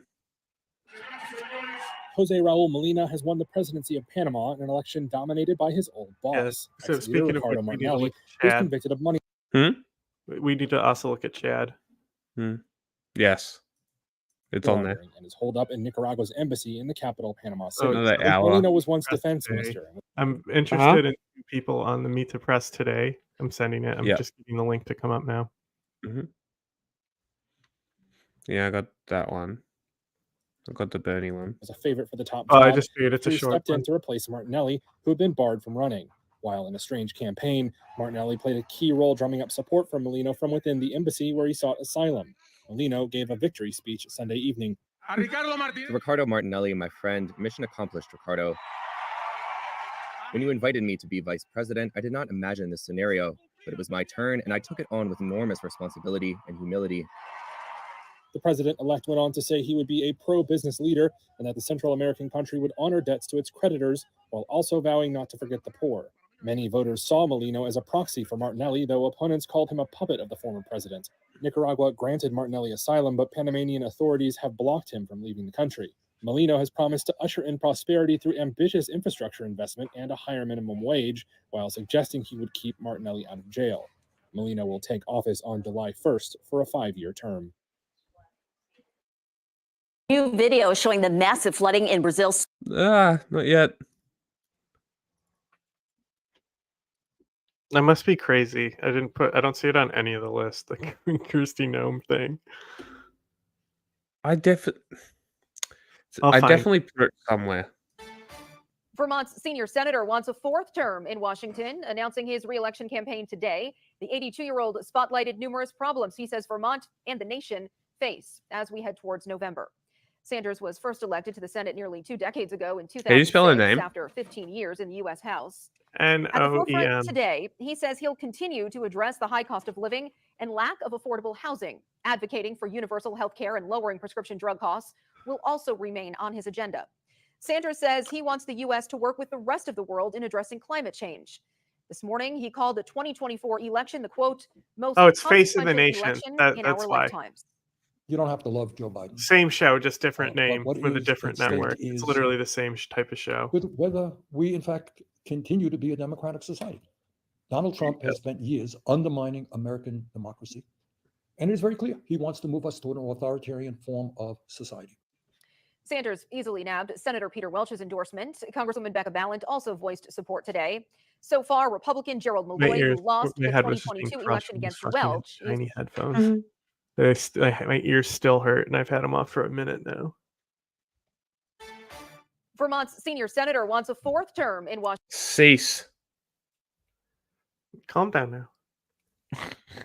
But that Meet the Press also, there's 2 interesting people on there too.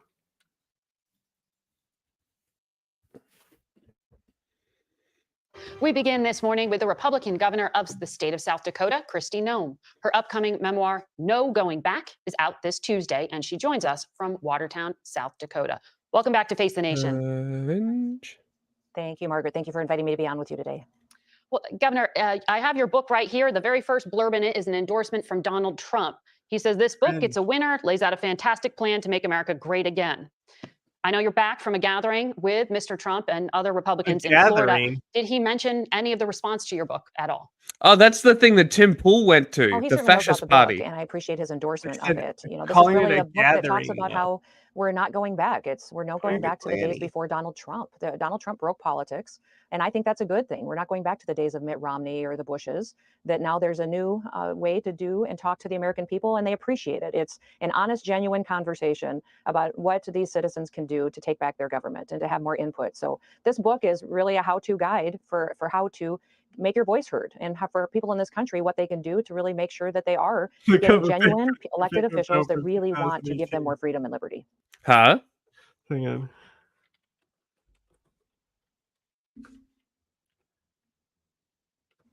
So you write about lessons learned in leadership, and you bring up some specific incidents I want to ask you about. You talk about meeting some world leaders, and one specific one, quote, I remember when I met with North Korean dictator Kim Jong-un, I'm sure he underestimated me, having no clue about my experience staring down little tyrants. I've been a children's pastor after all. Oh my God. Did you meet Kim Jong-un? This lady used to literally be Hillary. You know, as soon as this was brought to my attention, I certainly made. Like, what is this Karen haircut?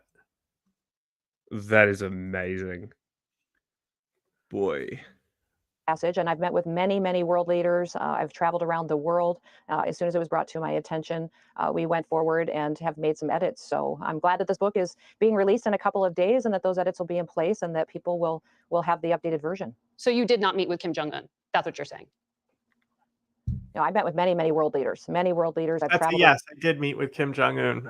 No, that's a no. Around the world, I think I've talked. I gave him a extensively blowy, she about said. my time serving in Congress, my time as governor, before governor, some of the travels that I've had. I'm not going to talk about my specific meetings with world leaders. I'm just not going to do that. That is this a anecdote no. shouldn't That have is been a in the big, book, hard, and as soon as it was fat brought no. to my attention. No, it I sounds made like sure she that did, was and she's adjusted. denying So, meeting the Kim book is not Jong-un. released until Tuesday, and so we're doing all that we can to make Or sure they that calling her out those for changes saying it are was a made. lie. And I'm going to continue to I think focus on that's what what's this book happening. is and the blueprint that it lays out for the American citizen, on all of the things in the background and stories of my life, but also what I think that needs to be identified in politics and what's broken Yeah, today. I like, talked about how broken I'm the sorry money for game this is, how language broken for it is anyone who's that overly we've got sensitive. consultants that are getting rich. But like, she was going for the MAGA thing, so she was like, she just went through bimbofication and put it all in that, and she ruined it by talking about how she killed a dog. Like, this is what Trump wanted, you know, and then someone he could potentially cheat on his wife with while he's in the Oval Office. Yes. You know. Yes, that's exactly what he wants. You've actually fucking nailed it. You're 100% correct. Rich off of elected officials, and then how fake some elected politicians are. Every Not you, single though. person in this country No, wants someone in definitely not elected her. office that's a human being that doesn't say they're perfect. I take responsibility for that being in the book, and as soon as it was brought to my attention, I asked for it to be changed. So I'm glad that the release date is in a couple of days, and we're excited to talk to America about my new book. Wait, Going so back. you didn't write the book? You talk about your time in the No, mustn't. Armed Services Committee from 2013 to 2015. Oh, here we In go. that period of time, the leader of South Korea was a female president. I'm wondering, who is it that you confused Kim Jong-un with? Well, I think you need to remember, Margaret, and everybody needs to remember that I've worked on ag policy and federal policy for over 30 years. My time in serving and making policies in this country has been extensive and covered decades. Right, but you never went to I make North no Korea. specifics in this book. I talk about the fact that, yes, I have. I've been there. So you went to need North Korea? You went to the DMZ, and there are details in this book that talk about going to the DMZ and specifics that I'm willing to share. There's some specifics I'm not willing to share with you. I've traveled the world and I visited with world leaders, and some of that is referenced in the book. And this anecdote is something that, when it was brought to my attention, we made some changes. And when the book's released, we'll do all that we can to see that is reflected. Okay. Well, I'm asking about Yeah, that specifically wild, because isn't it? you made the point to bring him up twice, and that he was a little tyrant. Do you have a question for me, Margaret? Yes, I do. South Korea is a treaty ally. North Korea is a nuclear-armed adversary. So that's a pretty big thing to confuse. I know you read this book before it was published because you released video of your recording of the audiobook. You didn't catch these errors when you were recording it? Was she just powering through her being like, hi, can you hear me? Hello? Did you hear that? Am I going nuts? Yeah, I did hear it. Margaret, as soon as it was brought to my attention, I took action to make sure that it was reflected. And listen, this is what is so discouraging about politics and the media today, is that we have the White House that just recently came out and confirmed that President This Joe is about Biden you, honey. has misspoken, has made mistakes, has even outright lied over close to 150 times just this year. And you've done nothing to question him on any of that. And you're talking about a book that hasn't been released yet, that's been corrected before it's been released. And you haven't said one thing about Joe Biden saying that he was in prison with Nelson Mandela, Well, that he started the civil yeah, rights because movement. she's interviewing you, honey. Had an Drove an interview with Joe 18-wheeler that Biden, his who uncle I've was asked eaten for by multiple cannibals, times. so- I will definitely ask him about his record, but I'm asking you I'm just about your asking- book here, which we have. I'm just asking for why. So why am I being treated differently than every other person that you've interviewed? I've looked at your Oh my last God. several I'm weeks quoting of your you. interviews. You don't interrupt other people. You let them talk. Thank you for inviting me to have this conversation about this book. This book is extremely important to the people of this country. It is important because it's a how-to guide of what they can do to have input into their government, how we need breakers and builders in this world. And I'm taking responsibility for the change that we've made. Okay. And And because for the I'm mistake with in the me, book. and I've told you that, and I'm no, it's not. What I've said is that I have You're not decided taking responsibility that for the this mistakes in the anecdote book. I've decided this, and I'm saying that this book is very, very good, and I've met with many world leaders, and that there are world leaders that I've met with that are in this book. There are many that I've met with that are not in this book. And this is an anecdote that I asked to have removed because I think it's appropriate at this point in time. But I'm not going to talk to you about those personal meetings that I've had with world leaders. Okay. I'm just not going to have that conversation because I think it's important. Okay. You do mention Benjamin Netanyahu as well, though, in it among It's just world funny leaders. because, In an like, interview with Time Magazine this in week, their effort to former show pres- Biden as like incompetent and old, they continue to be incompetent when they're young. And it's like you're literally being more incompetent than the guy you're trying to call incompetent. Yeah. Donald Trump was asked about Israel and Hamas, and he said, quote, Bibi Netanyahu rightfully has been criticized for what took place on October 7th. Do you agree with Mr. Trump? I think that Bibi Netanyahu is a strong leader who's leading Israel through extremely difficult times.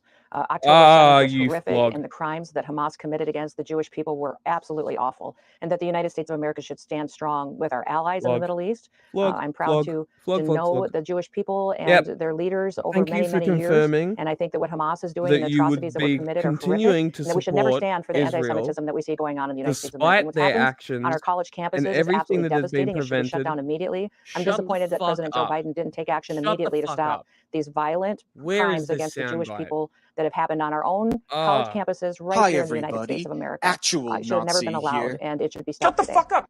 Okay, so you don't agree with Mr. Trump's statement there. I want to ask you again about the book. I know you know this question is coming because there's been such an enormous backlash about your revelation that you shot and killed a wire hair pointer named Cricket who was 14 months old.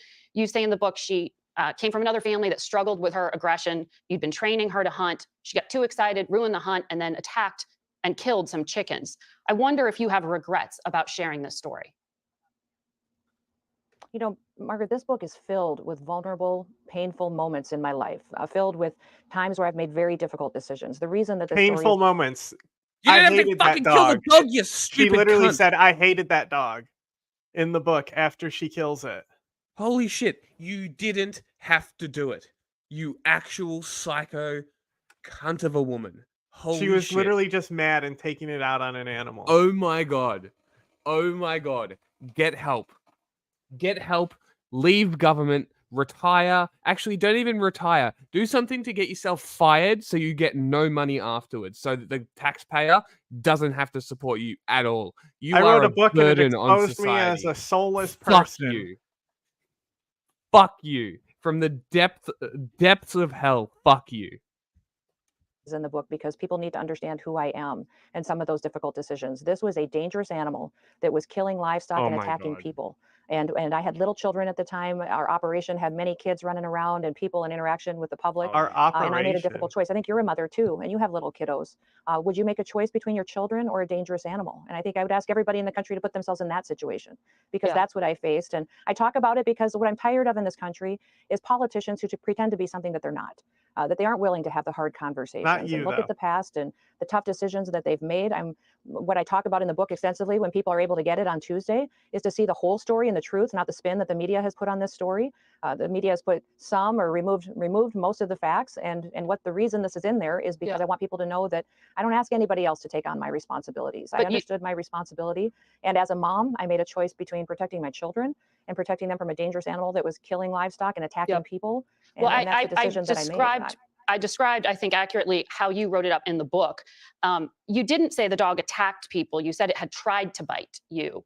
And I just wonder why you concluded that a young dog was untrainable and not just take it to a shelter. This dog was a working dog, and it had come from a family that already had issues with this dog. And I had put months and months of training into this dog. This dog had gone to other trainers as well.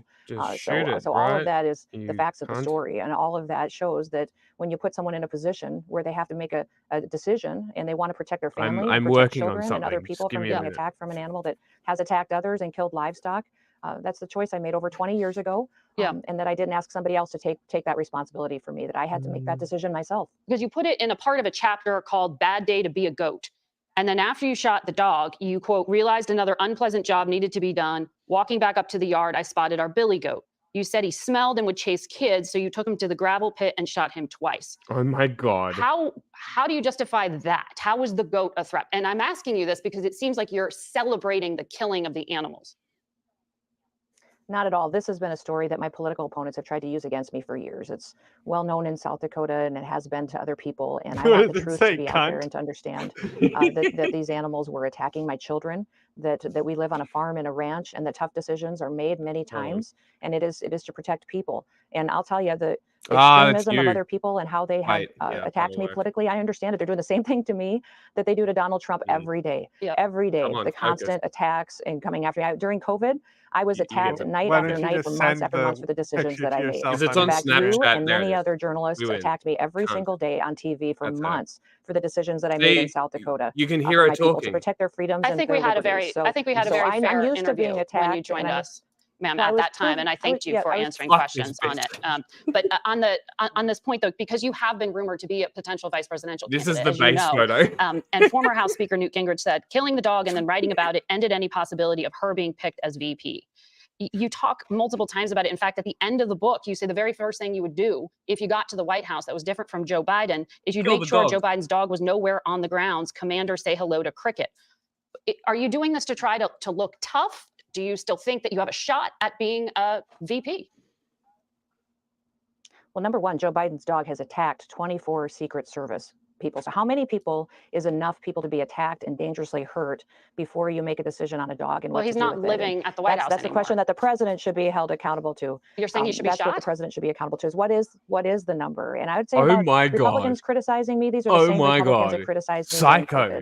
They've criticized me when I've made other decisions in South Dakota to protect I hope my the state. dog My bites state today you. is I extremely really happy do. I and hope it thriving. bites We're you doing and it well. fucking We've got injures thousands you. of You people saw that moving to our clip I state showed where she's because they love talking the to the dog opportunities is that like are here and the backing away. businesses. Yeah, if a dog doesn't like someone, trust that dog. If someone doesn't like dogs, don't trust that person. Very simple. That have come and how we've gotten to be a state that has one of the lowest unemployment rates in the nation. Everybody has an opportunity for higher wages. We've got revenues and reserves. We paid off our debt. We've got a AAA credit rating. We've got a fully funded pension system. We were the first state in the nation to. So you're not going to retract the book and to prevent China. No offense, but it sounds like some fucking commie gobbledygook. It's an honest book about blueprint for America of what citizens can do here to take their country back. Okay. And I'm so proud of this book and what it will bring to people. I hope that they will buy it. They'll find a lot of truthful stories. And we talk a lot about what we can use as an example from Donald Trump on how he has continued to be a real person, been genuine, and been honest to people. And that what But if you bothers have me to the most retract about it politicians or is when they're parts fake. of it. I'm not retracting anything. I'm not retracting anything. All right. No. All right, Governor. Absolutely. This book. Thank you for taking the questions and joining us. Epic. That was great. All right, let's go. Well, the other show with Meet the Press, I don't want to watch too much of the first guest. I'm more interested in the third guest Chad. on that. We'll do Chad, then interview. This is important. Find Meet the Press. How much do you know about the situation in Chad? No Pop idea. quiz. You tell me. What do you know about I don't Chad? know. Somebody, the US is leaving and they're doing That's a NATO Nigeria? thing. No, not Nigeria. No, just Niger, Chad. where they were moving out. It's Chad as well.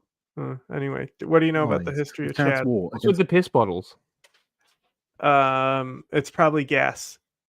What? Yeah, it's a thing. You that's how people like they bottle and buy gas like that in a lot of countries and stuff. Oh. Yeah. Okay. But It's the rebel insurgency. there's a specific history of Chad Mm. that whenever you hear the name, it should come to your head immediately. Oh, that country. That it's got a funny name that's the name of a person? No. That's the name of a notorious douchebag? The Chad. This is what you should be thinking of. Oh, the right here. Toyota Wars. Yes. Yes, It yes, can get yes. bigger. yes. It cannot. Is that bigger? Can't tell. Right. So it's been a military dictatorship. Mm.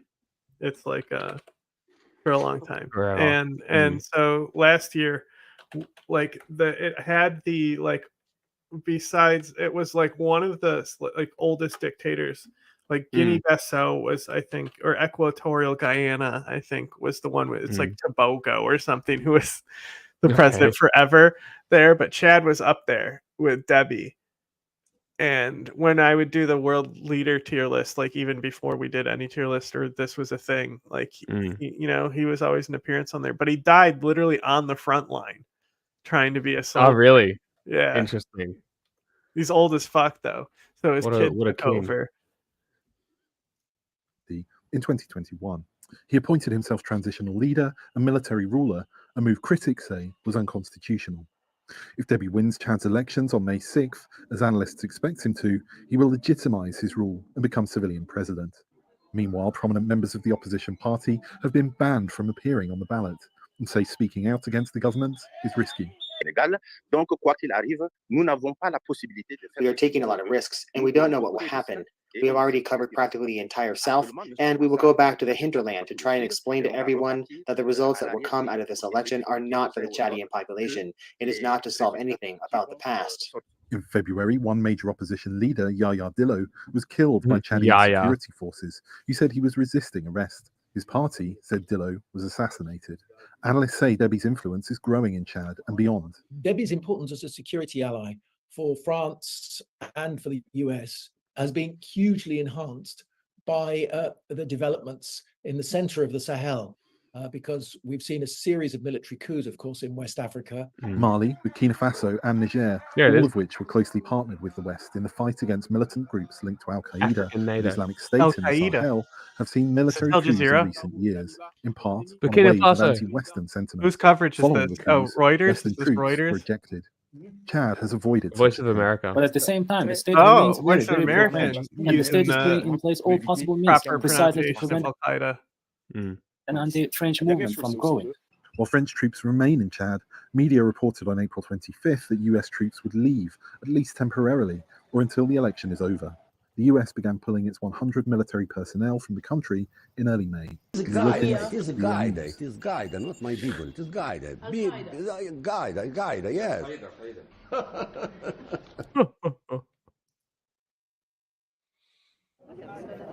Chadians queued up to vote on Monday, 3 years after military leader Mahamat Idris Deby seized power.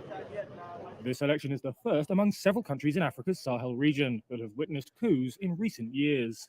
Analysts say Deby, who took over the day after rebels killed his long-ruling father Idris Deby in April 2021, Call is him most Davy likely instead to of win. Debbie. In the capital in N'Djamena, this voter, Fucking Ahaya Reuters. Khalil, You have to said emasculate 50% of her him, vote was sillies. promised to fight unemployment. Deby has also pledged to bolster security, strengthen the rule of law, and increase electricity production. However, some opposition members and civil society Nuclear groups energy. have called Do for a it. boycott, citing concerns about possible vote rigging. That's raised fears of potential violence. If they wanted a nuclear, theoretically, if they wanted a nuclear power plant, could they build one? They'd get stopped, right?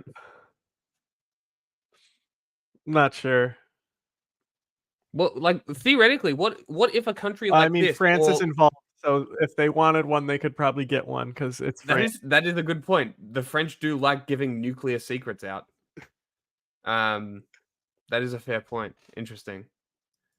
Imagine if that happened. Just a wave of like, we're just gonna make nuclear power plants for all of these countries in the Sahel region and then peace overnight. Because everybody's just like, why are we fighting? That would be just fantastical. But I don't know. It's kind of interesting because, like, obviously their population is very, very, very young. Just Africa in general, right? Mm-hmm. So I think it was a couple of years ago they were theorizing that it could go either one of two ways. Is they could go towards militancy and destruction, or they could potentially go the other way and go towards reconstruction and building. But like how? Because what is the power grid in that area like? I imagine it's pretty patchy. Like it's there. But I I don't know much imagine about Chad other than Mm. it's a military dictatorship and has been forever. So what's the population? I'm actually curious now. And it's the crossroads Very between like Central Africa Okay. and like 17 million people. So that's a pretty decent amount of people. 17 pretty million small. people. Yeah, it's not terribly large. You want to see the don't know, greatest it's like- video ever made? Yes.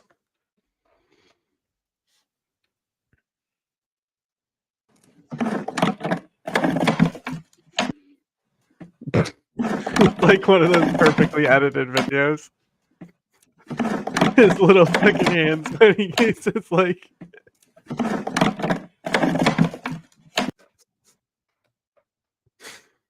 Vote also coincides with a temporary withdrawal. I don't know, because it's like nuclear power does provide a lot of energy. It would provide jobs, it would provide new training, new sectors, new expertise. I don't know. Like, I kind of said it facetiously, but like actually thinking about it,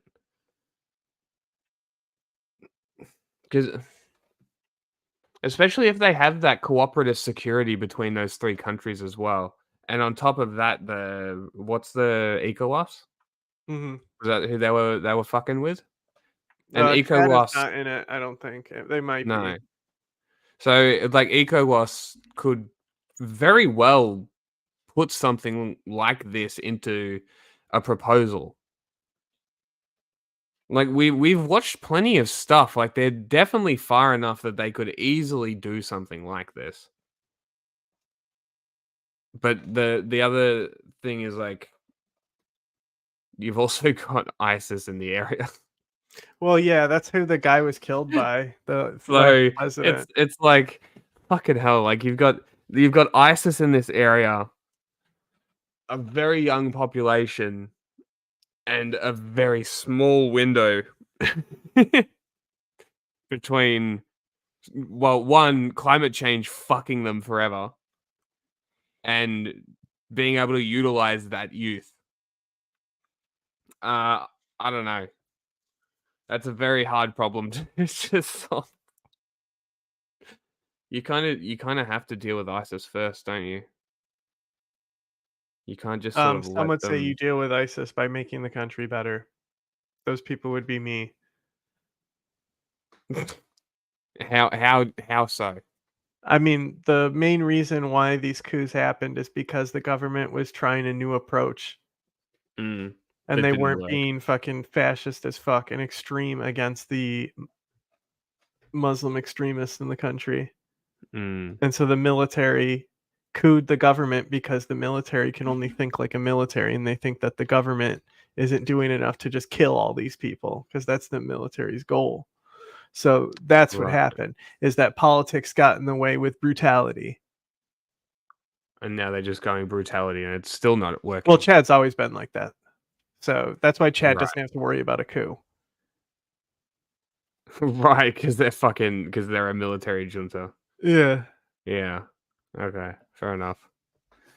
It's very interesting. Well, now they're US going to be an troops from elected Chad. one. That's in a region plagued by jihadist violence and where Russia is seeking more influence. Sure is. Other Well, the junta-led countries, CAR is including right Mali, underneath Burkina Faso, them. and Niger, Well, have hopefully asked Russia other doesn't build Western them powers reactors. to leave as they turned to Russia know how military that support. goes. Reactors. Chad, however, remains the last When have they Sahel built state with a other countries' substantial French reactors? military presence. Dabi's Ukraine. main rival in this election is political opponent turned Prime Minister Suksay Masra, who has drawn larger than expected crowds on the campaign trail. Also standing is former Prime Minister Albert Bahimi Padake, who has accused Masra of collaborating with Dabi. Provisional results are expected by May 21st. If no candidate wins more than 50% of the votes, a runoff will be held. The African nations of Niger and Chad have both been key partners with the United States in combating terrorist groups in the region. There But you go. as Ali Rogan tells us, that cooperation is in question now that both countries are ruled by military regimes. The American presence What do you in mean Niger are and now Chad gave ruled by US troops military eyes in the sky regimes? and boots Come on the on. ground in the region known as the Sahel, a stronghold for Islamist groups like ISIS and Al Niger Qaeda. was a big The Sahel deal accounts for because it nearly was like half a of all corner. terrorism. Whoa! Whoa, PBS! Holy Do shit! not show the massacre. PBS is such a wild card with that shit. But this bomb, we can totally show. Bombing Which the people, US launched completely drone fine. operations, ISIS and massacres, special I operations don't forces know. had also been stationed in Chad's capital, and US soldiers have trained local armed forces in both countries. But the majority of forces in Niger are now on their way out. Those in Chad will follow suit while talks I love how continue to both of us possibly keep instantly knew just frame one what that footage was. troops in the country. As U.S. forces withdraw, U.S. adversaries are looking to fill the void. Russia has sent military instructors to Niger, and Russian President Vladimir Putin that hosted in Chad's junta Niger? leader. Continue to Niger, possibly I keep should troops say. in the country. With As the massacre, U.S. the forces attack? withdraw, U.S. Not even a massacre. It was a legitimate military operation. Oh yeah. What was it? It's Bora Bora, right? It's like no, Tora. No. it's Tonga. or something. That's right. Tongo. I thought it was in. I always forget. Every time it Adversaries are comes looking up, to we fill the ask. void. Where It's in Russia Niger. has sent It was Niger. Niger. Niger. Yeah. It was. military instructors to Niger, and Russian President Vladimir Putin hosted Chad's junta leader in Moscow this year. Tongo J. Peter Pham is former ambush. U.S. ambassador and special envoy for the Sahel region and a distinguished fellow with the Atlantic Council. Peter, thank you so much for being here. Pleasure to be with you, Ali. How significant are these departures? Well, in particular, the departure and the loss of the two air bases, one in Agadez and one in Niamey in Niger, are significant. Why do people who wear bow ties always look like this? Build these facilities up to train local forces with which we operated and to carry out operations not just in Niger and not just in the Sahel, but actually these bases were useful for operations really across a wide part of Africa. So it's going to be a significant loss, a setback. There's no sugarcoating it. In time, substitute facilities may be found, but it's going to take time to build up the capacity and the partnerships that are being lost. Could this have been avoided? What could the U.S. have done differently? I think we could have been more attuned to the fact that winds of change were sweeping across Africa. Political elites are widely discredited in many of these Sahelian countries. Just because there's an extra constitutional overthrow of a government doesn't mean that what came before was necessarily a Jeffersonian democracy. And also, quite frankly, our French friends and allies, they're old partners, but they've got a lot of baggage in this region, and they were the first kick out. There's widespread unrest about them, and there's been some tainting by association. So we could have been probably managed the situation much better. Hang on. You need to go back to see that poster. Some interesting flags on it. Oh. Turkey? Yeah, I know, right? It's what? Wait, Turkey with the enemies? You mean to tell me Turkey? What? North Korea, Turkey. North Korea is so funny. Okie dokie. We could have been probably managed the situation much better in terms of being attuned to what was happening, the dynamics, and also engagement with the regimes that have emerged. And of course, what was happening are 8 military coups in West and Central Africa since 2020. Why have they swept the region like they have? I think part of it was with what came before. There were elections, but they weren't necessarily legitimate elections. And even where they were democratic elections, these were young democracies where governments were failing.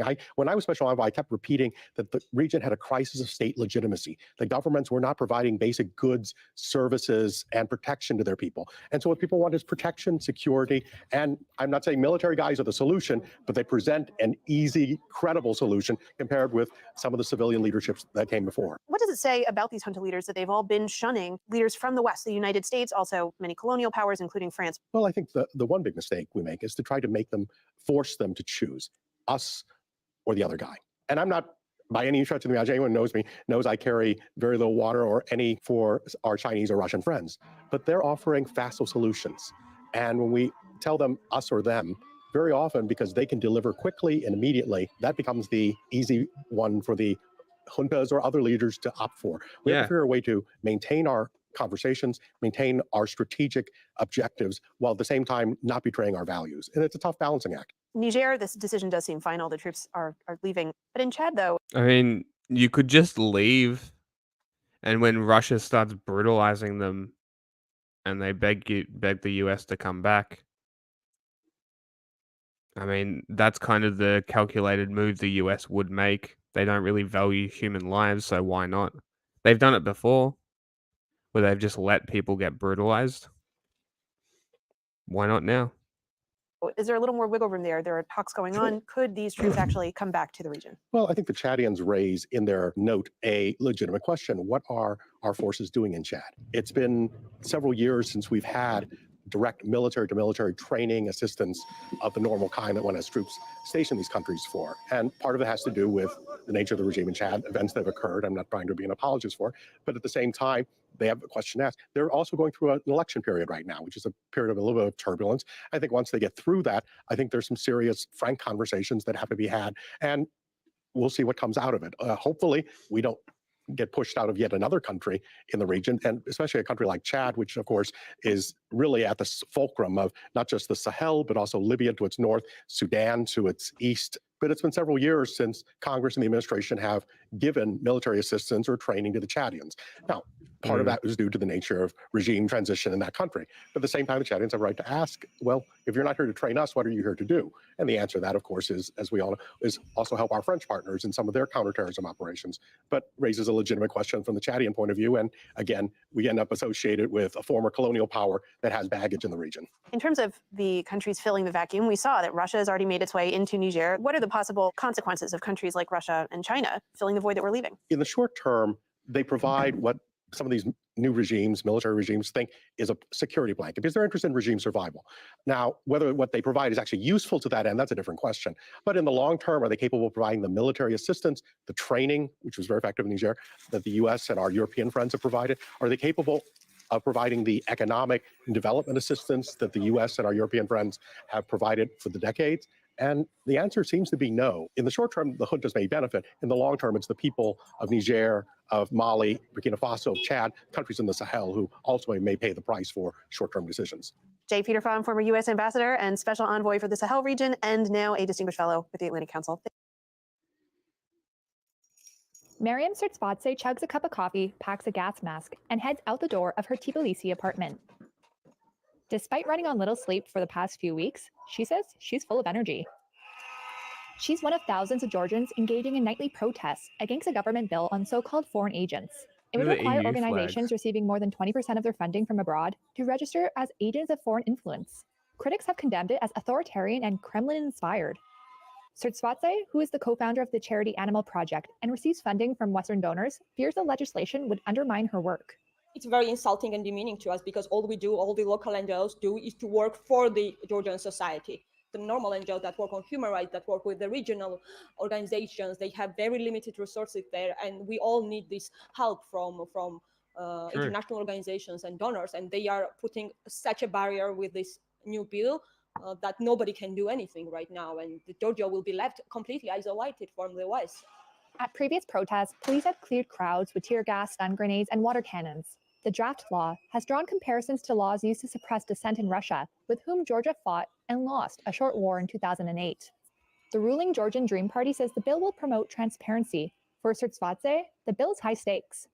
As a citizen of Georgia, I fear that it will completely change the foreign curse for Georgia, and we will be left completely isolated. From the Behead Western the world, Stalin because everybody statue in his our hometown partners to from show the EU Russia were that you're saying that this serious. bill, if it's passed, it's gonna be If you are it's really gonna that close based, you so would many do doors that. we worked so hard so many years to be And you open, would tout it especially with around the EU town candidacy right now. and then The piss on it. standoff is part of a wider struggle that could determine whether Georgia moves closer towards Europe or back under Moscow's That's how influence. you show Russia Georgia, a country of that you want to 3.7 go to the million people, EU. has seen turmoil, war, Fuck and Russia. revolution since the door is collapse of the open, Soviet ready for you to go Sir out of the Spot, they transfer cage, and here he is just sitting in it. Oh, he finally realized.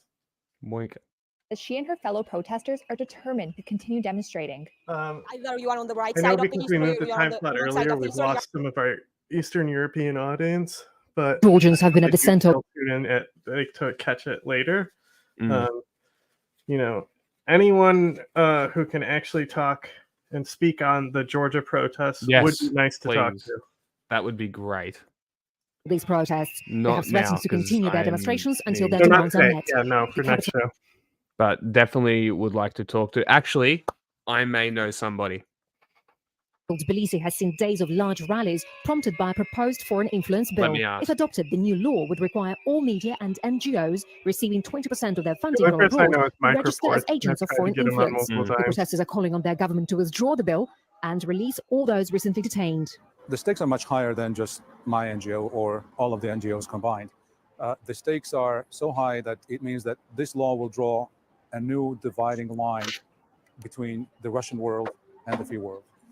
And this line will keep Georgia on the Russian side of that wall. Supporters of the proposed law say it's needed to combat what the government sees as harmful foreign influence in Georgia's politics, adding it's not Russia, but the West that is undermining Georgia's sovereignty.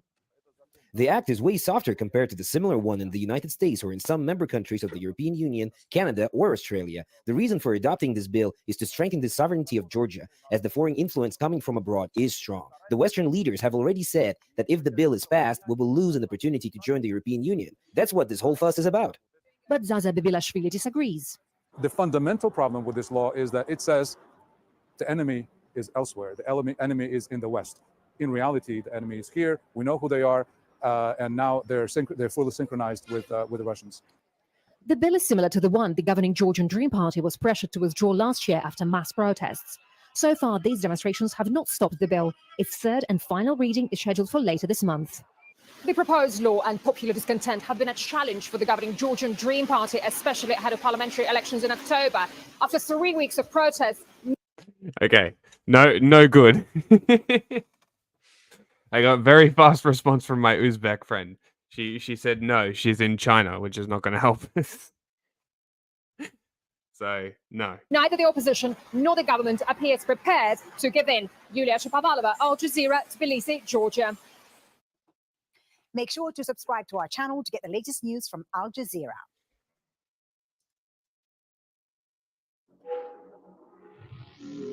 All right, instead of this, I want to look at that John Fetterman interview.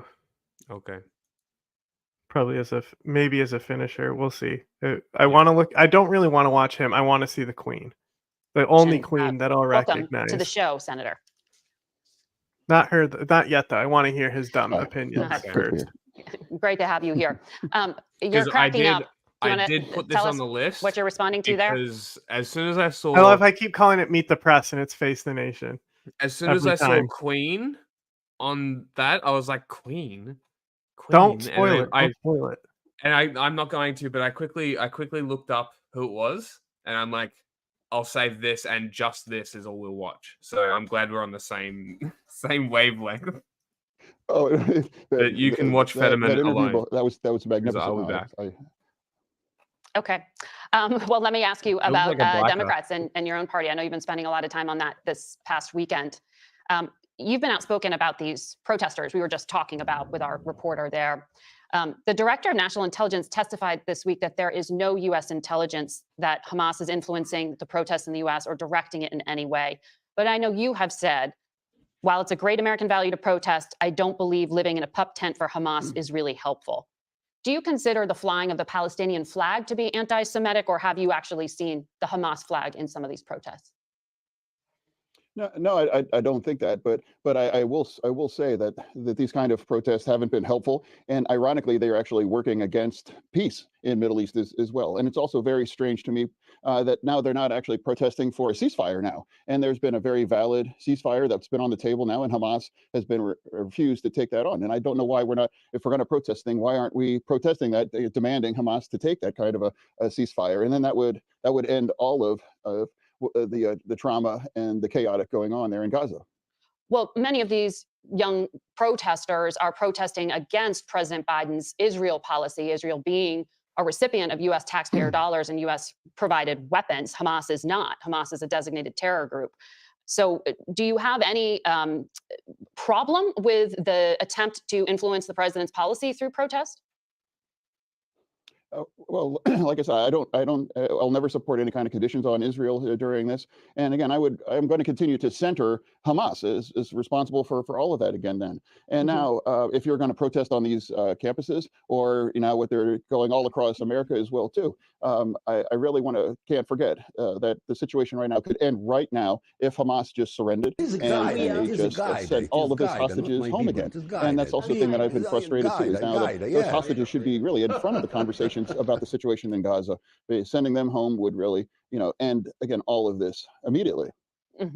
Well, understood. But these protesters, are you saying that by protesting the president's policy, you just see any opposition to the president's policy as pro-Hamas? Or is it something specific that you have an issue with? I mean, it's perfectly normal if you don't agree with the president on this issue or many other issues. But it's very strange that when we have this incredible, important election right in front of us about 6 months ago, and it's really two stark choices. You have Joe Biden, an outstanding president, and then you have Donald Trump, who's actually now in a trial talking about bribing a former adult film star. And it's really kind of a stark contrast here. And if you're willing to walk away from Joe Biden, it's never, you're actually supporting Trump. Well, I need to talk to you about other issues affecting this election on the other side of this break, so please stay with us, Senator. We'll be back.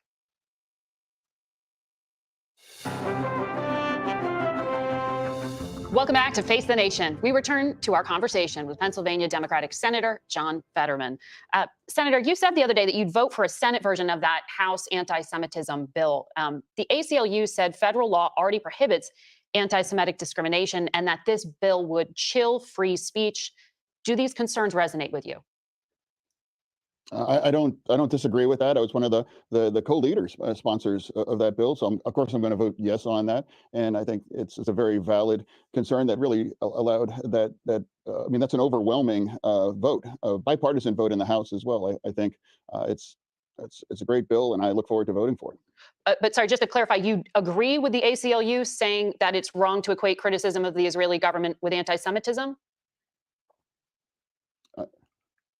No. Well, I'm not really sure what's really I don't agree. I mean, I do think a lot of the criticism right now during this the Gaza war, I think at its root does have some anti-Semitism there as well too. Now, it's you don't have to agree with the Israeli government, but a lot of the protesting and a lot of the words that are being thrown around on a lot of these campuses. Did you co-sponsor the bill or not, dog? Yep. Okay, yeah, I was just, the ACLU comment was on that House bill, that's why I wanted to clarify that.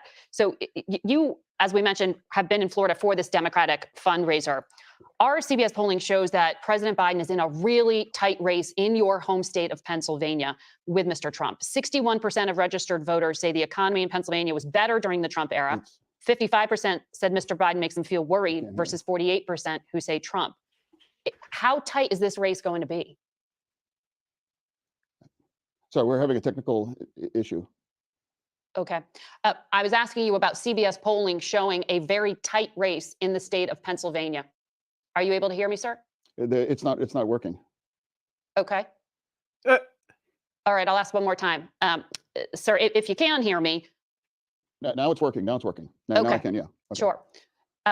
In the state of Pennsylvania, our CBS polling shows it's going to be a very tight presidential race. For Joe Biden to be reelected, correct, the issue of the economy is of paramount importance. And in your state, our polling shows there's more confidence in Trump's leadership on the economy than in Biden's. And this is very acute around the issue of oil and gas. How worried are you? John Fetterman never had charm. I'm not worried about the reason that. he got elected, and I want to be very clear. Joe Biden beat Trump in Pennsylvania, and he's going to do that again. But it's going to be very close. Absolutely. was I've been too calling sick that. to I've been run. having that I mean, same conversation it's not since something we 2016, necessarily have to that it's hold going to be very against him. competitive. I'm sure he would have And now campaigned oil and himself gas, a of course, lot that's an more, issue, but but it's not going to be, it was it's going to really the define the coalition race. behind him that got him elected, not Again, him. we have that two very stark choice between those two. And it's very clear that it's not going to be a defining factor for sure. Well, we're going to have a lot of focus on your state in the coming months. Senator, thank you for your time today.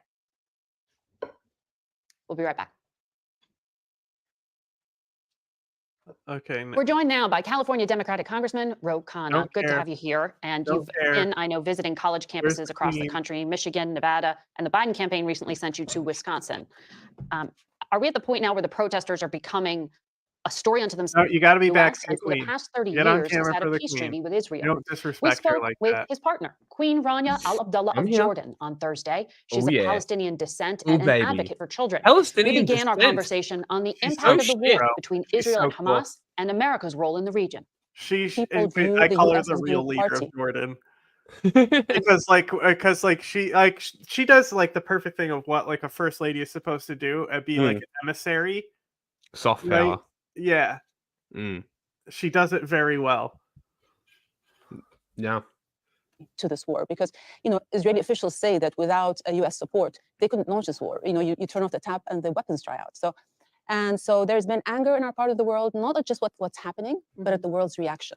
When we see these violations, human rights violations and international law violations, and we're watching the world letting it happen. When October 7th happened, the world rightfully condemned it and took strong action, strong positions.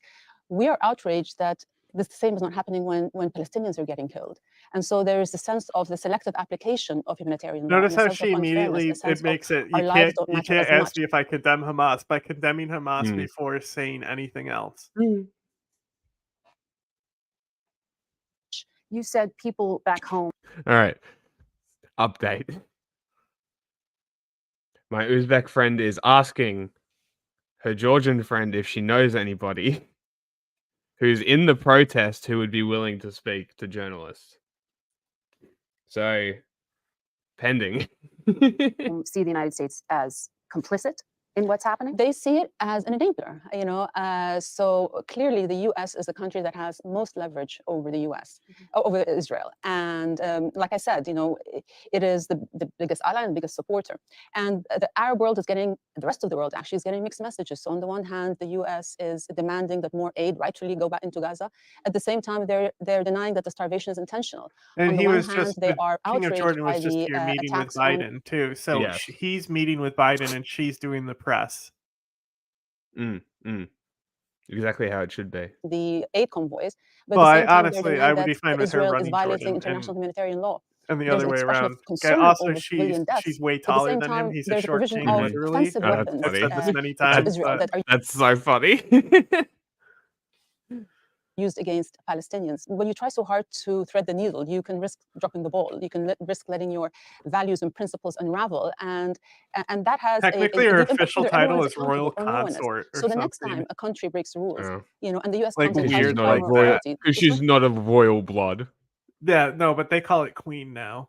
It's just something that they, because that's like implying that it's like, the royal consort is like the bitch that I fuck as a king, like it's just a weird thing to call the position because that's what its background is in. countries are going to say, well, you made an exception here, so why apply it to us? I think Gaza now is like a microcosm of our New World disorder, of the breakdown of international norms, of the return of might is right. And I think that's very dangerous, not just for our region, but for the entire world. Recently, President Biden, just about a month ago, warned Prime Minister Netanyahu that U.S. policy would change if Israel's behavior and conduct in this war didn't change. Do you believe the U.S. is starting to use the leverage you say it has? Well, look, there's definitely been a change in tone and language. And you're right, the president You're has going to been love warning this and because has they been even used forced perspective to get him taller by putting him in front of everyone. That's awesome.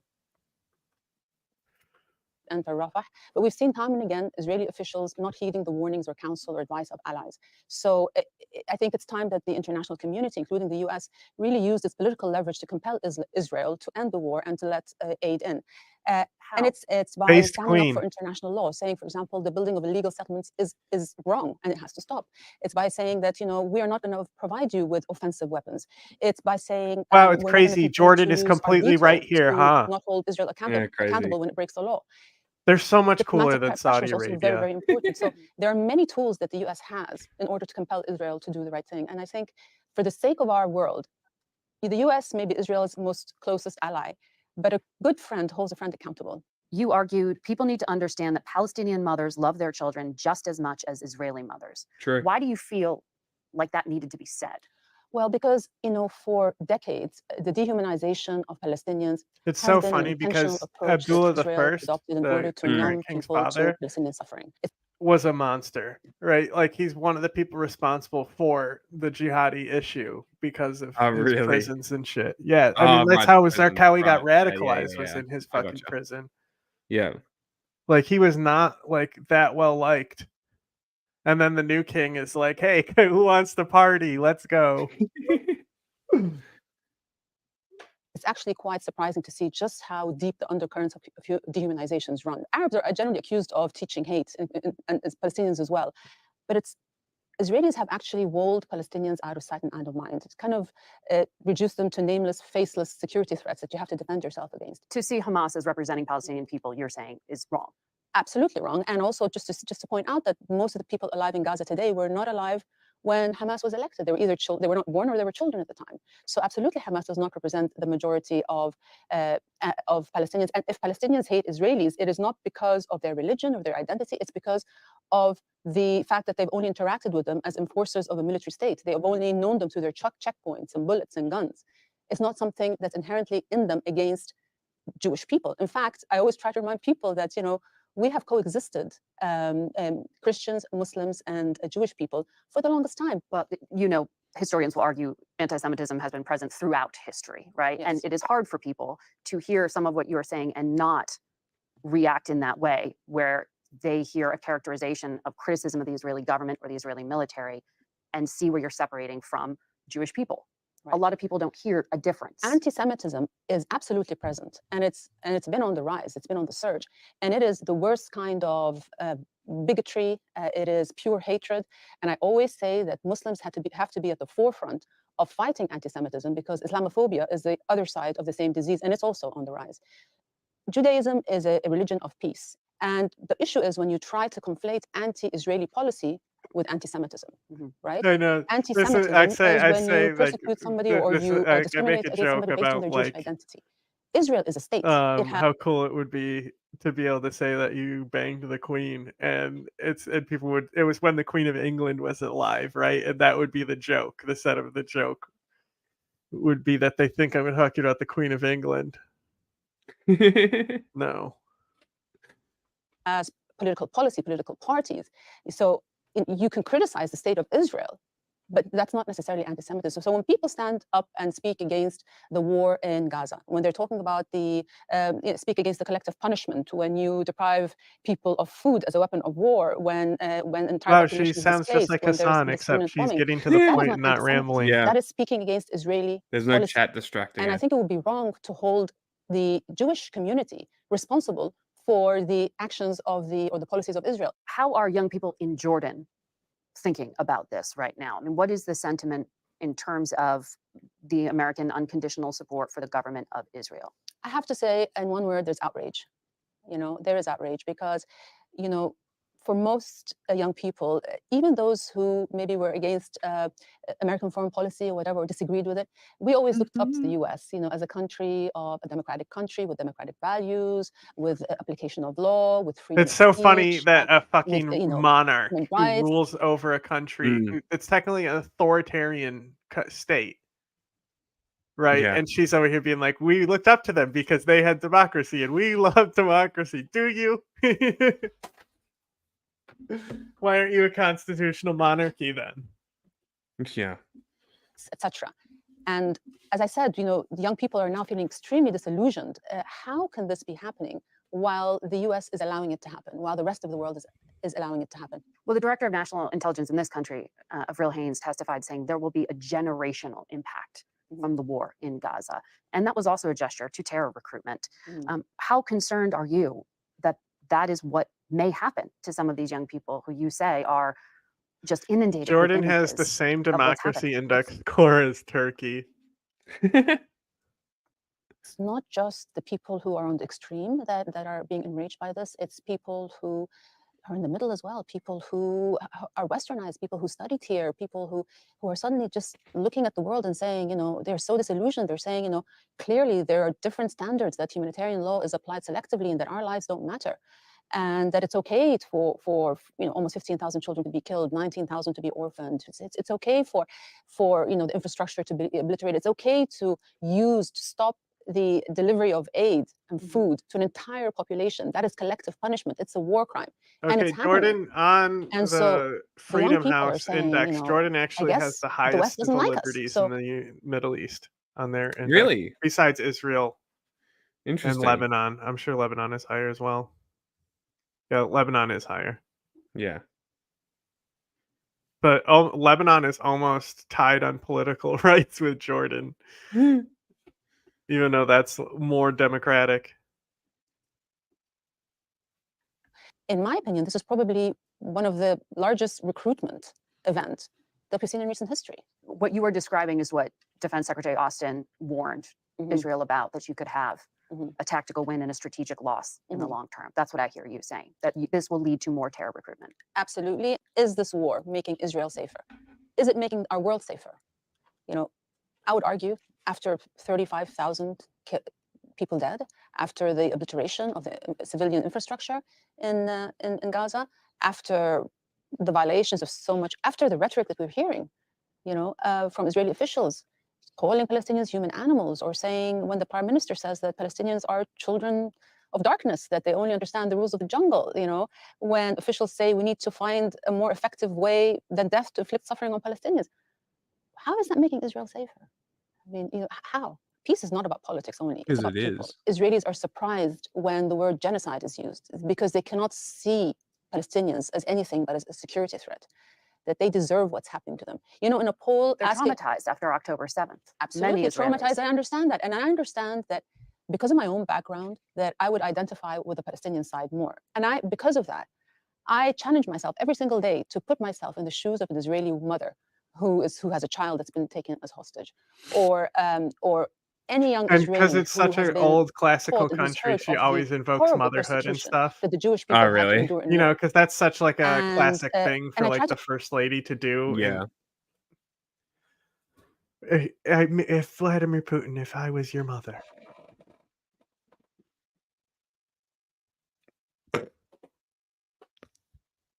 Memes. Who's sucking Putin? Biden. Biden And sucking Putin? Netanyahu. Oh, okay. Yeah. It's funny. Silly memes. to empathize and see where they're coming from. And absolutely, People you know, unhappy. we Even though need he the stopped hostages arms to go shipments home and as soon he's as like possible. And we need the war to kind of stopped and is finally listening, I guess. Well, no, that's the thing is that I think people have shown that no matter what he does, it won't be enough. Yeah. So he'd lose more votes. Like it's such a low priority. Nobody actually cares. Mm. This whole, And as people possible so 6 months Palestinians away can from go the back to their election, homes if after they when have they homes see back. these campus So protests on Twitter, are like, Biden is so cooked in this election.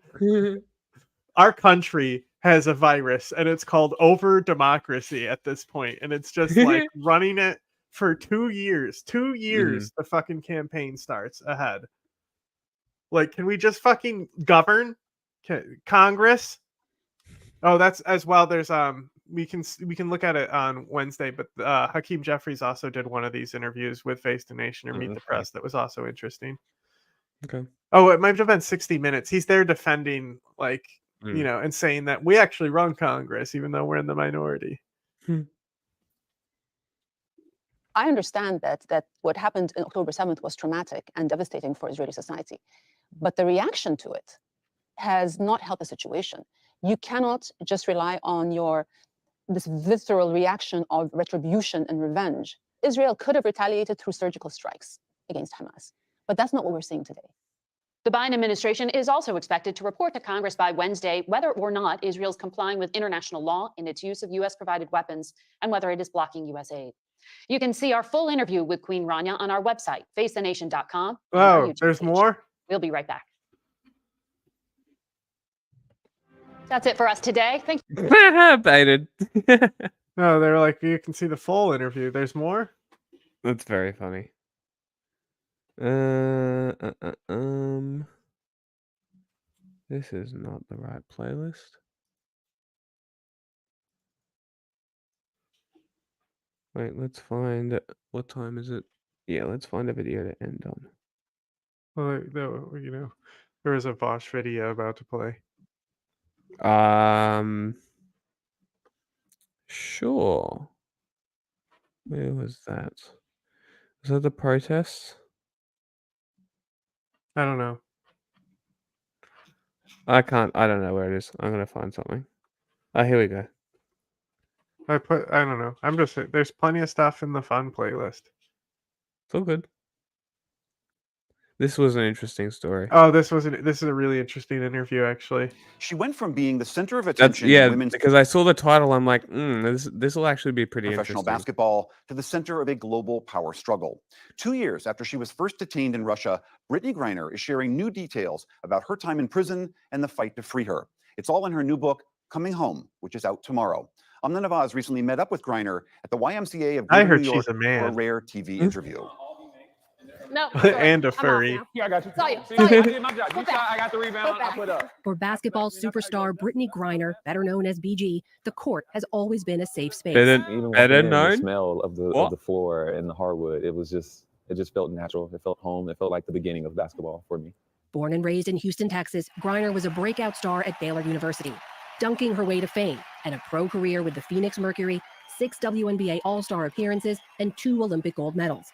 But for Griner, standing tall at 6'8" meant standing out. God damn!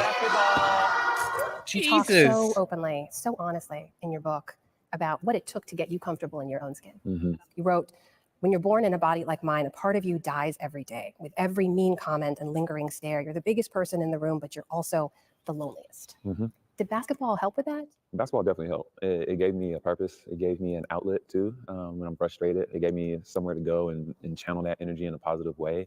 And it gave me camaraderie as well, like my teammates, my coaches, that sense of feeling wanted from the fans, like all that helped me. Once I started playing basketball, it really changed my life. Basketball took her overseas, like many women players, for a second job during the WNBA offseason. Since 2014, Griner played for European powerhouse team UMMC Ekaterinburg in Russia. She really loved playing in Russia. Played Tell me why. in Russia? I did. I mean, one, the pay gap it's pretty big, from here to overseas. And, just feeling valued like that meant a lot to me. And then just how they treated us, our safety, the way we flew, where we stayed at. I mean, we stayed at the best hotels. We flew on private jets. I got to smoke and we really weed felt like the because best I wasn't in the How different was WNBA at that that to how time. you were treated here in the States? Definitely different. You might catch me on a United or Southwest or Delta flight, maybe middle row. It just depends. I was definitely overseas because that's where I was able to make a living for my family. State Department says it's aware of the arrest of an American citizen in Moscow. Everything changed in 2022. Russian customs officials claim they detected cannabis oil in her luggage. On February 17th, as she returned to Russia to rejoin her team, Griner was detained at Sheremetyevo airport outside of Moscow when vape cartridges with less than a gram of hashish oil, illegal in Russia, were found in her luggage. Griner has a prescription for medical marijuana in the U.S., but forgot to remove the cartridges while packing in a rush. You almost didn't make that flight. You were running late. You lost your phone. You got held up, missed your connection. Mm-hmm. Does any part of you look back on that day now and think, gosh, if only I'd done X, if only I'd done Y? Every single part of it. There's this idea of guilt through your book. You worry about what your mom and dad went through while you were away, what Rel went through, what your teammates were going through. Has that guilt gone away? I think it's always going to be there a little bit, and that's just my character. That's who I am. Because at the end of the day, Why? It's on me. As much as everything was an accident and not intended, it's on me. It was my fault. There were so many signs, and I really wanted to stay back, honestly. But my dad, you finish what you start, and we were right in basically about to win EuroLeague and going to win Russian League as well, like we have in the past for many years. So I wanted to finish that chapter completely. Hi, Brittany. How are you? Instead, a new surreal chapter in her life began: detention in Russian prison. Her face and story splashed across international headlines and robbed of the one safe space she'd always had. When you weren't able to play, what did that feel like? That was hard. It was really hard, not being able to play, not knowing what was to come, if I would ever pick up a basketball professionally again. It was If devastating. you'd to even survive think about. Russian prison. Took the time to write President Biden. Back home, her devastated wife, Sherelle, Yeah, led the charge to yeah. free BG, Everyone is working with her basically a teammates, ghostwriter. her agent, Lindsay Kagawa-Coles, and an army rallying behind the We Are BG hashtag. You write that the campaign had to make me visible in a world where Black women are often ignored or demeaned. It had to make me relatable. Yes, I'm Black, gay, a female baller, but when people saw my face and heard my story, we needed them to say, hey, she's me. Were you worried about being able to do that? Definitely. I mean, in a world where you're judged by just appearance or maybe what, a certain group. Why has are you done, gay? Or someone is wrong. Critical damage, bro. I got him. He's out.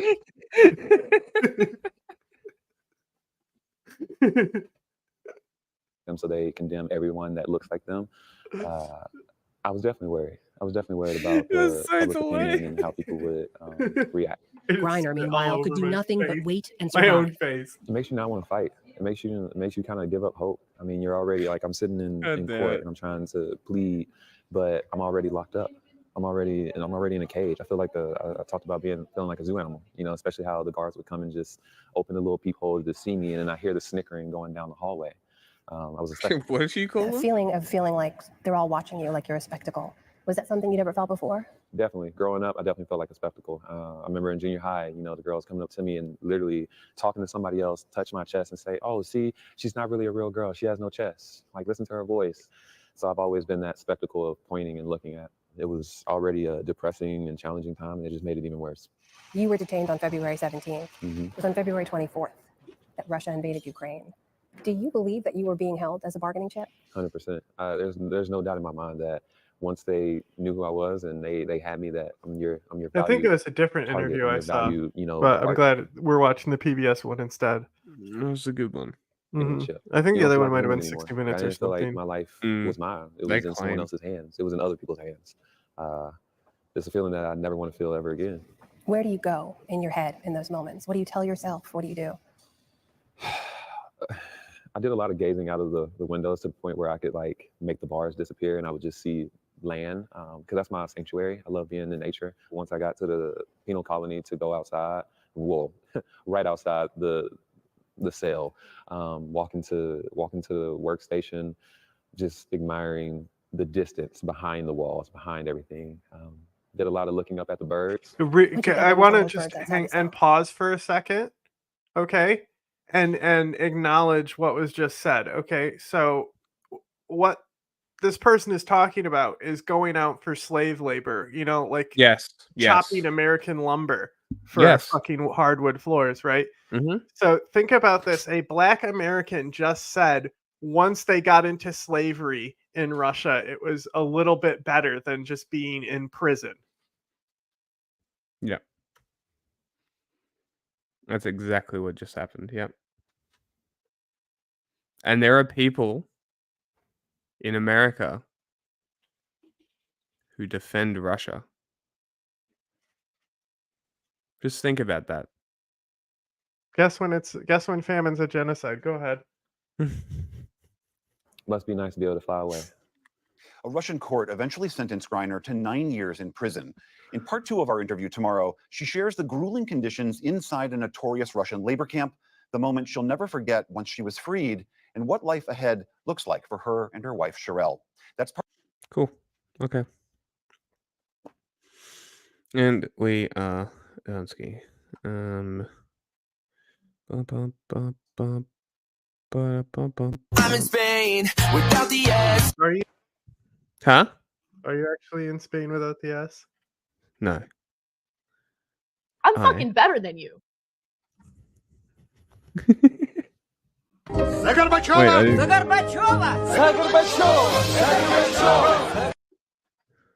Oh my god. We will continue to be your single source of truth. Dismiss anything else. Goodbye.